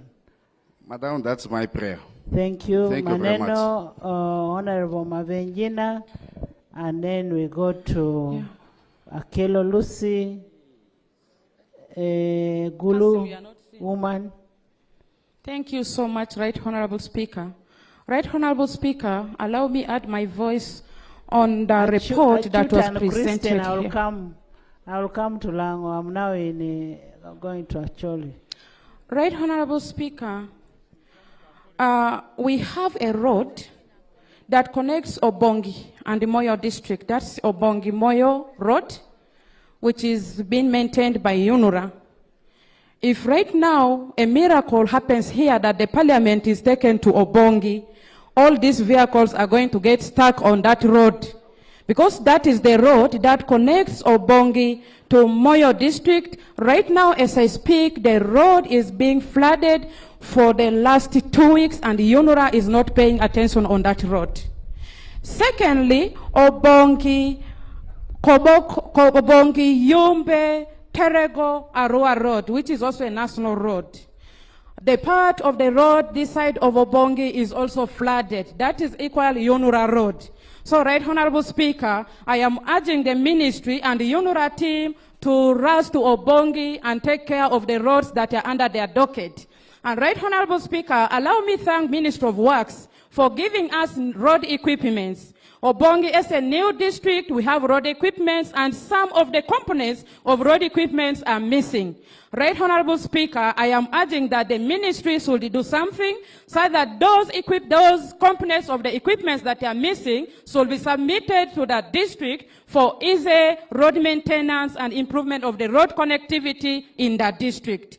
Right Honorable Speaker, year in, year out, after every 5 years, there's a critical road that His Excellency, the President of Uganda, whenever he is campaigning in Obongi, he speaks about that road. That is Pakwach, Reno Camp, Obongi, Wadlai, up to Moyo district, proceeding to South Sudan. He calls it a security road, and that road always features nowhere. Right Honorable Speaker, I urge those who are drafting the manifesto of NRM, this year they should help us as leaders of Obongi, Pakwach, Madiokolo, and Moyo not to indicate that road on the manifesto, because there's overfeatured on the manifesto and the government is not doing something on it. Thank you so much. Honorable Maneno, you don't legislate with feelings. Don't put too much feelings, because you are not the only user of that road. There are so many users of that road, and of course government has priorities. Yes, Mama Mavenjina, then Afedra. Thank you very much, Right Honorable Speaker, for giving me this opportunity. I would like to concur with all my brothers and sisters who have brought our plight of the roads and the bridges of northern Uganda. Right Honorable Speaker, there is another problem that was caused by the Karuma Bridge that has now affected us, because now many of the vehicles are diverted to go through Masindi. And so most of the buses leave Kampala a bit late, and they spend the night around that bridge, the area where you enter through the national park. And they are charged. Yes, there is some Ua checkpoint there. So they have to spend the night there. There are no facilities. There are no hotels. You find mothers and children really suffering, including all our people. Then after spending the whole night there, the following morning when they are cleared to go, you find that the vehicles have to go at a very, very slow speed, between 20 and 30, Right Honorable Speaker. By the time you get to Pakwach there, you will be very, very exhausted after spending the whole night there. And so I think there is another disaster looming there. Our people will soon begin getting cholera and all sorts of different diseases. Food which is sold there, the hygiene, you cannot rely on it. And so, Right Honorable Speaker, my appeal to the government through the Ministry of Wildlife Authority is to increase the speed at least from 20 to about 60, instead of going at 20 or 30. Thank you. Thank you, Right Thank Honorable Speaker. We've had enough from West Nile. We can now go to Acholi. Afidra, just 1 minute, then we have Lucy, we have Onekalit, Junior. Thank you, Right Honorable Speaker, for giving me an opportunity to compliment and have the views of Madiokolo on the issues of the infrastructure for West Nile. First, I want to thank the committee. Right Honorable, you gave us a week to do this work. And it has been very recommendable that the committee within this short You're time... a member of the committee? I am not. Okay. I'm a member of Trade and Industries. Okay. They did a good work. From Karamoja to West Nile, they could not be able to do and go to all the parts of this country. Now that we have come here, allow me make a few compliments in regard to the gaps from West Nile. West Nile strategical, Madam Speaker. Please don't repeat what has been said. Exactly. West Nile has been cut off because of the bridge, because of River Nile. We are either linked through the bridges or through the ferries. Allow me address my mind to the ferries, especially at Amur crossing to Rhino Camp. Madam Speaker, where are you seated? To go to West Nile via Amur, Rhino Camp, and Arua City will take you almost 1 hour and a half. But because of the delayed construction of UNRWA ferry crossing, which has taken 13 years, the ferry has never crossed the river from Rhino Camp to Amur. My appeal through you, Right Honorable Speaker. Everybody is talking about the UNRWA. What will be the name used after 2 weeks? I want to predict that we shall be using Ministry of Works. That through Ministry of Works... Now let's start using Ministry of Works so that we get used to, because they are the supervising body. Yes, Madam Speaker, allow me now address my mind to Ministry of Works. Much as UNRWA took 13 years to work on this ferry crossing, the Amur site has never, the dock has never been worked on. I want to appeal to Ministry of Works that from next week, at least before this financial year ends, the people from Acholi, Amur, could gladly use the ferry crossing to West Nile via Rhino Camp Ferry. This is my appeal. The second appeal, Madam Speaker, is in regard to the tourism roads we've talked about. When you go to Bulisa, Bulisa is networked with tourism and oil road. And equally, Machizon Falls extends to Amur and Rhino Camp and West Nile. Ajay Game Reserve is part of Amur. The presidential pledges in the region, I do not know how we can address it here. The president has always gone to pledge. We have a report on presidential pledges and a government assurance that is going to be presented by the leader of opposition. Madam Speaker, the challenge is how can the presidential pledges translate into action beyond NDP3 that we're implementing on ground? Some of these pledges were done in the past term, 10th Parliament. I want to bring this attention of Pakwach, Ochoko, Arua Road. This is the shortest distance. It can benefit from the oil and the tourism road that government has been talking about, so that when tourists go to Ajay Game Reserve, they extend to go to Ajumani, they can equally be connected and enjoy these privileges. Let's go to this side first. Thank you so much, Right Honorable Speaker, for giving me this opportunity. I want to start from where Honorable Ifidra ended. Madam Speaker, on the road... Afidra. Madam Speaker, the road away to Rhino Camp is a very strategic road, and I want to thank the committee so much for highlighting it in their report. However, I did not hear a feedback in regards to the pending design, which I am aware is already approved, and the funding is supposed to come from Africa Development Bank.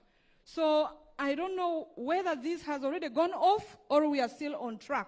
Because the last I checked, they were supposed to have got the consultant, and was supposed to have started. Indeed, this would have provided us an opportunity to have the shortest route to Arua. Secondly, this is a very strategic road in terms of agricultural inputs that come from that side. If you see the magnitude of goods that come from there, It's really a lot. Second, Madam Speaker,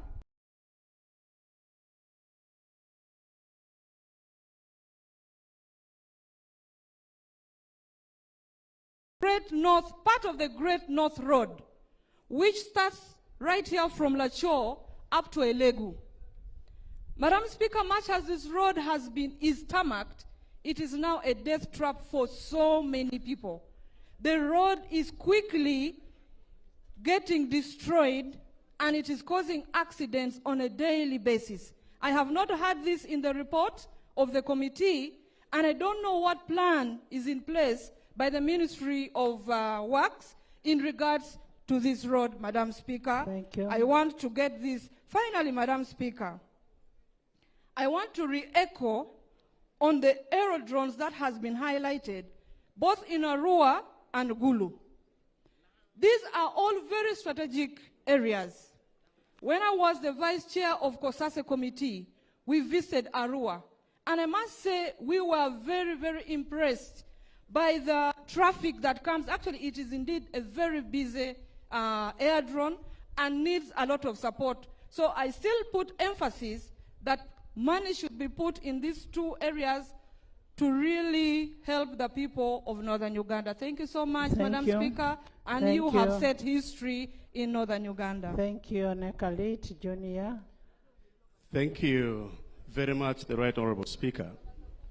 Right Honorable Speaker, I would like to begin by thanking the Committee of Physical Infrastructure for the good report that they've given us. I have admired the forms and contents. Right Honorable Speaker, I want to touch on the aerodromes, the airfields. 6 months ago, we held a meeting with the Civil Aviation Commissioner General on Kitgum Municipality Aerodromes Airfields. And Kitgum Municipality Airfields was scheduled to be among the top 7, including the Kidepo airfields.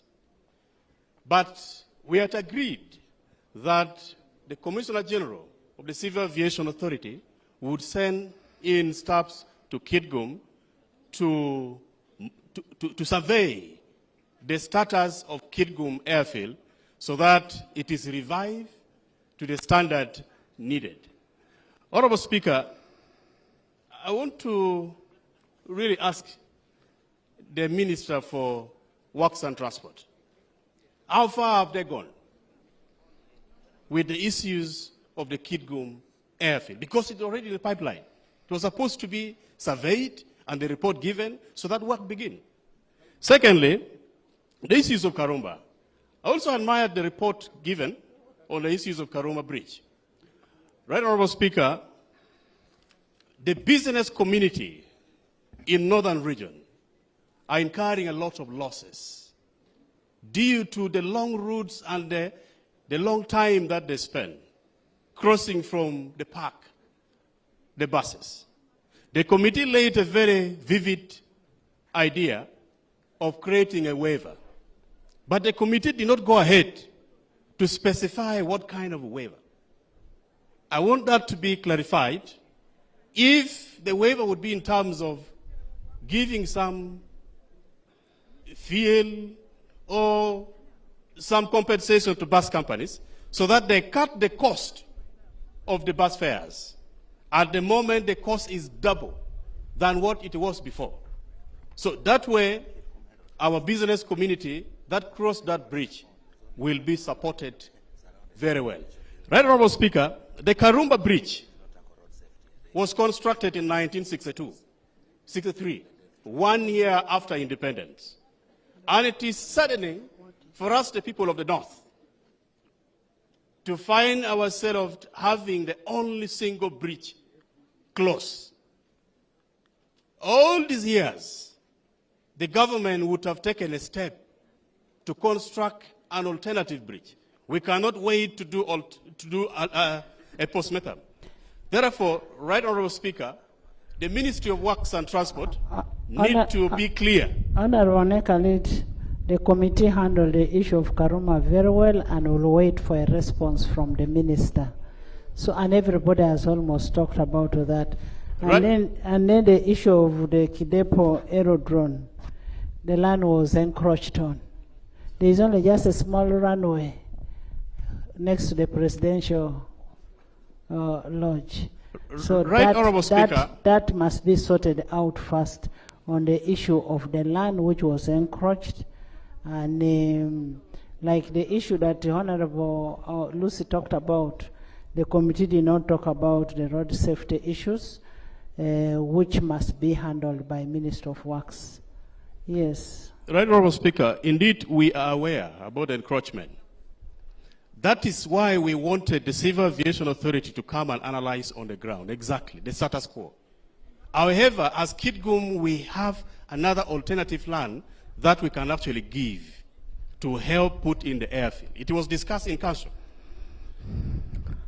Honorable Thirdly, Minister. Right, Honorable Speaker, Achulibu Musingu Road construction. Kitgum municipality, particularly Pagay division, lost properties during that construction. And the assessment was done. It is awaiting compensation of about 61 million. We wrote letters. Million, I went billion. physically. Is it million or billion? 61 million or billion? 61 million. Million. Honorable Minister, you need to check that, because if it is 61 million. I will verify the figure and also bring. Okay, okay. But the issue is, Right Honorable Speaker, that compensation up to now has not been met. I physically went to the PS of Ministry of Finance, Mr. Ngobi. And up to now we are waiting. If I want to request Minister of Finance to give us a status quo for that compensation. Thank you. Lastly, lastly, Right Honorable Junior, Speaker. give Junior now. Lastly, Right Honorable Speaker, just a minute. The issues of the municipality, Right Honorable Speaker. We have the issues of road equipment. And I believe all the new municipalities have equal challenges. We borrow road equipment from our mother districts. Therefore, if really the Ministry of Finance... We have made a budget for all the equipment for the new municipalities, and that is going to be purchased. It was in the budget, which we passed. Junior Anthony. Thank you very much, Right Honorable Speaker. May the record show that I appreciate the input of the committee for the excellent work done.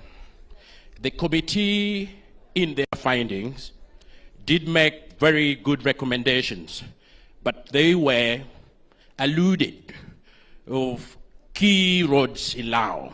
Inter alia, the road that connects Doholo and Molatar. This road, Right Honorable Speaker, did appear in NDP 3. This road was approved in a supplementary budget.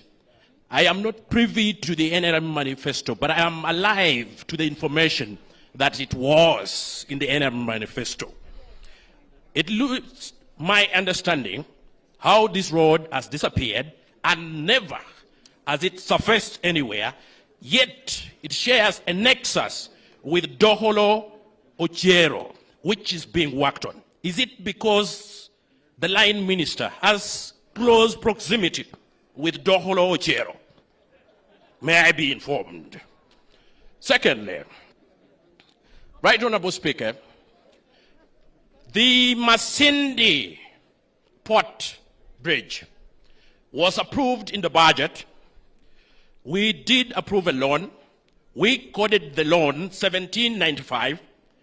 At the same time, Ochiero Katine loan was approved and coded 1796.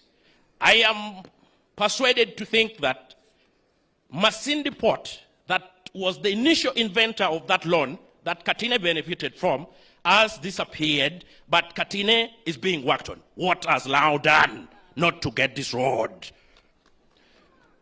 Right Honorable Speaker, With the closure of Karumba, my constituency road of Dokolo and Molatar is overladen. It is unmotorable.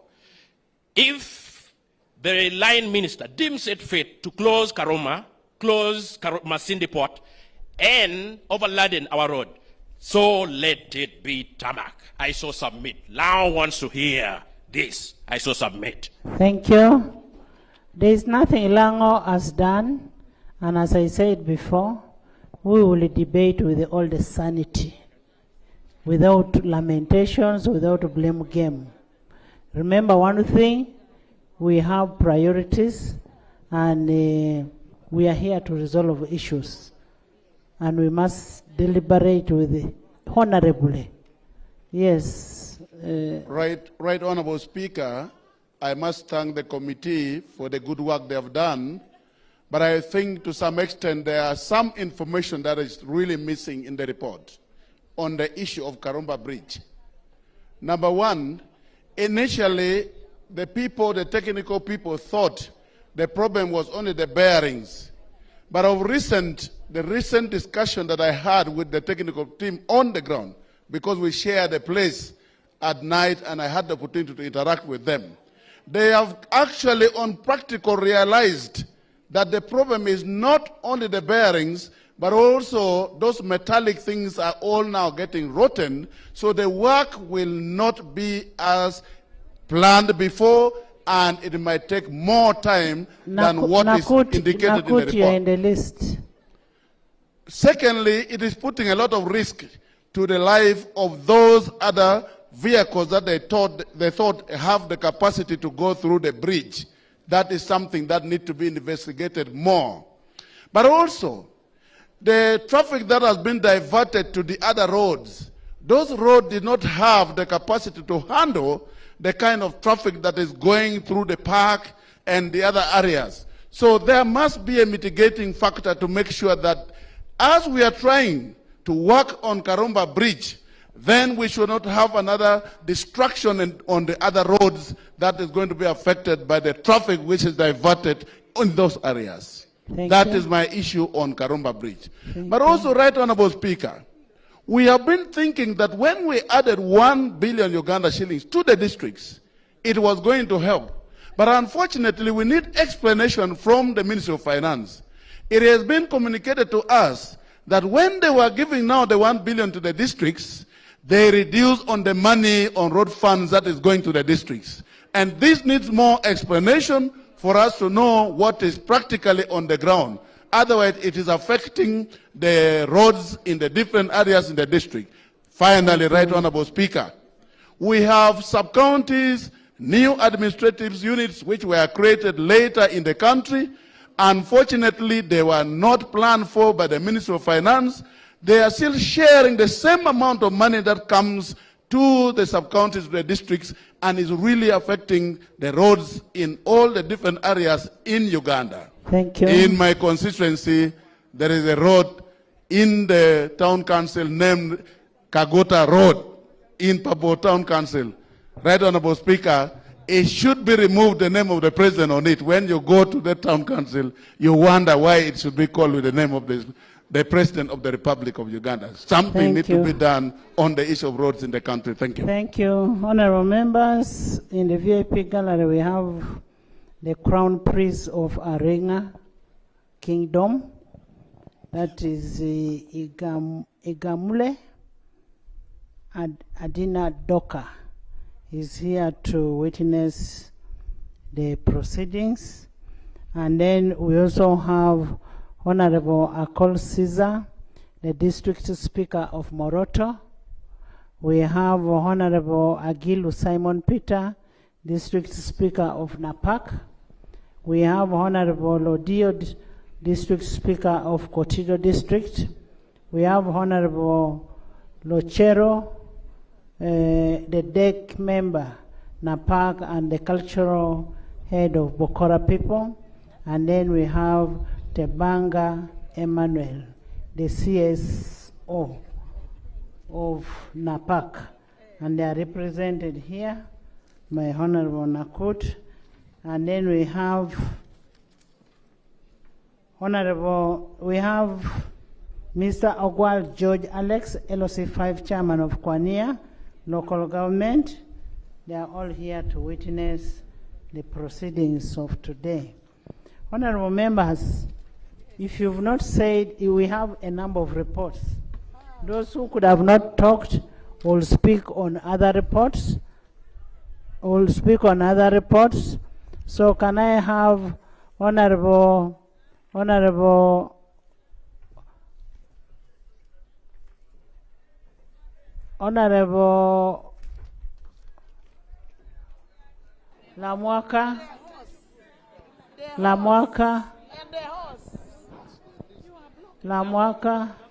Thank you so much, Right Honorable Speaker. Right Honorable Speaker, I want to thank the committee on their report.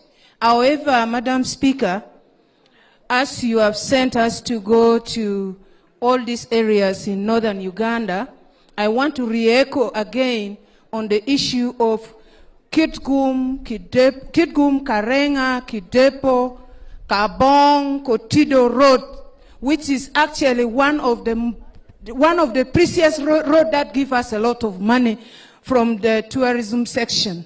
Madam Speaker, I want to inform you that when we went on the Committee of Defense and Internal Affairs, there were other members of parliament who could not cross from Moroto to Kotido because of Lupei Bridge, which was flooded. At the same time, we could not even cross to Abim, passing via Kotido to Alerect. And on the 2nd, Karenga is going to host There's a procedure matter. Karenga is going to host... There's a procedure matter, Honorable Lamwaka.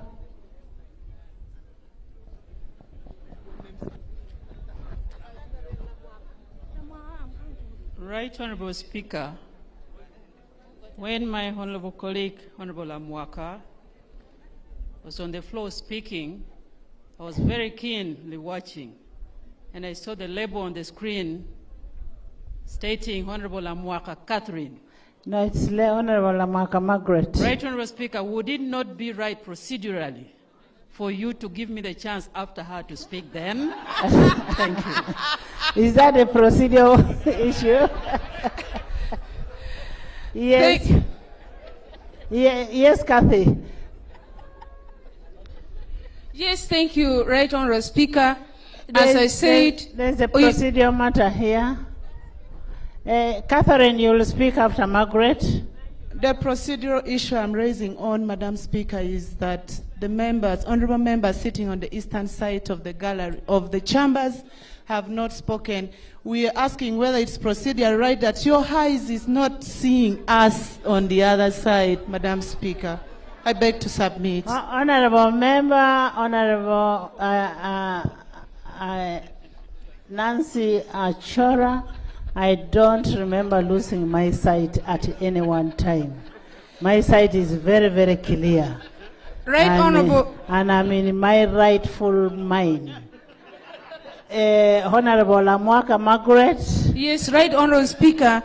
What I was raising is that Karenga district is going to host a gala of Ateker on the 2nd to the 9th. And when I passed there, I also got stuck and slept in Karenga. I want to inform the Minister for Works that the road is impassable and the President is going to open that gala officially. And I would implore him, plus his colleagues, let me say UNRWA, to go and work. But when we got stuck, we called UNRWA and they did some work in some few places. However, Madam Speaker, there are so many bridges, especially in our district, which the district could not work on them. Like a bridge in Point is in Omia Nyima, where one time I went with the Minister of Local Government, and he also witnessed it. This bridge connects Agago and Omia Nyima Health Center, and we have only one health center, 3 in Omia Nyima, which is to serve us. So, Madam Speaker, I would say, if my... Now, when you see Linda coming, that shows that she wants now to present the report of agriculture. Thank you, Yes. Madam Speaker. Catherine. Right, Honorable Speaker. I would like to thank you so Ka- much. Karamoja, I'm coming. Karamoja, Well- nobody has spoken from Karamoja. Yes. Leave Catherine to finish, and then I come over. Right, Honorable Speaker, I thank you for the opportunity. Madam Speaker, I have been following the report of the committee. I want to thank the chair for the very elaborate report. However, Madam Speaker, on their recommendation, one of their recommendations, talking about periodic assessment of bridges on some of the major roads in the country, Madam Speaker, I thought it would be very important for us to have a recommendation that covers all the bridges on the national roads in this country, Madam Speaker, to avoid us operating in a manner that we are in now, especially regarding Karuma Bridge, Madam Speaker. Secondly, Madam Speaker, I want to comment on the issues of roads under national roads. Ministry of Works should really improve on their coverage and as far as their assessment on status of roads is concerned, Madam Speaker. There are roads under national roads that have not been worked on for the last 5 years. Especially in Omoro district, I want to cite 2 cases. There is a road from Minakulu that connects Omoro to Nwaya district via Okui. That road is in a very sorry state, Madam Speaker. 4 days ago, the community around there connecting to Nwaya have been even demonstrating. It is only your arrival in Omoro yesterday that calmed the situation down. We nearly lost 2 mothers who were on labor pain trying to access health facilities connecting to Kampala Road, Madam Speaker. I have written several times to the Minister. Honorable Musa Ishwero is aware of this, but nothing has been done on this road. Another road is Minja, connecting to Gulu district, to Omoro district, to Gulu and Kitgum, Madam Speaker. This is also another national road that has never been worked on. Even simple maintenance has never been done on the road, Madam Speaker. I want to implore the Ministry of Works, now that UNRWA is no longer going to be there, let the Ministry of Work take care of all the roads under national roads properly. And I want to sound also, add my voice, on the allocations for road under road funds, Madam Speaker. It's very absurd.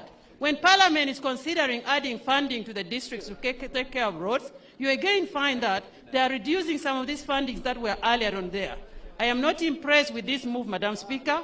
The 1 billion allocation by Parliament is really supporting local governments a lot as far as maintenance is concerned. I thank you, Madam Speaker. Dorcas. PP. Thank you, Right Honorable Speaker. Right Honorable Speaker, I would like to thank you for this opportunity, and also from the perspective of equal opportunities, to say that Lango sub-region, specifically on the issue of roads, we are doing very badly. Only about 3% of paved roads are in Lango sub-region. And for that matter, Right Honorable Speaker, the roads that Honorable Court Bitek had raised under NDP 3, we also have Dokolo to Aloy and Lira to Aloy, which have been existing under NDP 3 and no work has been done. And the entire Lango sub-region has very few paved roads. I would like, therefore, Right Honorable Speaker, to request that let government put special emphasis to ensure that Lango sub-region does not continue lagging behind. And again, Right Honorable Speaker, on the issue of Rekunya Patch Ferry, I had opportunity to witness the traffic on that road, whereby vehicles are spending about 5 days without crossing the ferry from one side to the other. And some of those vehicles are ferrying animals. And it becomes very risky. The cost of doing business is extremely high. I would like to support the committee recommendation of putting a much bigger ferry on that route. I thank you. Thank you. PP. Honorable members. Honorable members. Yes. Those who have not spoken will put down the names of their roads and will capture them. In the next report, those who will not have spoken will speak first. PP. Thank you very much. PP. Thank you very much, Right Honorable Christine Achia. Batom. Thank you very much, Right Honorable Speaker. I am going to be very brief by asking questions. Number one, I would like to ask the Ministry of Works that you went to Pade and made a bridge called Wat Lach, which is from Ata to Kigwe Corner.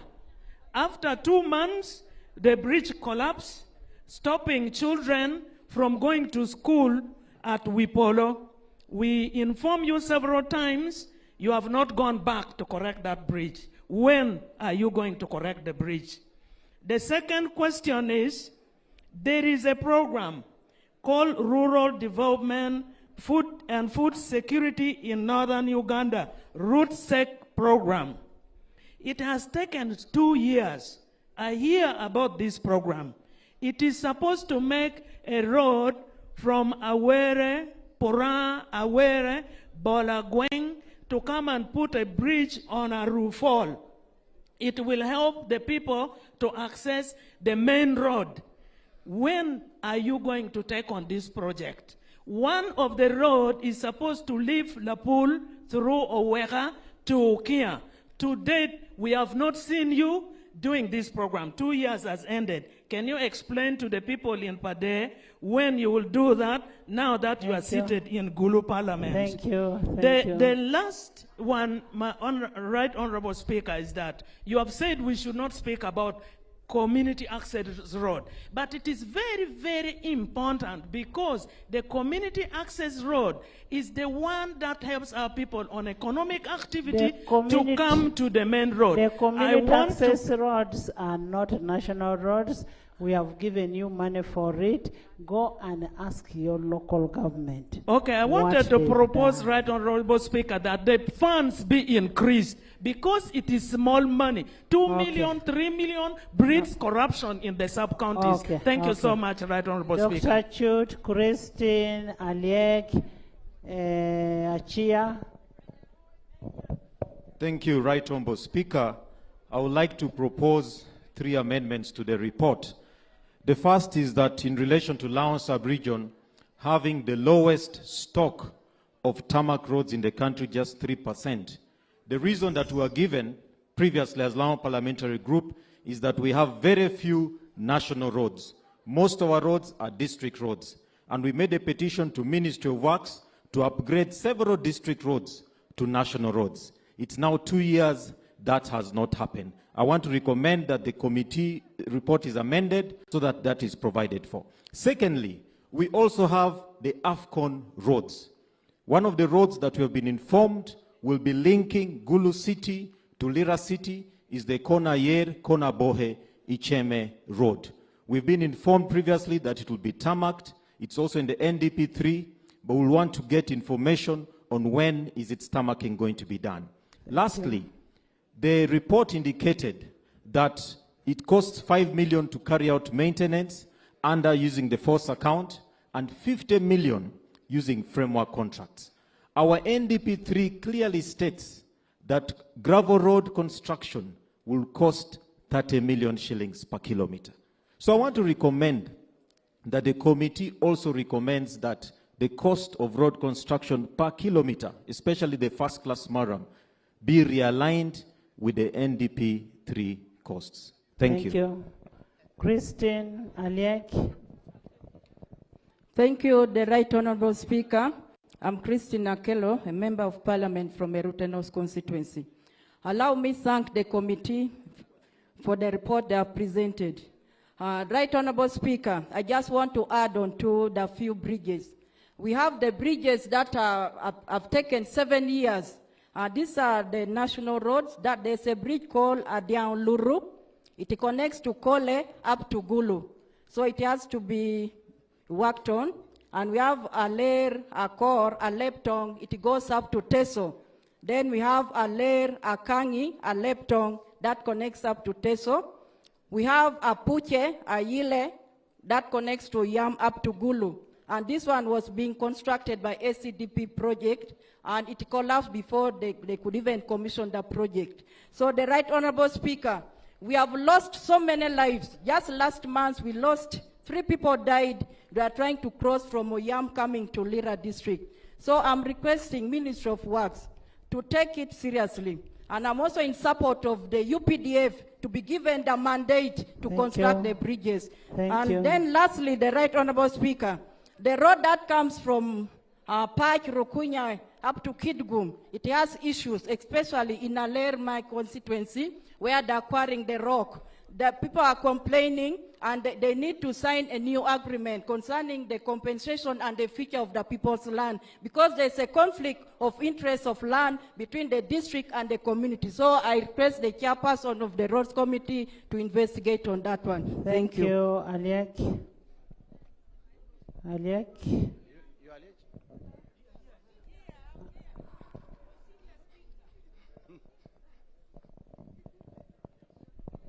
Thank you very much, Right Honorable Speaker, for giving me this opportunity. I'm speaking on behalf of Lango Parliamentary Group. Right Honorable Speaker, I would like to, first of all, give credit where it is due. I want to thank government for Lira Kamdini Road, that is now almost getting finished, and also the construction of Rekunye, Apach, Lira, Puranga Road, which is ongoing. But Right Honorable Speaker, on the issue of the ferry, Right Honorable Speaker, Masindi Port Ferry is the oldest in the country, and it is already outdated. So I would like the Ministry of Works to really consider this immediately, because it is breaking down almost every day, and it is affecting traffic. Right Honorable Speaker, on the RAP Road, the Rekunye, Apach, Lira, Puranga Road, some of our people have never been compensated. So I would like to ask the Minister for Works and Transport that when will the compensation get completed? Because our people have sacrificed the land where the roads are passing. They have never been compensated. The road is passing via Kole district, where most of the people in the area of Akalo have not been compensated, and other areas, up to Puranga. Right Honorable Speaker, I want to talk about Dokolo Amolata Road. Right Honorable Speaker, I want to ask the Minister of Finance, because His Excellency, the President of the Republic of Uganda, wrote a letter of pre-financing and using the Chinese company that was ready to put tarmac on Dokolo Amolata Road in 2021. I want to ask the Minister of Finance that the President had already given the directive to Minister of Finance to accept pre-financing so that this road can be constructed, and then payment should be done after 3 years. Right Honorable Speaker, Minister of Finance is here, should give us an answer. This road could have been gotten finished by now. Right Honorable Speaker, lastly, Right Honorable Speaker, the issue of Lira Alloy Abim Road is 179 kilometers. Right Honorable Speaker, this has been in NDP3. It has been in the NRM manifesto as well. So I would like the Minister of Finance to also give an answer together with Minister for Works. Right Honorable Speaker, lastly, road maintenance fund of 1 billion, Right Honorable Speaker. Not every district is the same.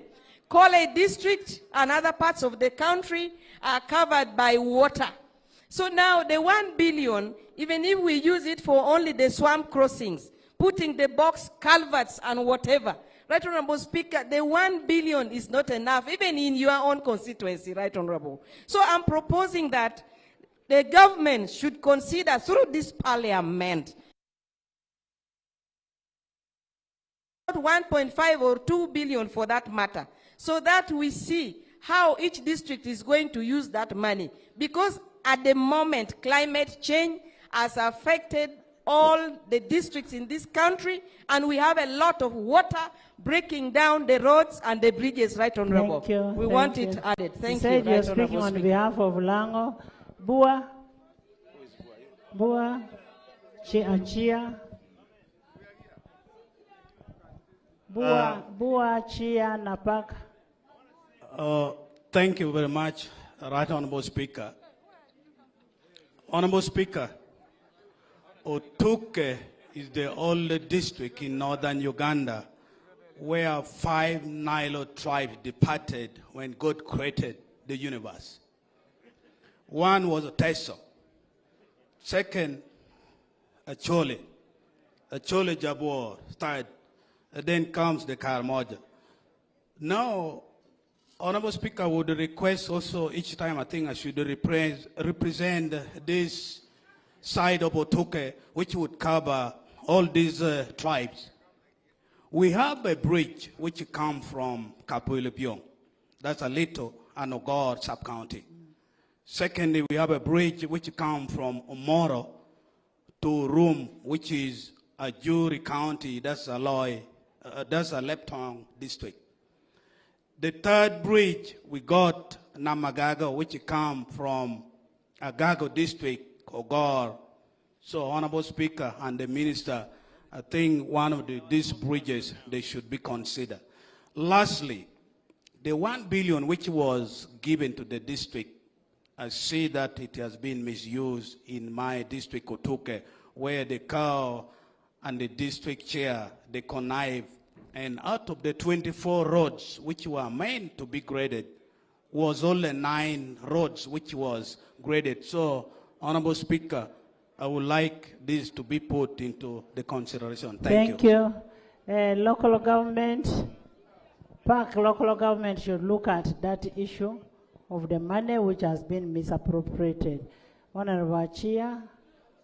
Thank you, Madam Speaker. Madam Speaker, I came here this morning so happy to listen to the issues of Northern Uganda. And you clearly guided that we should discuss these matters without emotion, with clarity, and with confidence. Madam Speaker, what happens when a region like Karamoja is not included in a report, like this report of works? No, the committee did not visit Karamoja. Where are we going to discuss our Manyanga? You told us the Manyanga of the rest of the country we are going to discuss in Kampala. What about Karamoja Manyanga? Where is it going to be discussed? The committee did not go to Karamoja, and we are in northern Uganda. How can we have a committee which is supposed to go to West Nile, Acholi, Lango, and Karamoja, not go to Karamoja? And you are telling us that we are going to speak in the next report when we are not in this report. We have Honorable Chair of Karamoja Parliamentary Group, is Moroto in Karamoja? The Moroto road starts from here and goes to and stops in Agago. The road they are talking about, Moroto, is this one starting from Gulu City here. I want to read for you. Honorable Achia, keep your cool. Keep your cool. The road from Moroto through Omoro, Pade, Agago, and Abim. That is, Abim is in Karamoja. But where the committee did not capture issues of Karamoja, let's put them down. After the session here, let's sit as regions. Karamoja region, Acholi, Lango, West Nile, and agree with what was not covered. Let's agree on that. We don't have to lose our heads here. Madam Chair, Madam Speaker, that could have been an oversight. We are sorry about that. It could have been an oversight, but let's raise the issues that are concerning the area. Madam Speaker, I respect you so much. But it is when you say I'm losing anger because it is my uncle. Yes, these reports are making us lose anger. My uncle, calm down. Now, Honorable Achia. Yes, Madam Speaker. I will want you to go back and retreat and look at all those issues in terms of infrastructure concerning Karamoja and give it to my team before we sleep tonight.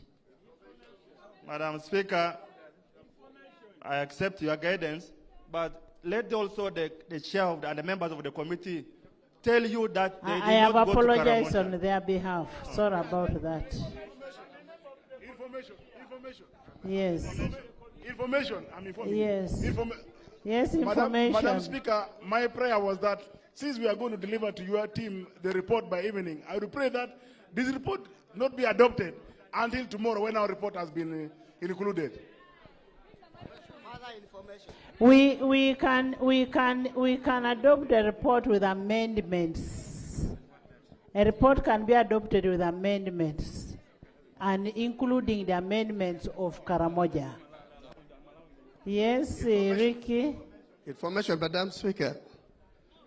Madam Speaker, I thank you so much for giving me the opportunity. Madam Speaker, this regional meeting is very, very important, very key. And I want to thank God for the wisdom that He has given you to allow the regional parliament to come to northern Uganda, which is quite very important. Madam Speaker, I want to request you kindly allow the members of parliament from Karamoja and then Pato Dachule and other people to speak, because the issues we are addressing here is very key and Do you very want important. us to look at only one report and tomorrow report only one report to the president? Not really, because these issues are a priority. Madam Speaker, for example, I was expecting the committee... You're raising, what are you raising now? Now, Madam Speaker, I was expecting the committee to talk about the issue of security road. You know security is key. Which one? Anything which is not protected by the security, that's become a problem. The security roads in northern Uganda, from Odom to Kitgum, and then from the Karamoja part of the region, the UPDF are doing lots of good works in the area, but there are challenges that need to be mitigated. The Ministry of Works should be able to work on the issue of security road to allow the UPDF to do deployment, allow the UPDF to execute their duty effectively and efficiently for the protection of the local people in the community. And that means the government implementation of the projects in the area will not be jeopardized by the cattle raiders. So I was expecting the committee to work on that very seriously. Honorable, again, what I am saying, the roads that have not been mentioned, you should give us the names of those roads that have not been mentioned so that we amend the report to that effect. Honorable Chair. Madam Chair, Madam Speaker, I take your guidance that the Karamoja Parliamentary Group sits after this evening and makes an addendum report to this report so that this report an addendum to this report. And it is adopted together with our report tomorrow. Let this report not be adopted. We will adopt now. the report tomorrow after we have gotten an addendum from the Karamoja team. Thank you. Achora? Thank you. Hey, first give doctor. Leave doctor. Thank you very much, Madam Speaker. Thank you for giving me the opportunity. I've been sitting for a long time. Madam Speaker, if we remember history very well with this government, before, when this government came into power, the first thing they did was to secure the country. In other words, without security, there cannot be any business, there cannot be any touring, there cannot be any economic development. I come from Lamour County, which borders southern Sudan. Recently, I made a submission in Parliament with respect to insecurity due to border insecurity, whereby South Sudanese have been robbing and terrorizing the people of Lamour. It resulted into one big thing, which was the positioning of a whole brigade of 5,000 UPDF soldiers in Lamour, my constituency. Now the problem arises that in case of supplies and what have you, the road from Kitgum, Padibe to Mamoromo in Lokung needs to be tarmac to fasten communication quickly by the army personnel to supply the border posts, because now there are 5,000 UPDF men and women guarding the people of Lamour, for which we thank the Commander-in-Chief of this country. Secondly, there's another road from Awenoli to Lamour, which also needs to be addressed, preferably by tarmacking. I don't have a lot of words. We need to secure this country. We need the borders to be calm. Thank you. And now we are in the north. We want the northern parts of the country to be secured And right now, Southern Sudan is a hotspot for insecurity. I would like this parliament to address this. Thank you. Achora Ochan. Thank you, Right Honorable Speaker, for giving me the opportunity. I want to add on what my colleague, the male MP for Lamu County, has said. Kitgum to Ngomoromo via Padibe Road is about 67 kilometers, which is number 6 priority road under World Bank Refugee Funded project. And by the grace of God, the money for the construction is available. What is needed for the government of the Republic of Uganda, it is the money for designing. So it is my humble plea on behalf of the people of Lamu District, which is here, also not just to coordinate and connect the refugee district, but also to connect us with South Sudan, being a border district. This has been a long overdue road that His Excellency promised the people of Lamu in 2018 when he visited our side. Secondly, Lututuru Hill, Right Honorable Speaker, was one of the tourist sites in the history of this country. When His Excellency, by then, President Idi Amin Dada, was in power, he had his site at Lututuru Hill.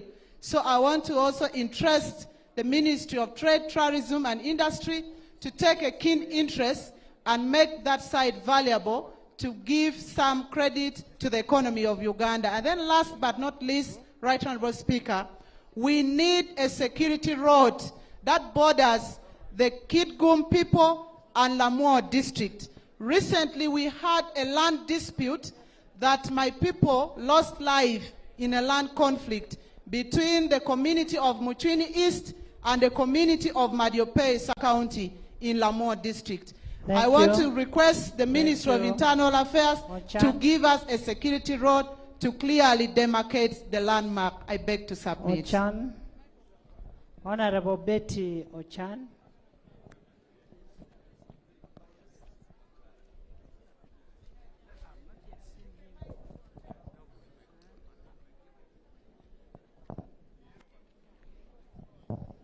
Don't mind. Thank you, Right Honorable Speaker. I am the host. The mother of Gulu. I wanted the host to speak last. The mother of Gulu City. Yes, thank you.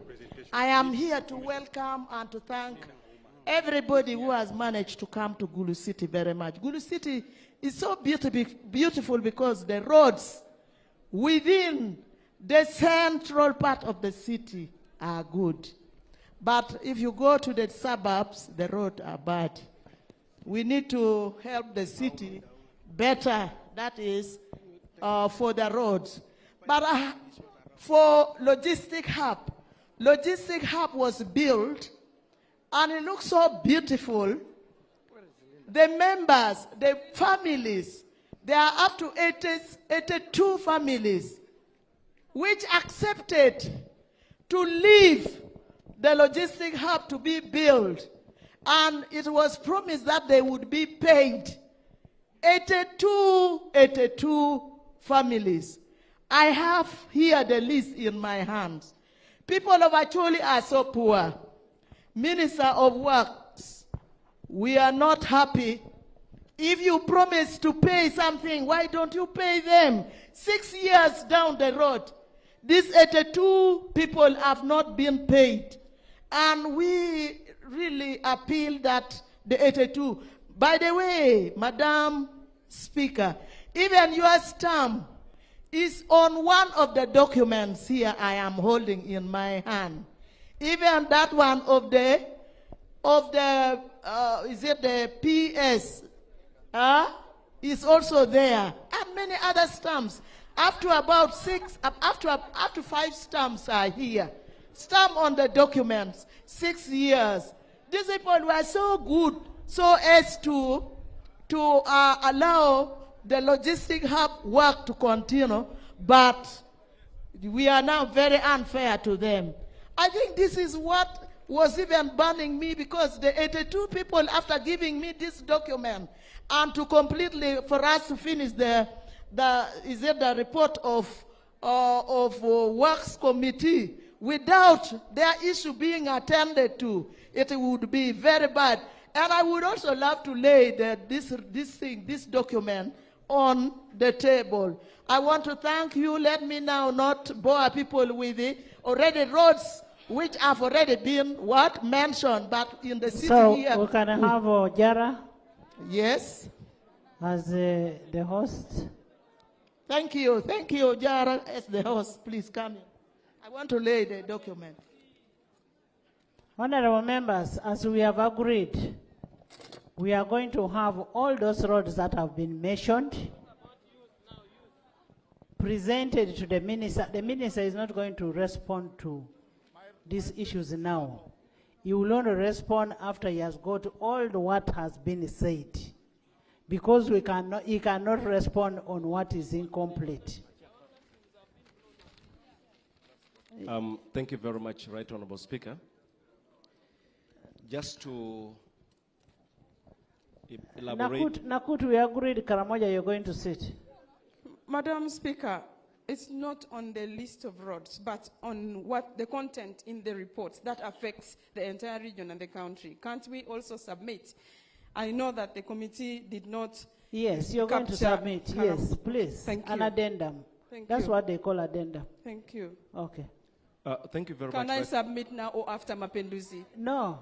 You're going to make an addendum of the whole sub-region, and you submit, you give a copy to the minister this evening so that he has responses to it, then you present it in the House. Madam Speaker, while I agree to that proposal you have given the Karamoja group, it is my appeal that when we consider the next report, we apportion maybe 3 members per sub-region, so that one sub-region doesn't occupy the entire That's time. okay. That is accepted. 3 members per region. Yes? Thank you very much, Right Honorable Speaker. I joined my colleagues in thanking the committee for the report, but without unnecessary repetition, in 2017, the Honorable Minister of Works gave assurance to the people of Gulu that government had put in the budget and had planned to build the road from Kitgum to Lamour, Lamour to Palaro, Palaro to Gulu City, and Palaro to Atiak.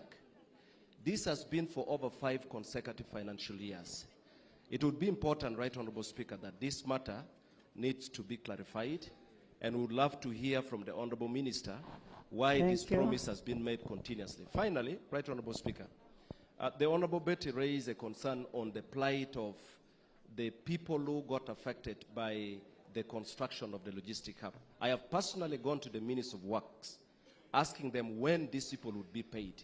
Honorable Speaker, the story we hear from Minister of Works is that there is no money. Would it not be okay to have this included now in the budget for next financial year, so that these people are paid? Include in your report so that we are able to adopt it together. The Minister will respond and will budget for it. Thank you very much. Thank you, Speaker. Thank you. Next item.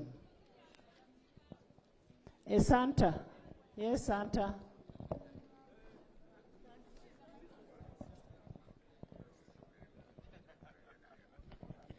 Thank you so much, Madam Speaker, for giving me this opportunity.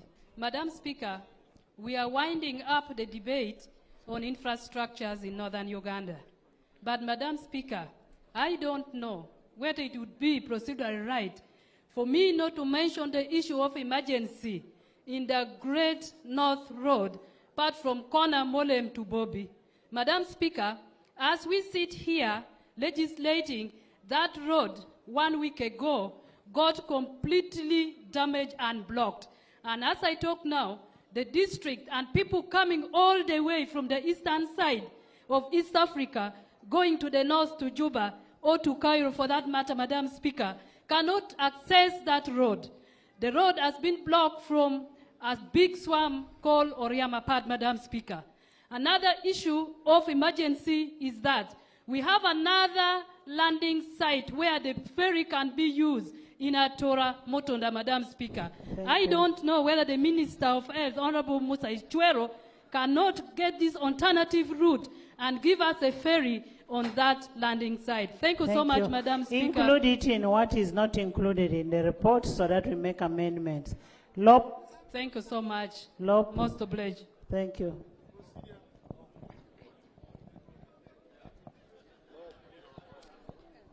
Thank you, Right Honorable Speaker. Right Honorable Speaker, you have guided well on the Karamoja caucus. I want to propose that as we retire, all the caucuses of the sub-region, they go back and sit and provide priority lists for the infrastructure in their sub-regions, so that also they become addendum to that report. Because every member of parliament, they are giving in their own input.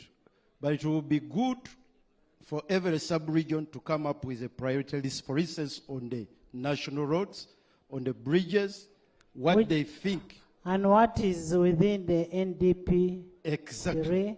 Yes, and in Right consideration with the Public Finance Management Act?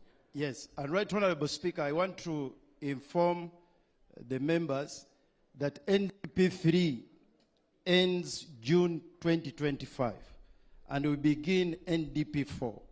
NDP 4 is supposed to be ready this next month of September. While we are making priority lists, we need to visit those two documents. There is already a draft for the NDP 3 to see whether NDP 4, to see whether what we are proposing has been captured. That's when our discussion will add value to the people of Northern Uganda. I submit, Right Honorable. Thank you so much. Honorable members, retreat and have those reports to the amendments of the committees. And you should look at even other reports. Don't look at agriculture alone. Don't look at infrastructure alone.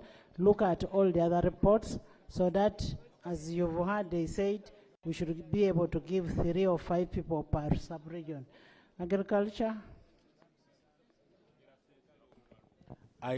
Item 7, motion for adoption of the report of the Sectoral Committee on Agriculture, Animal Industry and Fisheries on the state of water for production facilities in Northern Uganda. Thank you so much, Right Honorable Speaker. On behalf of the Committee of Agriculture, I hereby present a report of the Committee of Agriculture, Animal Industry and Fisheries on a field visit to selected district in Northern Uganda to assess the water for agricultural production facilities. Right Honorable Speaker,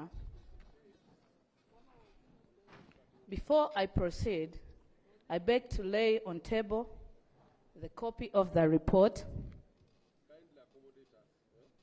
I also beg to lay on table the minutes of the committee when going through this report.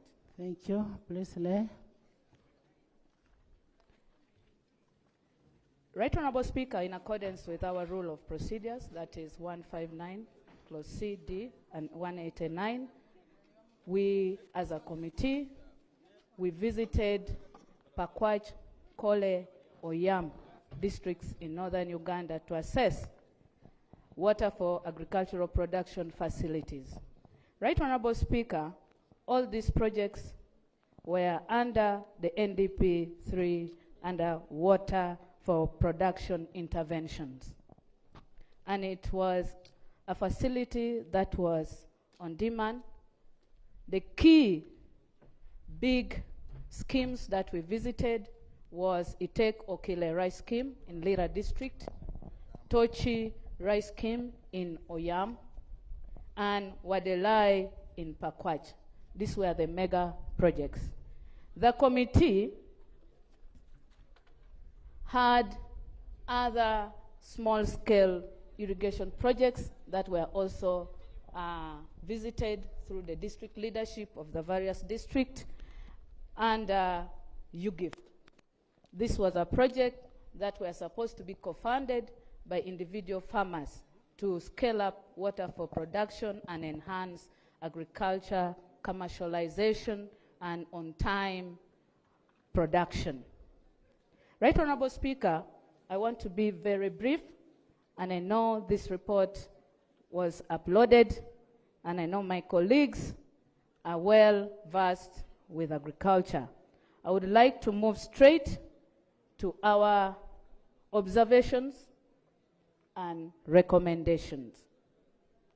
Right Honorable Speaker, Wadelai Irrigation Scheme is located in Pakwach District in the sub-counties of Rajem and Wadelai with the River Ora as its water source.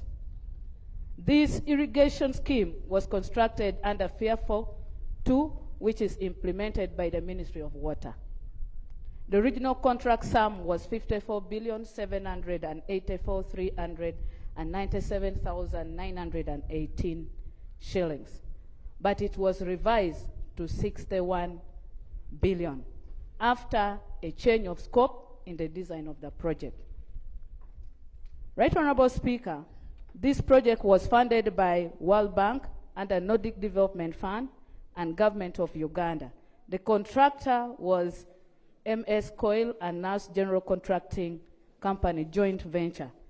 The consultant was Beck Engineer, an association with HP Devoc. During the field visit, the committee was only able to interact with the district officials because attempts to reach on site were frustrated by the bad roads as a result of flooding in Kagolo. Right Honorable Speaker, according to the officials, physical progress of the work is at 90%. Completion of upstream and downstream embankment protection works, construction of spillway tailrace protection works, repair of right side aid regulator, completion of bottom outlet environmental flow structure, completion of secondary canal 4 associated tertiary canal and control structures, and the completion of also secondary canal 5, access and scheme roads, scheme buildings and facilities, and farm clearing. There was a lot of findings that I will not intend to really go through all, because I know members have observed this. But I would like to note that Wadelai project had a lot of encumbrances, a lot of issues, especially on land acquisition and compensation, where a community called Paten community, where majority of the area was for that community. They failed to agree with the ministry, especially on the compensation aspect, where titled land were being compensated at 3 million and untitled land was being compensated at 2 million. This brought a lot of back and forth conflicts that made this project not to move as it was expected. Right Honorable Speaker, there was observations that the committee came up with that there was no community ownership of the land. Another observation was the outstanding work on the scheme was partially stopped due to the flooding and conflicts. There was also failure to restore borrow pits by the contractor which posed a big threat to the life of the humans. Even the money that was needed for bush clearing even were not handled. Right Honorable Speaker, there was also poor coordination between the district and the Ministry of Water.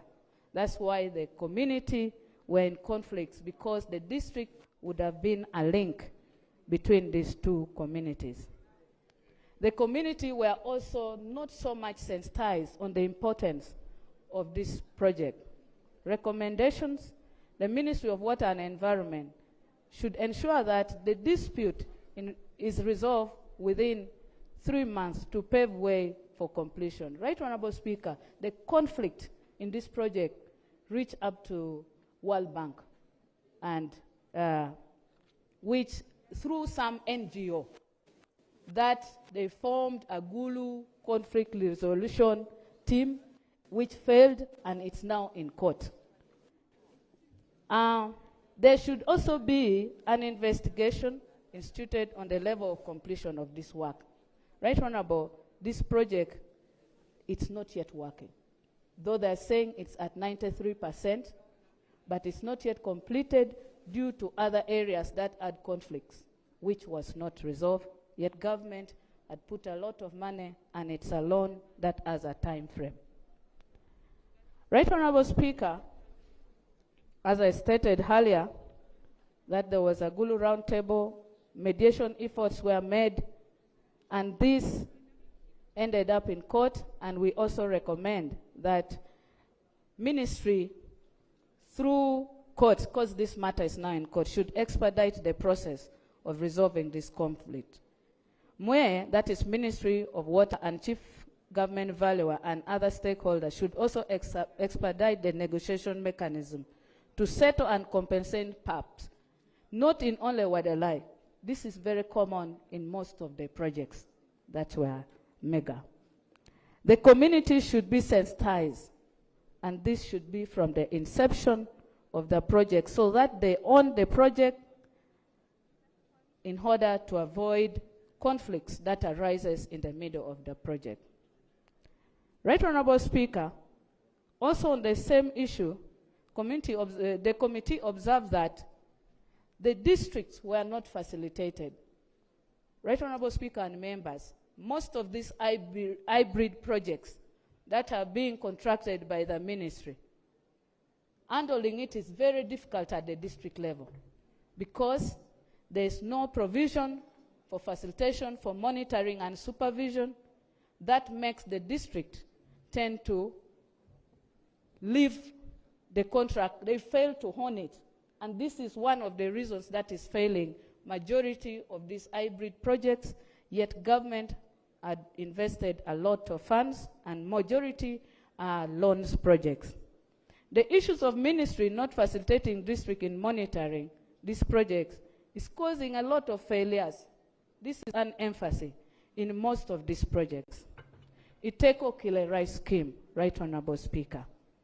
This is a project in Lira District located in Itek Sub-County.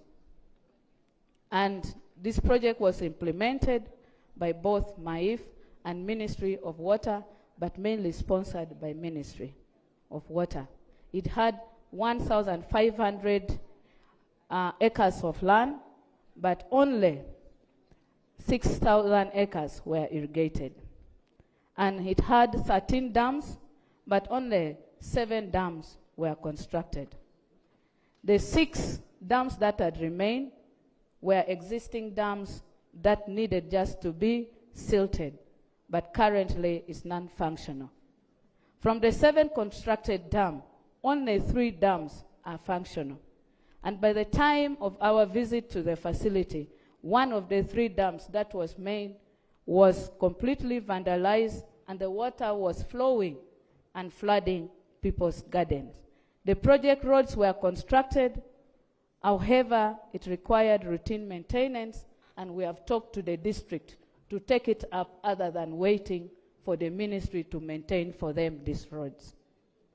Right Honorable Speaker, through this project, government supported by organizing the farmers into a cooperative groups where all the facilities like offices, storage facilities, they were even given tractors, milling machines, and they had a full office.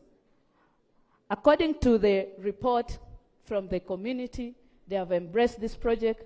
There's no any land encumbrances because all the 1,500 acres were government land.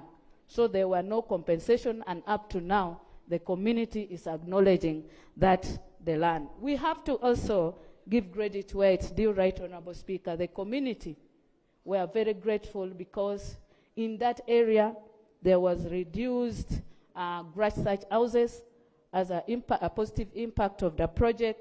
They told us that their children are even going to university, they are paying school fees, and NARO has also engaged them in seed multiplication of the new variety of the rice that NARO has come up with.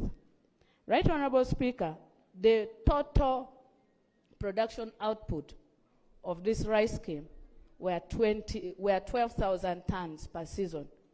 And the community were requesting that they should be government should extend the phase 2 project to handle the remaining part, the 700 acres of land, because all the 6,000 is fully utilized.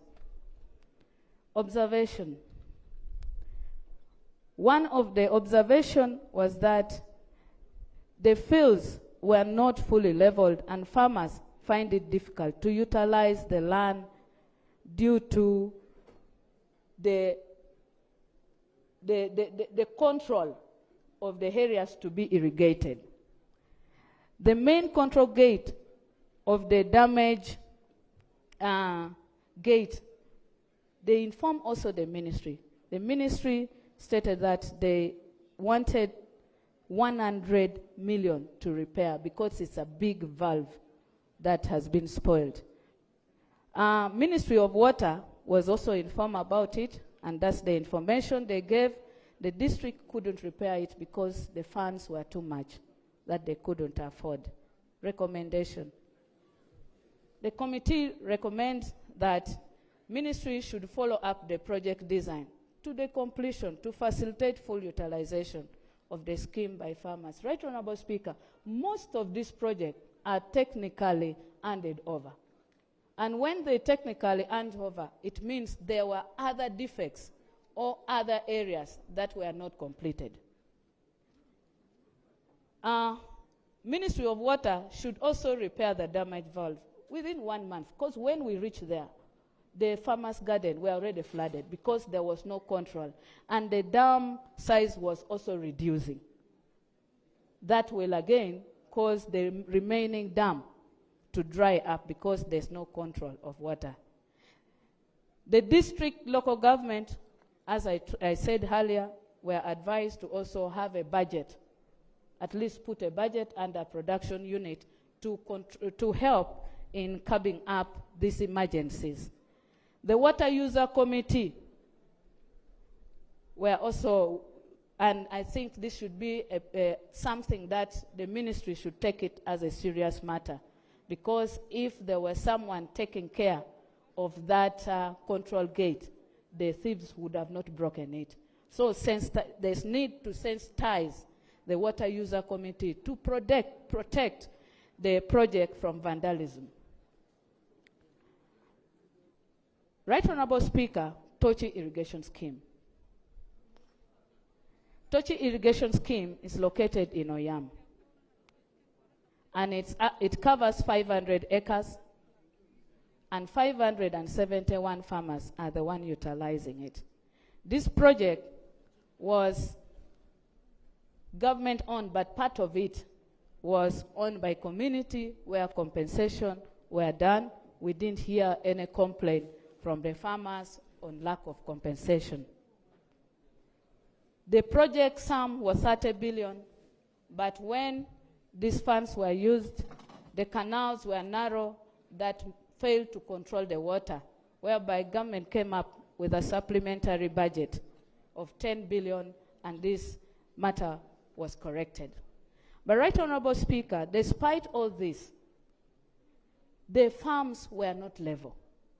There are other blocks in the scheme that even the irrigation cannot reach because it's not level. But we were happy with the farmers. They used it for horticulture, areas that couldn't be that the irrigation couldn't reach. As I'm winding up, Right Honorable Speaker, the cooperative groups are very organized. They have also looked for fundings from other sources. They are having their own plans to be the best rice scheme in the country. And that is a very positive thing. It means they're honing the project. On the small-scale irrigation, Right Honorable Speaker, especially there's one in Kolel, Leye Valley Dam. This was a dam constructed to help in aquaculture. And government did everything and put all this project in a place that it started in 2006 and ended in 2008. The Ministry of Water and Environment implemented this, and it was It was by then in a patch before Kole. But right now, the observation under this, the Valley Dam is not functional. Yet, government had put everything in place. The dam is also silted, covered up by weeds, and meaning that if we assess the value for money, it's not really being utilized as per the investment of government. The recommendation, the Ministry of Water and Environment should rehabilitate this dam so that it's restored to its original purpose. On the general UGIF irrigation scheme, micro-scale irrigation scheme, we visited Lira district, we visited some farmers in Oyam and Kole, and also some in Pakwach. The general complaint is on the issue of co-funding and the same issue on hybrid. Most of these contracts are given by the ministry, and you'll get one contractor having a lot of contracts that sometimes they fail to install this equipment to the farmers in time. Right Honorable Speaker, the farmers are so much interested, and most of the local government are really taking back these funds, especially during the financial year, because the farmers in northern Uganda are poor, whereby a farmer is supposed to co-fund 25% of the project, and majority couldn't afford. Even those who have endeavored to afford, there's a lot of delay in the installation by the contractors, and the district has limited let's allow Linda to, Honorable Linda, to finish. I'm winding up, Right Honorable Speaker. Recommendations. The contribution of farmers to the irrigation system should be reduced at least to 10% from the 25%, because this money, these funds has to be utilized. Thank you. 2, the cost of the system should be reduced to make it more affordable to the farmers, because you have to have a source of water before you get the project. So it's giving at least those who are well off, instead of helping these ones, the poor ones, that their finance needs to be improved. General recommendation, Right Honorable Speaker. As a committee, you know, agriculture. Before you come to the general recommendations, one, there was a procedure, but at the same time, this is a report on Committee of Agriculture, yes, Animal Industry, and Fisheries. Yes. On the state of water production facilities in northern Uganda. I don't know how you set your own question on the state of water, but my perception is when you're talking about agriculture, agriculture is a backbone of this country. Please take a seat. Thank you. Agriculture is a backbone of this country, and it is something that should be handled holistically. The irrigation is just an auxiliary function that facilitates production. You must look at the primary and the secondary aspects of agriculture. You should be able to look at per region, Karamoja, Acholi, Lango, West Nile, in terms of mechanization. How many tractors do these people in Karamoja want? How many do they want in West Nile? How many do they want in Acholi? How can we improve agriculture in these regions? With all the vast land that we have, you should have looked at that. And then we also need to look at what kind of crops grow better in that area, the cash crops, in terms of tea, in terms of cotton, cashew nuts, and then you look at the pricing of what is produced in that area. When you look at the pricing of that area, you now look at the post-harvest handling. How do you do that? As a region in Karamoja, what do you advise government to do? How can we improve the post-harvest handling in that area? And then what value addition can we do for us to improve in terms of the agriculture? Like if we are producing a lot of cassava, Archbishop Odama will tell you, you must have a factory that is handling cassava, that gives you starch, that gives you ethanol, that gives you. What do we need in Karamoja, in Acholi, in Lira, in West Nile, and all that? And we also talk about the livestock. People in Karamoja are cattle keepers. They are cattle keepers. What do you need? How much do you need to improve on if the cattle they have, or do they need additional cattle for them to be able to compete like any other area? And then you look at also poultry. Most of these women out there depend on poultry. You should be able to recommend that we need, a Minister of Agriculture needs to give poultry to these and these regions that can be able to help them give animals for dairy. We need milk coolants in this area. For instance, if you talk about Karamoja, they have the little milk that they get from the cows, but they may not be having milk coolants. There is no way they can store that milk. And then you talk about the agricultural cooperatives and enterprise selection. Those are things that I would imagine that you should be talking about, and the pricing of all this in terms of the milk, the tea. You'll find the tea, the people in West Nile are complaining of the prices of tea. They are complaining of prices of tobacco. People here are complaining on the price of cassava. So I think what we need, you still need to go back. And yes, there's a procedure matter. I thought I'm not finished. Yes. Thank you very much, Right Honorable Speaker. Yes. Let me put my eyes on. Right Honorable Speaker, I am a member of Agricultural Committee.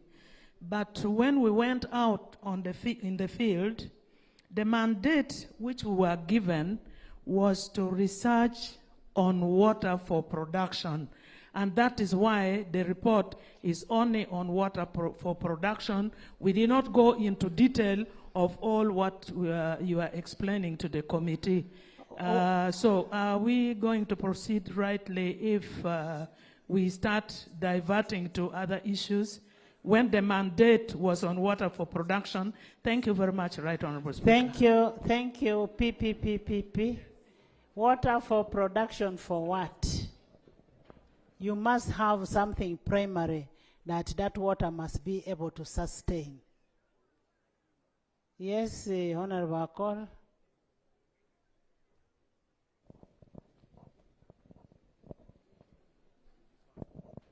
Right Honorable Speaker, we thank you for the guidance you are giving. When you're talking about water for production, can be crop production, can be animal production.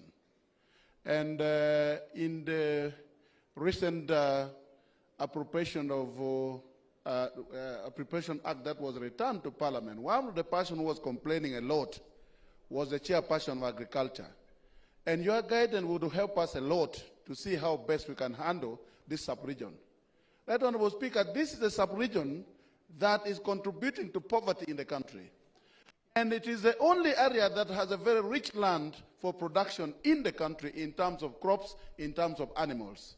So I think the best we can do is to make sure that the chairperson should go back and then come back with a comprehensive report. That will help us. If anything, this direction should take us to a position where we demand for some budget, supplementary budget, so that something needs to be done for this sub-region. Otherwise, we are not going to uplift this place from poverty. I thank you for your guidance, and Right Honorable Speaker, I implore you, procedurally, if we can go back and then come back to debate this. Thank you. On the same, when I've already made a ruling that I want a report that is comprehensive, I need a comprehensive report. I don't see why you need to bring procedure. No, there's no procedure that will add anything on the report. We want a comprehensive report that will help the northern region.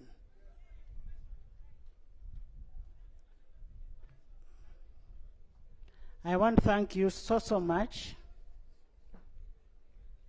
We want Honorable Bua, Honorable Minister of Northern Region, plus the Prime Minister and all the other relevant ministers.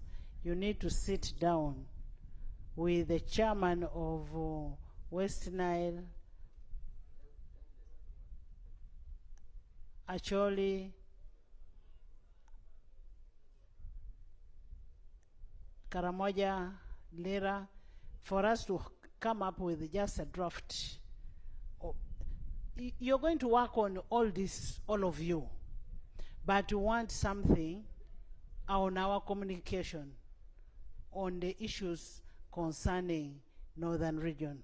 And I will also request, after here, I want you to go and meet the Archbishop Odama. He has a lot of information on the Northern Region. But that does not mean that I've stopped the other meetings. Continue with the meetings. I know why I'm telling them to meet. I know why I'm telling them to meet.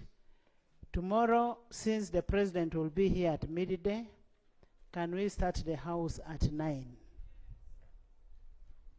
Can we?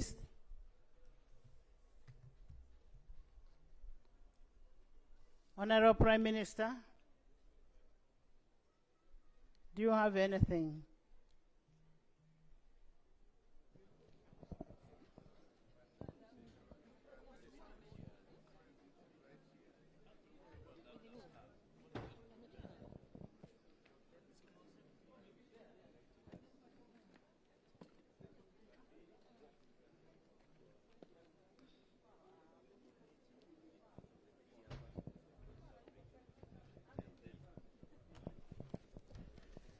Right Honorable Speaker, honorable colleagues, I want to thank you for the deliberations.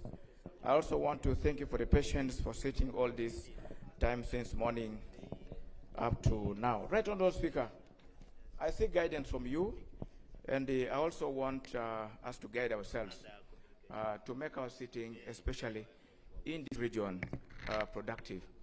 I take your guidance, especially guidance about the meeting we should have. But right Honorable Speaker, if I would allow me only 10 minutes, just 10 minutes, to share with you an overview of what I think could be captured in those meetings, especially in our interaction with the leaders of this area, and also the times I've met the people of Northern Uganda. Maybe it could inform that meeting, if you would allow, Right Honorable Speaker. Right Honorable Speaker, I take your guidance, and I really want to say that I have looked at these issues under these subdivisions to help guide us, Right Honorable Speaker. Like I had said, Right Honorable Speaker, in the beginning, my biggest discussion with the members in this region was about the poverty and low income levels in this region. And we have had so many discussions with the people in these areas. Right Honorable Speaker, it is easy to talk about roads, bridges, schools, health facilities, because government will budget this. But when it comes to income, it is personal efforts assisted and guided by government. I have been able to pick some ideas from the public, and this is what I think, Right Honorable Speaker. One, the issue of particularly household income. We have just talked about poverty levels here, Right Honorable Speaker. We have looked at areas in this country that have been able to pull up. We have found that this particular area here has been gambling for years, especially on what to invest in. Actually, Lango and West Nile does not have an agreed cash crop, an agreed high-value cash crop that people can grow to earn them income. They gamble from oil seeds, they go to other grains, they go to vegetables like we are hearing they're talking about, and other things. Right, Honorable Speaker, our discussion at the OPM has been with other relevant agencies in government, especially UCDA, agriculture, NERS, and others, to guide the people of Northern Uganda on what kind of cash crop they can grow that can earn them income. And we are beginning to zero on those cash crops. And this is why I would require the ministers who are here, especially for agriculture, to say to the people of Northern Uganda here that to get out of poverty, grow A, B, C, D, and Right Honorable Speaker, we now have extension workers in all the sub-counties, near all sub-counties in Northern Uganda here. But they are not guiding the people. They are not telling anybody what to do. So people gamble. Just, Right Honorable Speaker, for the last few years, imagine Northern Uganda was said to have been given 43 million seedlings of coffee. And when you ask those agencies, where are those coffee? They can't show you. And when you ask the citizens, they don't even know how to grow coffee. And yet they hear that there's money in coffee. These are things I want us to talk about, Right Honorable Speaker. Second, Right Honorable Speaker, we have talked about So we need to customize. Yes. What is for Northern Uganda should be for Northern Uganda. Yes. If oranges do well in Teso, it shouldn't be imposed on the people of Northern Uganda. Right. So this time our guidance to the population should be empirical or scientific. There is a procedure matter. Honorable members, before the procedure matter, in the VIP gallery we have Mr. Odongo Milton, the RDC of Pade, and Mr. Wadri Sam Nyakua, the mayor of Arua City. We also have Mr. Odongo David Kenneth, Aleb Tong District, Mr. Nangiro John, Nakapiripirit District, Mr. Obitri Stephen, Marach District, Mr. Abibu Bulia, Awadi Obongi District. We have Mr. Ringtho Hassan, Zombo District, Mr. Chaya Michael, Ivan Kitugu Municipal Council, Deputy Speaker, and Ms. Anyako Vanessa, the Female Youth Councillor, Laro Peche Division. Yes. Thank you, Madam Speaker. PP.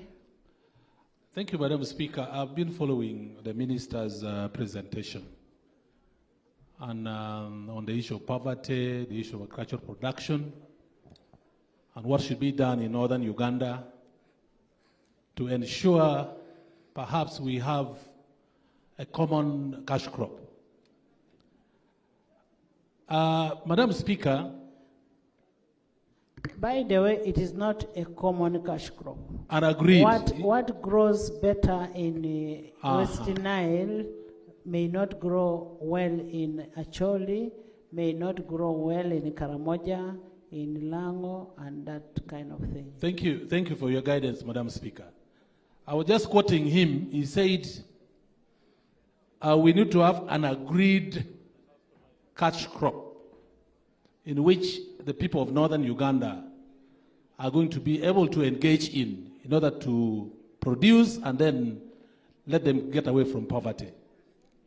Madam Speaker, the procedural issue I'm raising here is that we are actually in what they call a free market economy. And in a free market economy, the forces of supply and demand determines what is supposed to be produced, what is supposed to be marketed, and also the prices of those commodities.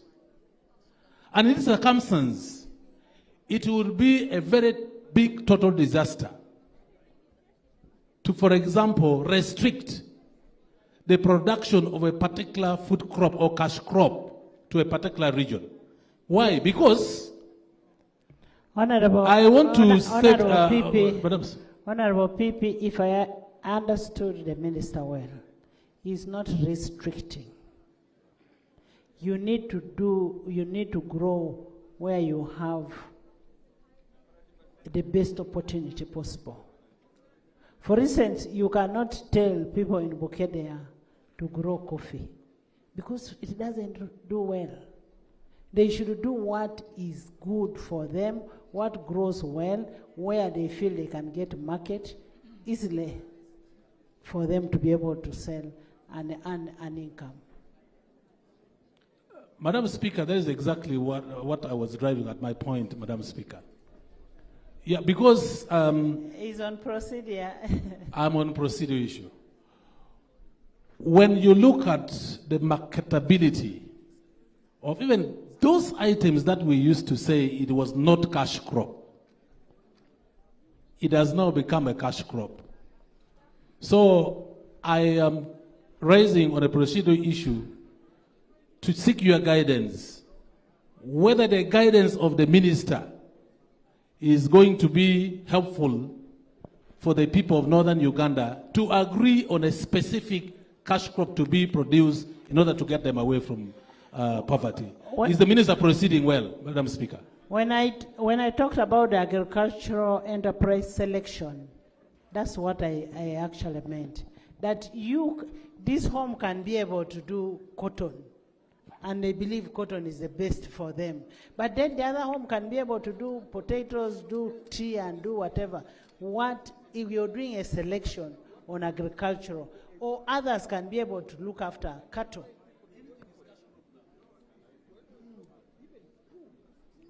Thank you, Right Honorable Speaker.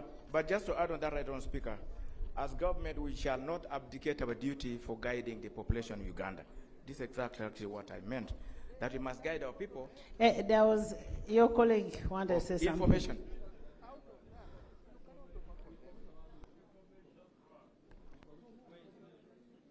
There's information, I think, here. Okay, there's one information there, I think, right. Thank you, Right Honorable Speaker, and my colleague for giving way. Right Honorable Speaker, His Excellency the President has on many occasions guided us. When he came up with the 7 enterprises, he did a lot of research. Chibalo. Now, if we look at northern Uganda, not Chidachoka. Not Chidachonka. If we look at northern Uganda, you traveled away, you see a lot of grass. Why wouldn't we encourage our people to go into dairy, for example? Why wouldn't we encourage our people to plant coffee? Why wouldn't we plan to give these people tractors for them to be able to till that land? Mechanization of the agriculture, yes, irrigation, and then we do value addition. We should stop gambling. The 7 enterprises the president has done Chivalo, he has guided us. So it is a question of our people picking from the 7 what they can do. We cannot start reinventing the wheel. I thank you, Right Honorable. Thank you. Further information?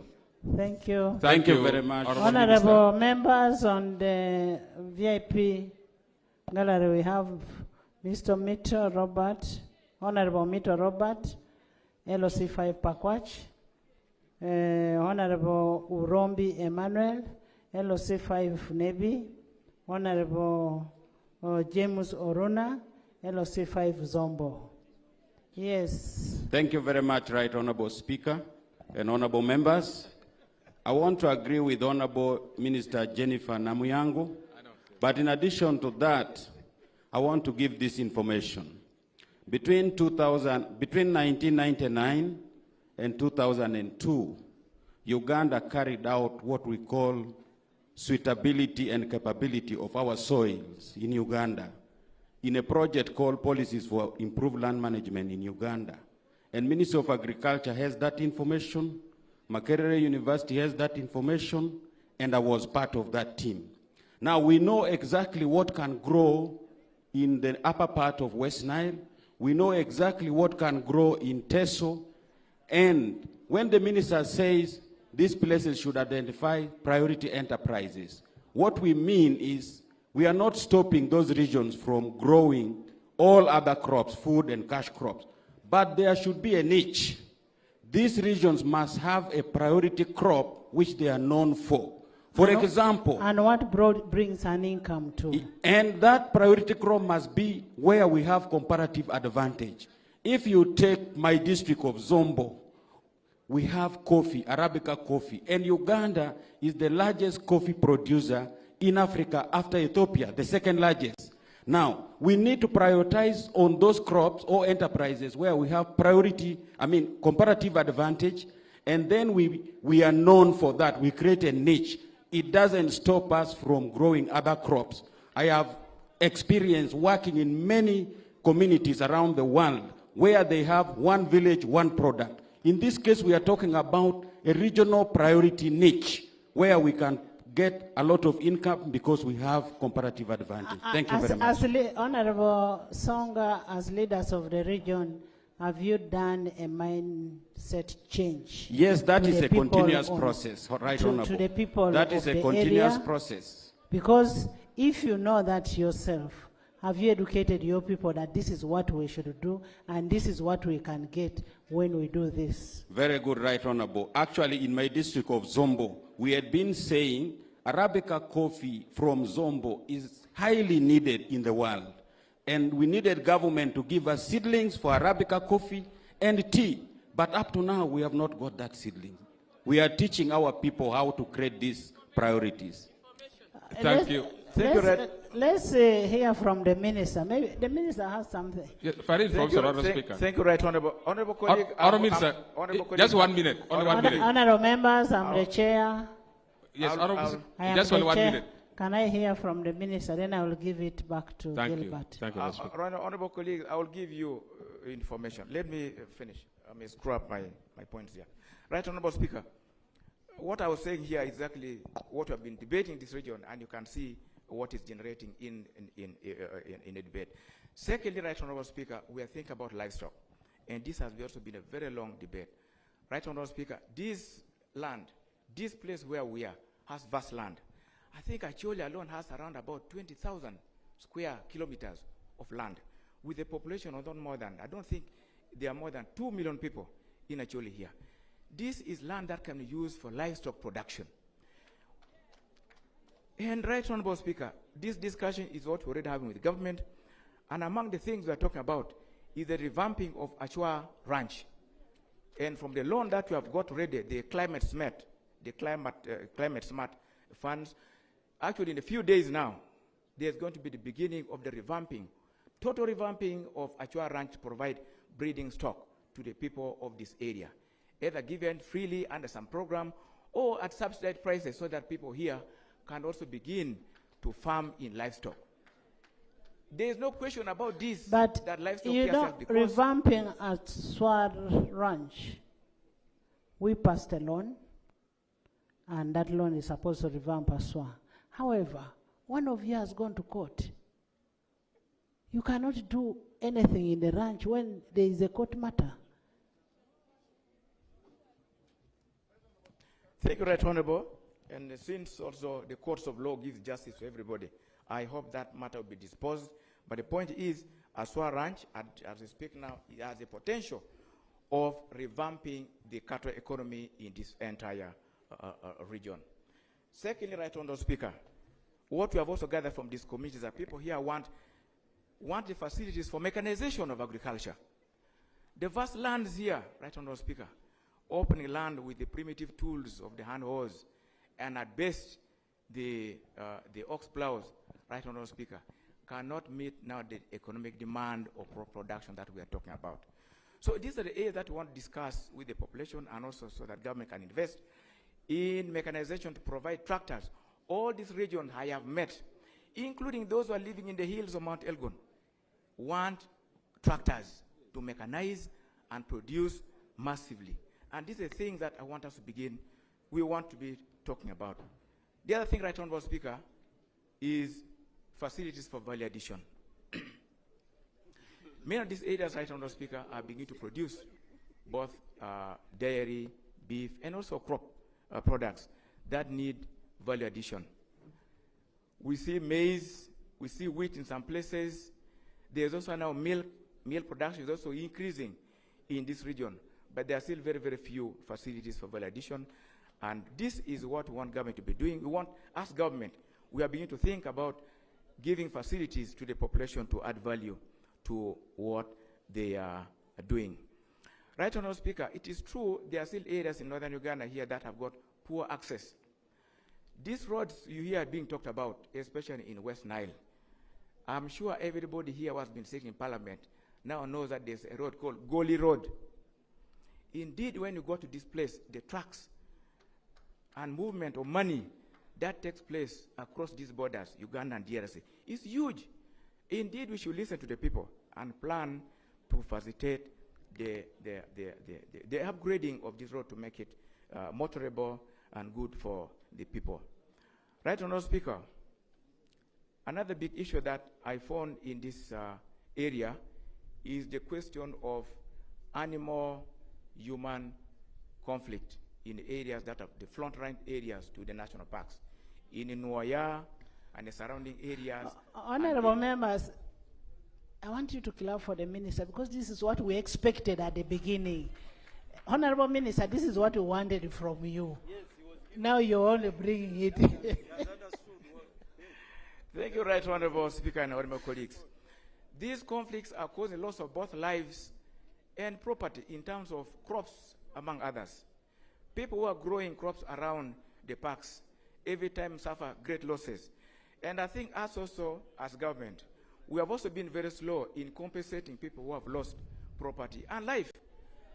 We have just mentioned here that a child was killed in a few days. So, that was Speaker, these are things that we should take very seriously, and I'm happy the Minister of Tourism is here. I'm sure he will also give us an update on the plan of government in fencing these areas. Part of Kidgum, which are also rested from this for a long time, I've also now been experiencing, damages due to migrant elephant from Kidepo National Park. Right, Honourable Speaker, another big issue that I got in this area was the issue of governance and accountability in local governments. The question of monitoring of government activities has been very poor, and there are so many cases. In fact, there are rampant cases of corruption and poor service delivery in many of these local governments. And I want to call upon colleagues to be joining the effort in monitoring government services to the population. Right, Honourable Speaker, I have personally taken trouble to sit with the colleagues and identify the best method by which honourable colleagues can begin to monitor services in their areas. And we have done this time and again, and I want to continue urging colleagues to continue doing this because the losses incurred here are because of poor monitoring of services.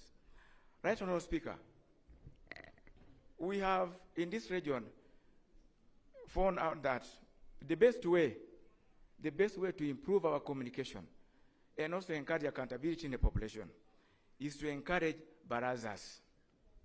The barazas we have been conducting as the OPM were very huge and costly barazas, where a minister should come from the OPM or the Prime Minister herself and then organize a baraza. And these are so costly.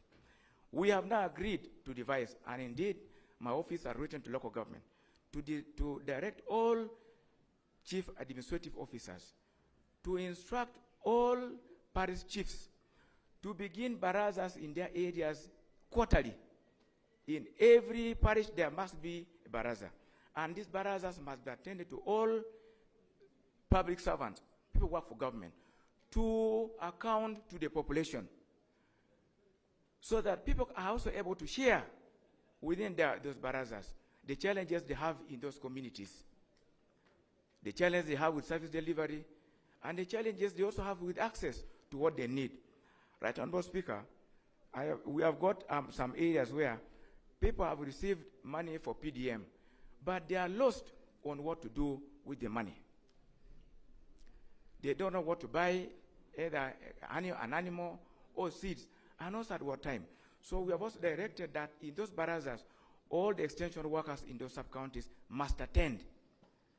And in those, they must teach the people on what they can breed or what they can grow as crops.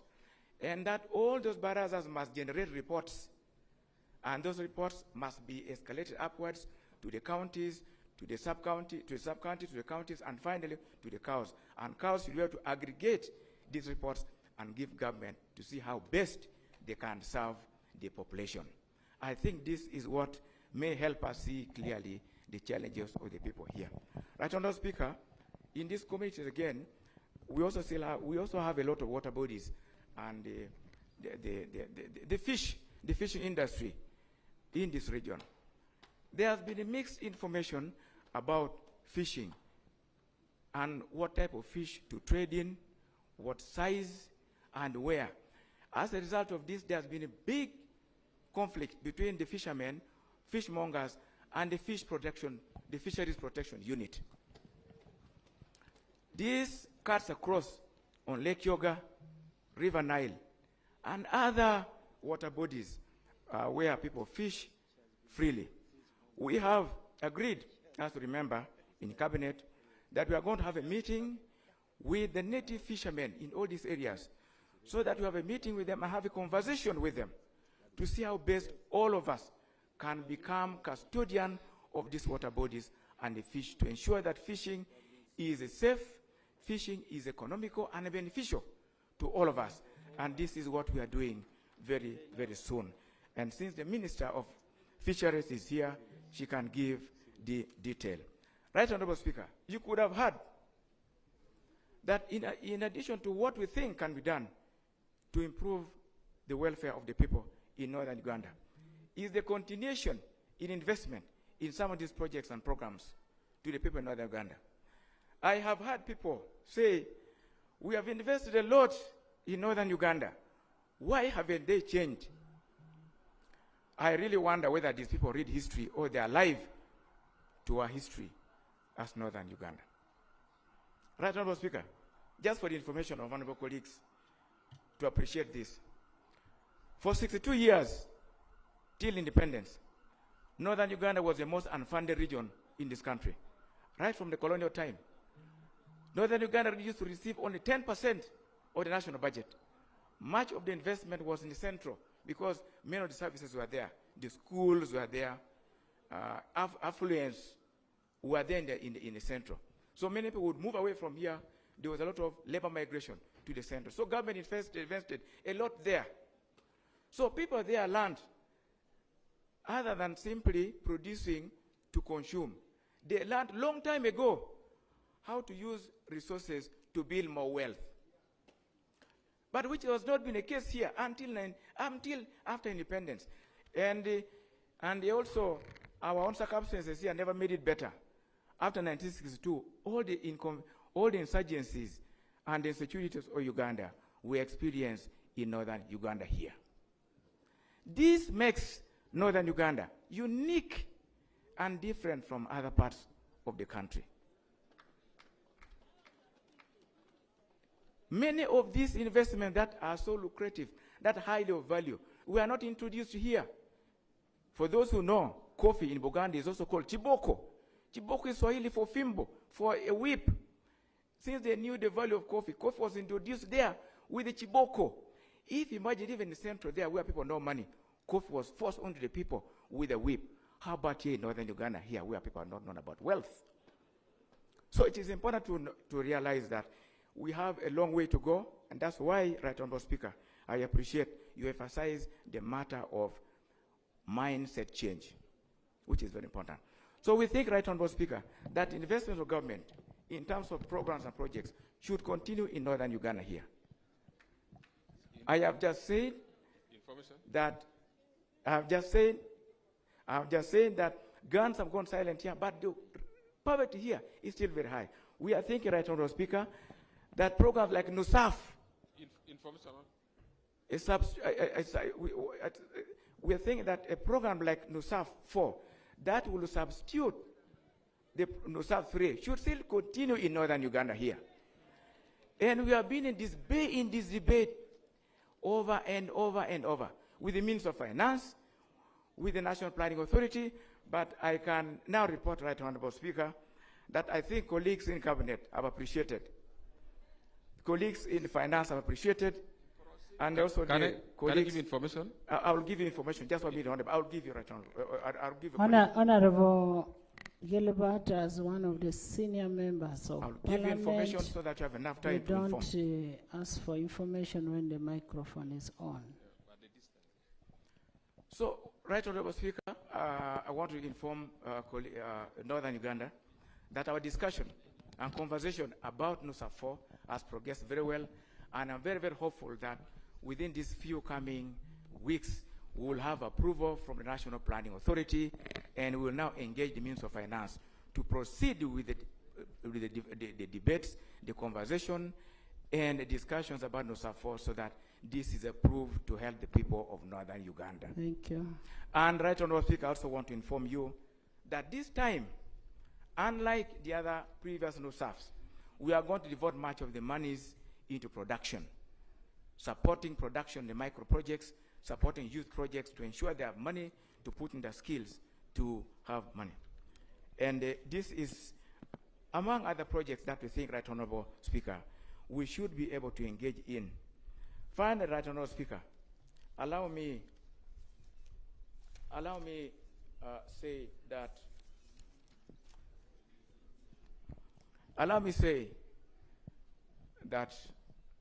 just for emphasis, all this infrastructure we're talking about, all this we have been debating since morning, bring about development. But development without improving households of the people, without people's livelihoods improving, Right Honorable Speaker, I don't think it's sustainable development.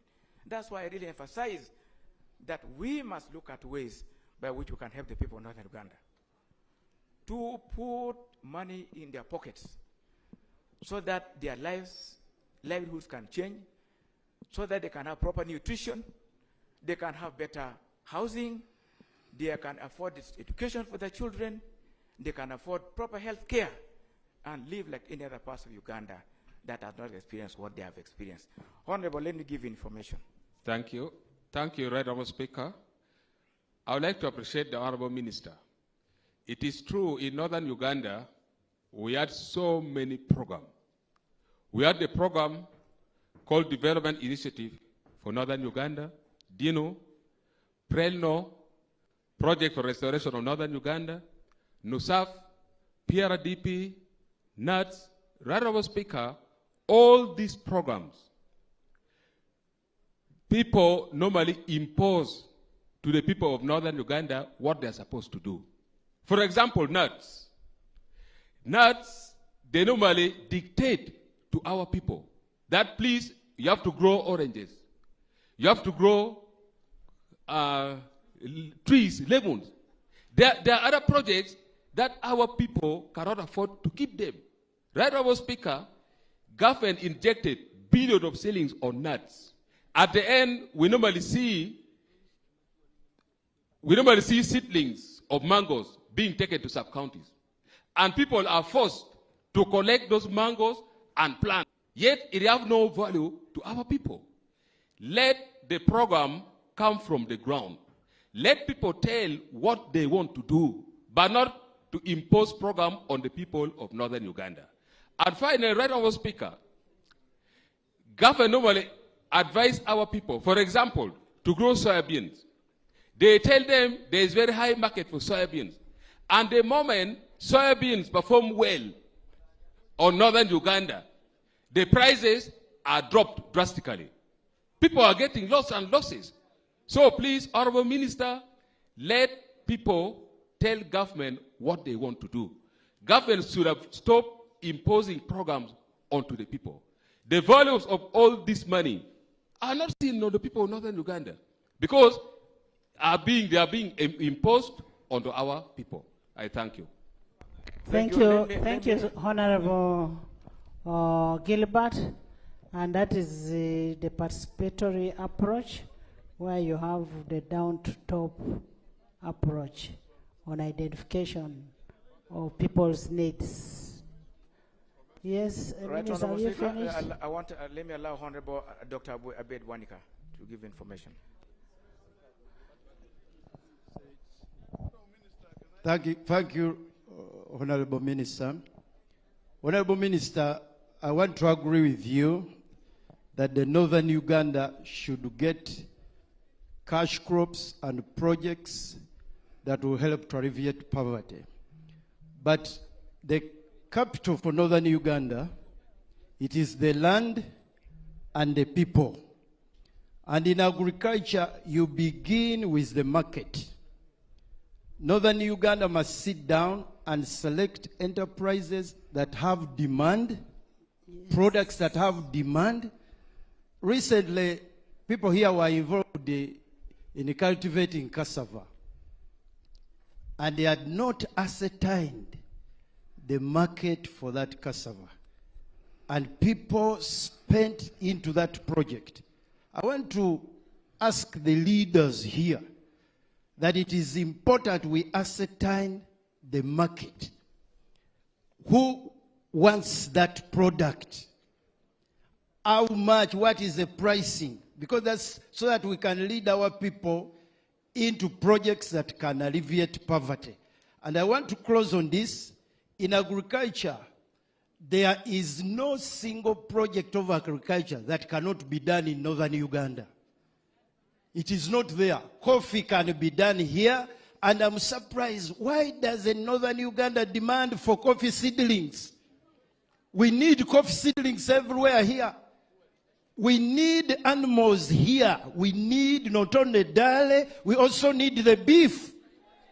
You go in the countryside, there is full of grass, no single animal. Let we hear the members of parliament from northern Uganda putting a demand for animals for this area because it can be productive so that our people alleviate poverty. I want to thank you. Thank you. Thank you. Thank you. Thank you. You want to take over my seat? Not just one more, Right Honorable. I am Honorable adjourning the House to tomorrow at 9.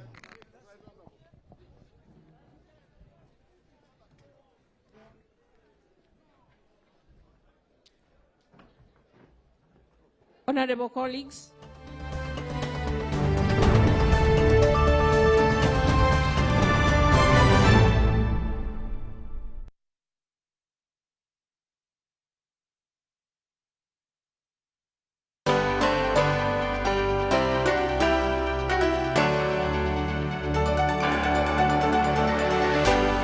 UBC, inspiring Uganda.